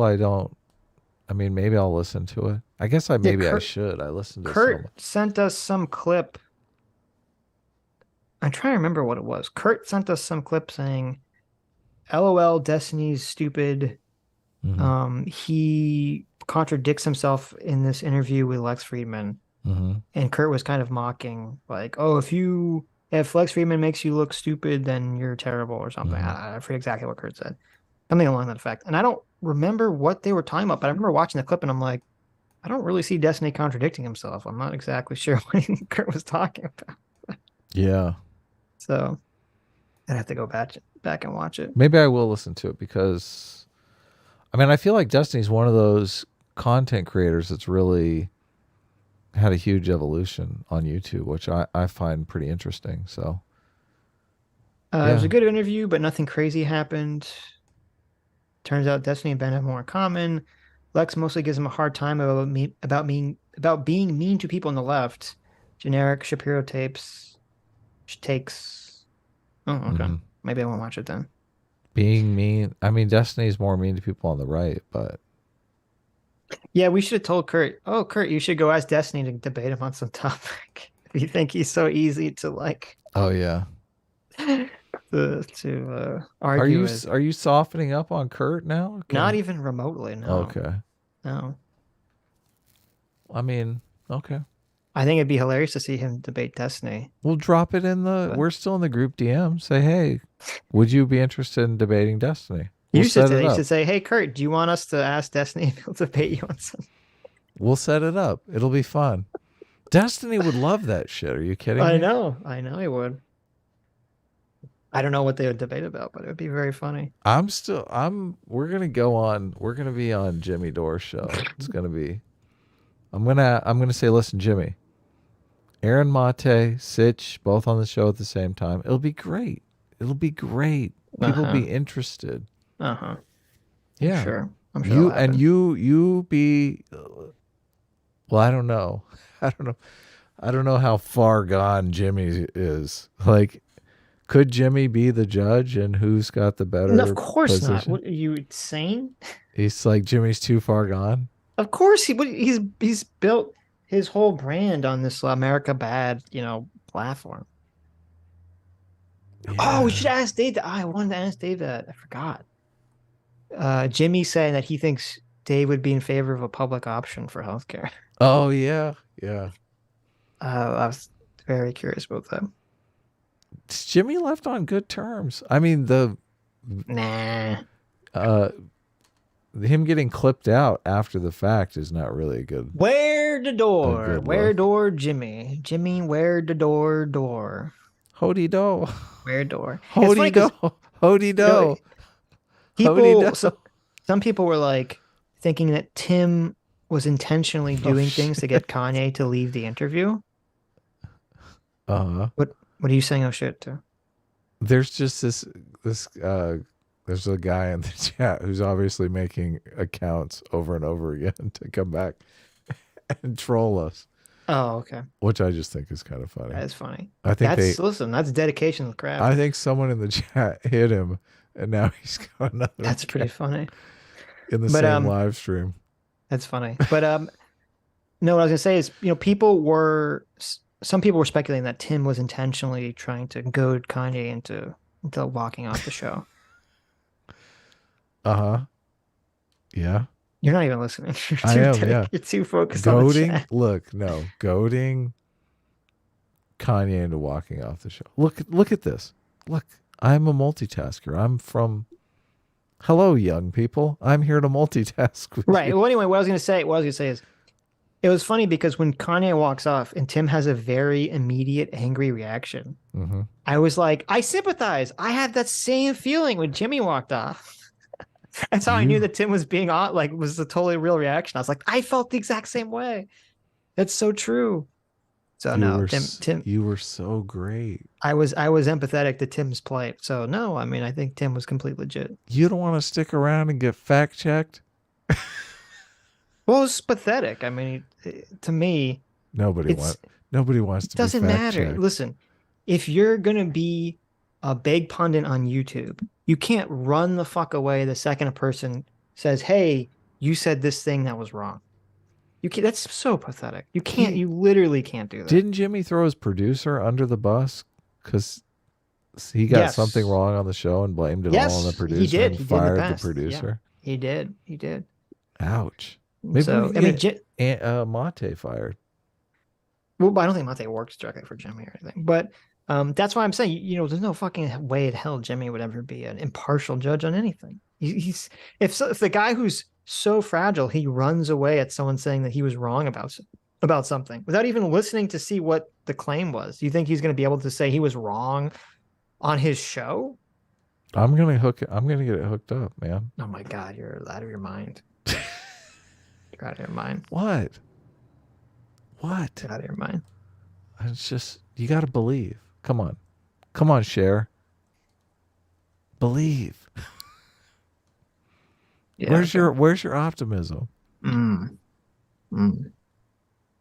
Michael Gallup, thanks so much for being fools here for 4 months, says, Sitch, Zuckerberg, quote, FBI told me there was about to be a Russian propaganda dump, so be vigilant. Then the laptop hips, they're not dumb. They're not going to say something specific. Well, here's the problem with that argument. First of all, Zuckerberg never gave out a timeline. He spoke in very vague generalities about saying, they said that they expected there to be disinformation around the election, which that's not an outlandish thing for someone to anticipate, that there's going to be foreign government disinformation around the time of the election. That's probably the safest bet anyone can make. And then on top of that, why wouldn't they specifically tell them to clamp down on the laptop? Why would they not do that? Matt Taibbi had some tweets that supposedly were some government actor asking for specific tweets to be taken down. Mm-hmm. And I believe Facebook has said there is evidence, and Facebook has admitted that with regards to a lot of COVID stuff, the government specifically asked them to take down COVID things. Why would they not ask them to specifically take down this Russian laptop thing? Why with other things they're very direct with, but with the Hunter Biden laptop, they're suddenly like doing some sort of, vague mafia. Hey, Twitter or Facebook, if you know it's good for you, you'll get rid of this thing. Like, that doesn't make any sense to me. It's not like they expected this information to be leaked out publicly. Yeah, what are you gonna do? I don't really buy that argument, but sure you don't. What? Look, I'm just here to troll, okay? I'm having fun. I know you are. Got to get to talk for half the show, so that's true. I wanted to make some jokes. You did very good. You made a couple jokes that were solid. You did too. You were you used one word that I thought, oh, that's gonna get him. What was that? I used something about like a fanciful narrative. What did you say? Oh. What was the word you used? It was so whimsical. Perfect. A whimsical. Yes. He said it like 3 times after you said it. I was like, I know. Good. Did you plan that whimsical word? That's a good. I mean, I not the way that you're thinking. The whimsical. I should have. Yes. I was like, as soon as you said it, I was like, oh no. There are just certain words that can trigger people. Whimsical is a great word. Never say whimsical in a debate. No, whimsical is great because it's like it's like a way of saying something is ridiculous, but I it know. doesn't have the same bite as saying like ridiculous. Oh, it's worse. What do you call? No, What are you it's but talking about? You not just really. called me whimsical, bitch. I think it's less. I think it's less. It's more like whimsical has kind of like a playful connotation to it. It's whimsical. It's filled with whimsy. Yeah, your whole position is like a fairy tale. Adam, your position about voting, It's kids voting, is whimsical. whimsical. Okay. I mean, that is whimsical. I mean, I'm not gonna lie. So, yeah. Obviously. Well, now I'm glad. Now we know how to trigger you. If I ever want to trigger you, I'll say that you're being whimsical. Whimsical is great. No, I should write it down on a post-it, man. There you go. Whimsical. Whimsical. Whimsical. Master 2 for 736 says, congratulations on the most chill, productive debate. Thank you. It was great to listen to. On a side note, Adam, you should play the game Deus Ex Human Revolution, as the protagonist strongly resembles you, and I think you would enjoy it. That Yeah, is I true. think people keep posting screenshots to me on Twitter. So They do, yes. Lots of people have made those screenshots. that's cool. You should sue them for taking your likeness. I will. Okay, that's Big good. lawsuit coming. It's going to be great. I just turned on Discord. I see Doomer says, what is this slander? And it's the, do you hate Doomer? Do you like to hate Doomer, Paul? Oh, really? Hilarious. Nice. I should turn on Discord more often. Yeah, I should turn it on before the stream because sometimes people Discord me to come on and I don't see it. So there's like a whole paragraph. There's like 6 paragraphs from Dev. Yeah. Yeah. What's that all about? I don't know. I can't read that on stream, Jeff. Got to wait for after the stream for that. Yes. Have my computer read it. I guess I could have my computer read it now, but then everyone would hear it. Everyone would hear it. Be like, be leaking the DMs. Yeah, can't do that. Solo for $2 says, Dave, thoughts on Yay? Also, from now on, a boisterous disruption of civil discourse from an outside source that's not quite a coup shall be known as a Kurt. That's good. Oh, that's great. I should have read that. A Kurt. When I was here. So, Dave, do you have any evidence that the U.S. Kurt Metzgered Ukraine? I like that. Did the U.S. Kurt Metzger Ukraine? Just let's jump to the end. Let's jump to the end. Where does this go? What happens? Exactly. What's going on? Let's get to the end of this. I mean, I don't know what Dave's exact thoughts on Kanye are. I mean, Dave is Jewish, I believe. Someone in the beginning of the stream was making very anti-Semitic comments towards him, so I blocked it. Yeah. I don't know why they were doing that. They're like, there's some kind of hate follower for Dave or something, because I'd never seen their name before.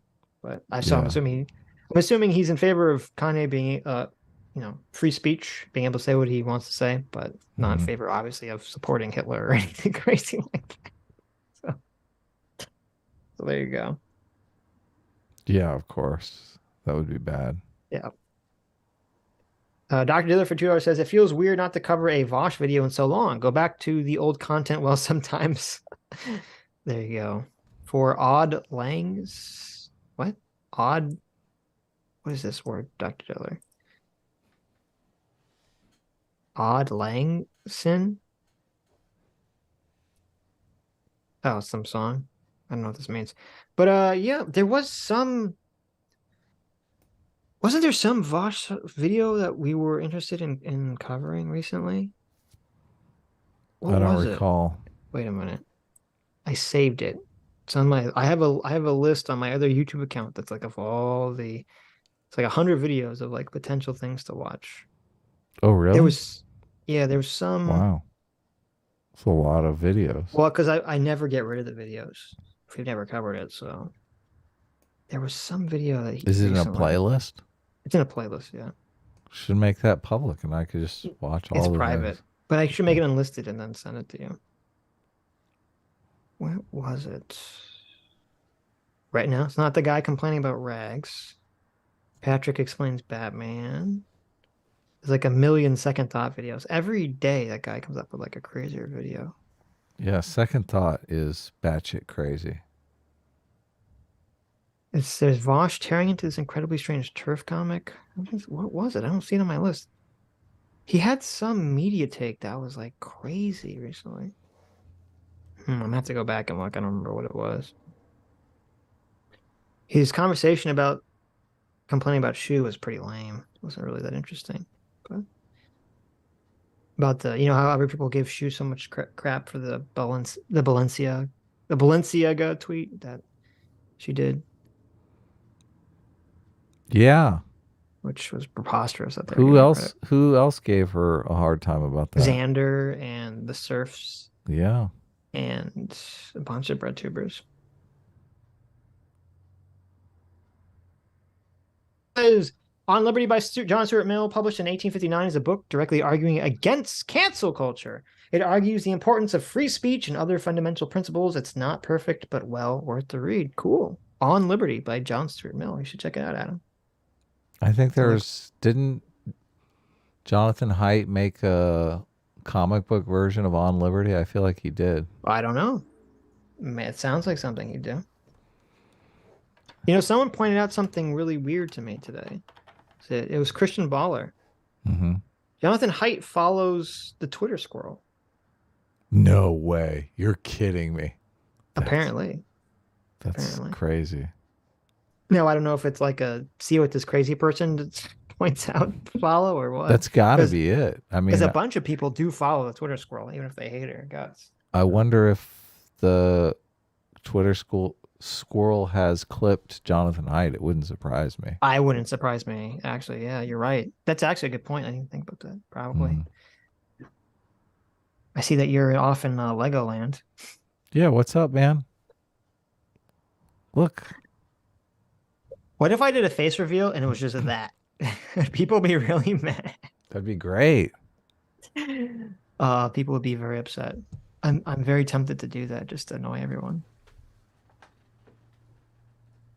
There's nothing you can do to make the resolution better. Oh man. The Lego resolution. The Lego resolution, yes. It looks cool though. I like it. It does look cool. Yeah. Dr. Diddler for $2. And I read that one. Sodos for $2 says, you guys almost had me. Then you said that men are corruptible and therefore we should appoint corruptible men to oversee other corruptible men. If you could at least admit government is a necessary evil, then you'd get me on board. Well, wait a minute. I mean, obviously that's my position. Government is a necessary evil. Yes. I don't disagree with that. Yeah, of course. What do you mean? It's not just the question of like corruptible men need to be in charge of corrupt men. You need to have systems and institutions that put in place rules and mechanisms that force people to follow those rules and institutions. Yeah. Now, obviously, if everyone's hyper corrupt, then they're not going to follow those rules. But part of at least the benefit and the miracle of America is that our founding fathers created a bunch of rules and institutions that people did follow, so that even if corrupt people kind of enter into these fields, there's still so much social pressure that kind of forces them to conform to a large extent, not always, but to a large extent, a lot of these institutions, principles, and ideas. So they talk about this in The Narrow Corridor to Liberty, where they call it the Red Queen effect, that the power of society has to balance the power of the government. And if you have a super powerful government and a super weak society, obviously you're in danger of the government becoming despotic. But it's reversed as well.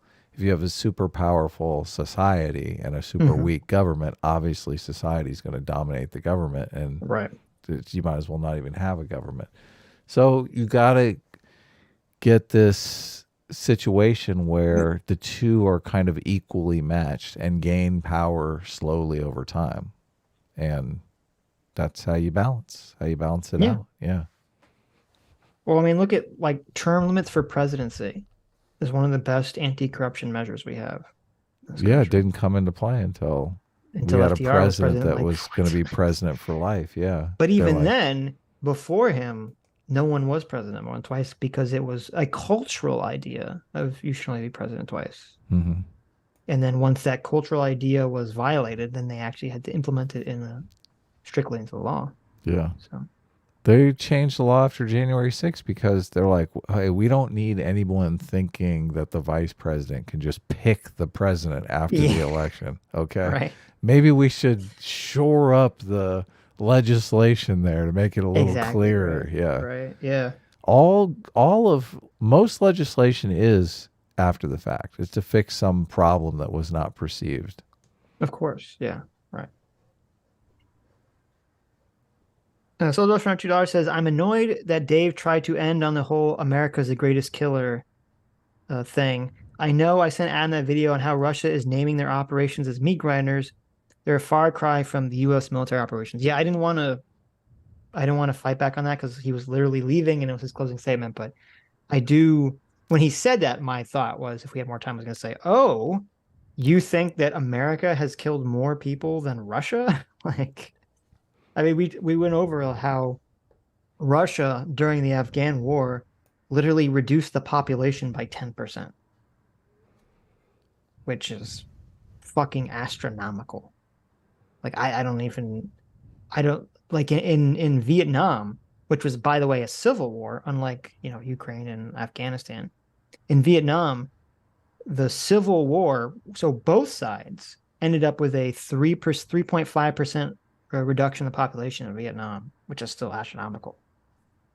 Russia killed 10% of the population in Afghanistan and destroyed half of all of their villages and cities. And then you look at what, I mean, this is what to me is just such a preposterous thing. Look at what Russia's doing to Ukraine right now. When has America done that in modern history? Yeah. When has America ever just been like, we're going to just sit here and we're just going to blow up every fucking city that we possibly can in your country? What was shock and awe? That was that was for 1 week. They're like, we're going to drop a bunch of bombs on the Capitol. And that was it. But didn't that kill a bunch of people? Was it. I'm sure they did kill a bunch of people. But I'm saying U.S. dropped a bunch of bombs for a week in Iraq. And then they went in and then they did normal limited military operations where they were fighting insurgencies. In Iraq, America didn't just sit back in a different country and just say, we're just going to send missile after missile after missile at every single fucking major city that you have. That never, when has America done that? Shock and awe. Okay, I don't know why we're going in circles here. I don't know if you're just trolling me or something. But Baghdad, shock and awe. yeah. The whole idea behind shock and awe, it's so revolting. Yeah, but you understand the difference between saying, oh, we're going to do this for a week versus we've been doing this for an entire year. No, first of all, yes, obviously there's a giant difference. I'm astounded that America even did shock and awe. It's like, yeah, but that's the difference, that we're like, oh, I can't believe America did this for a week. This is disgusting. yeah, or at all. Russia's doing this for a year almost now. And you have Americans that are saying, we caused it. Right. I mean, I'm not blaming Russia for our shock and awe. Yeah, no, obviously. We were just fucking this so. And then right now, so look evil. at how disgusting Russia's being. They're intentionally attacking civilian power plants so that the people freeze and lose power during the winter. Yeah, they're trying to drive the civilians out of the country so that they can move in. They're like, we want this. We want Russians living here. We don't want civilians living here. It's terrible. I don't know how anyone, unless they're ignorant of modern American military policies, could compare an American military operation to a Russian military operation. There's no fucking comparison. And that's even reflected in the fact that Russia obviously doesn't give a shit about its own soldiers, its own troops. Why would Russia care about the enemy combatants if they don't care about their own soldiers? Yeah. It makes no sense. I mean, they've the losses that Russia's lost almost 90, 80 to 100,000 people in in 9 months, 10 months to what? How many Americans were lost in Iraq? These Russian soldiers, I was listening to a thing and they were saying some of them have had literally 3 days of training before being shipped Right. off into Ukraine. Yeah. No, it's insane. Can you imagine? Like, I can't imagine. Like, I've never had any sort of military training. I can't imagine, like, oh, yeah, you're going to learn it all in 3 days here. Yeah. No, it's like, remember when there was like this big deal in America where there was some troops in Iraq who, they couldn't get body armor Yes. Yeah, totally. and they couldn't get like toiletries and stuff. Yeah. And this was like, oh, people were like, this is a big deal that, our troops can't get this. Okay. Compare that to like Russia. We're going to train you for 3 days and then we're going to throw you on the front lines to die, essentially. Yeah. You're not going to have gas. You're not going to have military equipment. It's just going to be this huge clusterfuck. Russian soldiers are basically all on the verge of like, well, we have to look, between, fighting Ukrainians and, getting blown up by them, or, none of us want to be here and we want to run away. And then we're going to get killed by, some Russian commander guy. This is why they mutiny. Yeah. It's just like, They're like, screw that. When in the Iraq War, did the Americans go into a town and tie up, hundreds of people and then just start executing random civilians and then left their bodies in the streets? When did that happen in the Iraq War? I mean, maybe I missed when that happened, but I think they fired into a crowd one time because it was there was shit was going down. They killed, I think, 20 people. And then the people got super pissed and strung up. Right. I think 3 American contractors and right. But yeah, that was a huge that was that when that one band of soldiers went off and then did their revenge killings, which was horrific. It was like this big controversy. When Russia, has an entire town basically at its thumb and they just start murdering random people indiscriminately in the town. It's like, well, no, whatever. They found mass graves of like 200 people and shit. Yeah, they found mass graves. There's people lying on the street, all of whom tied up and executed for no reason. This is why Zelensky's like, I mean, it's difficult to negotiate when you've got 200 dead citizens. Yeah. Yeah. I know. The comparisons are just, it boggles my mind, really. EcoShadox for $2 says, Adam has great taste in media. Y'all need to lay off him. He compared Ye's situation to Being There, starring Peter Sellers. Fantastic comedy. You should all check it out. I love that movie. Yeah. Being There is exactly like the Kanye story. Right. You got Energy Clark for $2 says, remember when Dialogue Always argued that it's problematic that Black people don't have one of every industry and thus can't independently determine the well-being of the group? It sounded kind of racist. Mm-hmm. I don't remember that, but if he said that, that is kind of racist. And I'm not surprised. Maybe. He's going to come on again sooner or later. Yes. Vosh. Yes. That's right. It's the Vosh for $2. Mm-hmm. Says, I'm in the bathtub. Scrub-a-dub-dub. Scrub-a-dub on my downstairs. I threw up in my mouth. Should I swallow it? Press 1.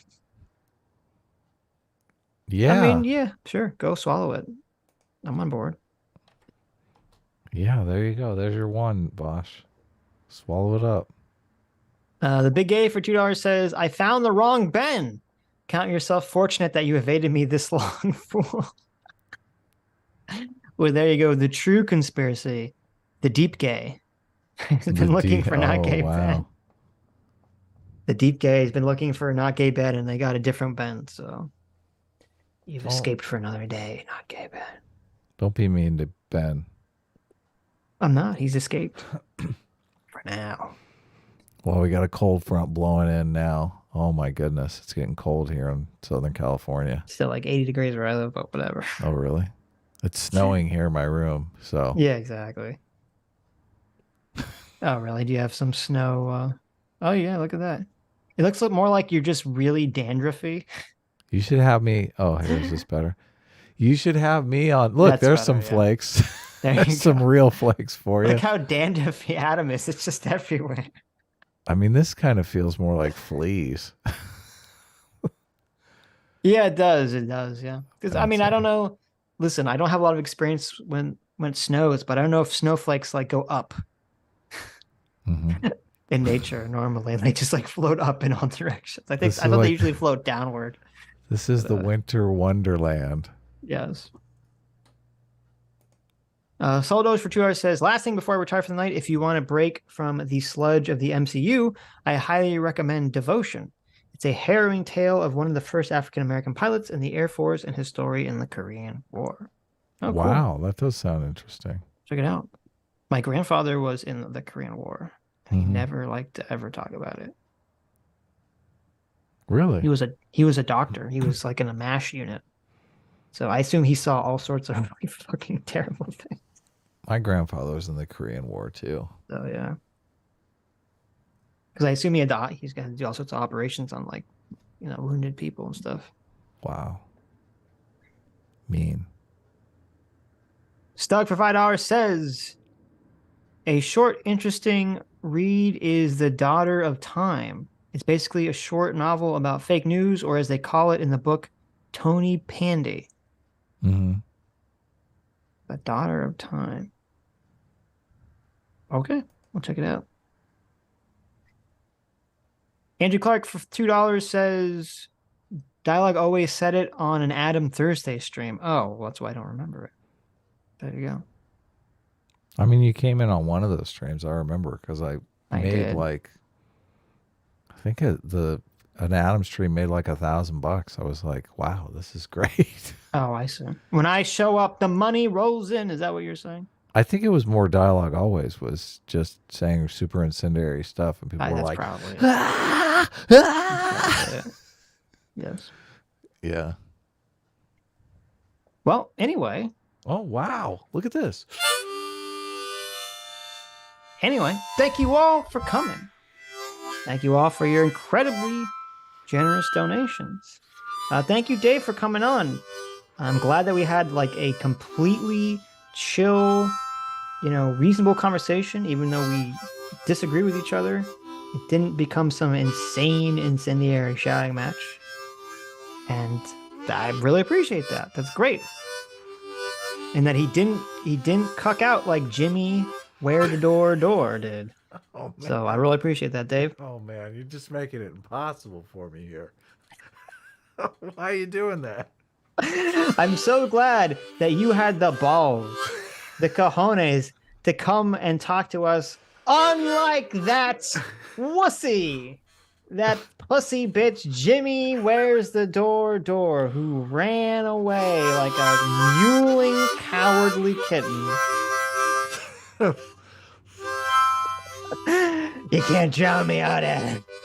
You can't drown out the truth.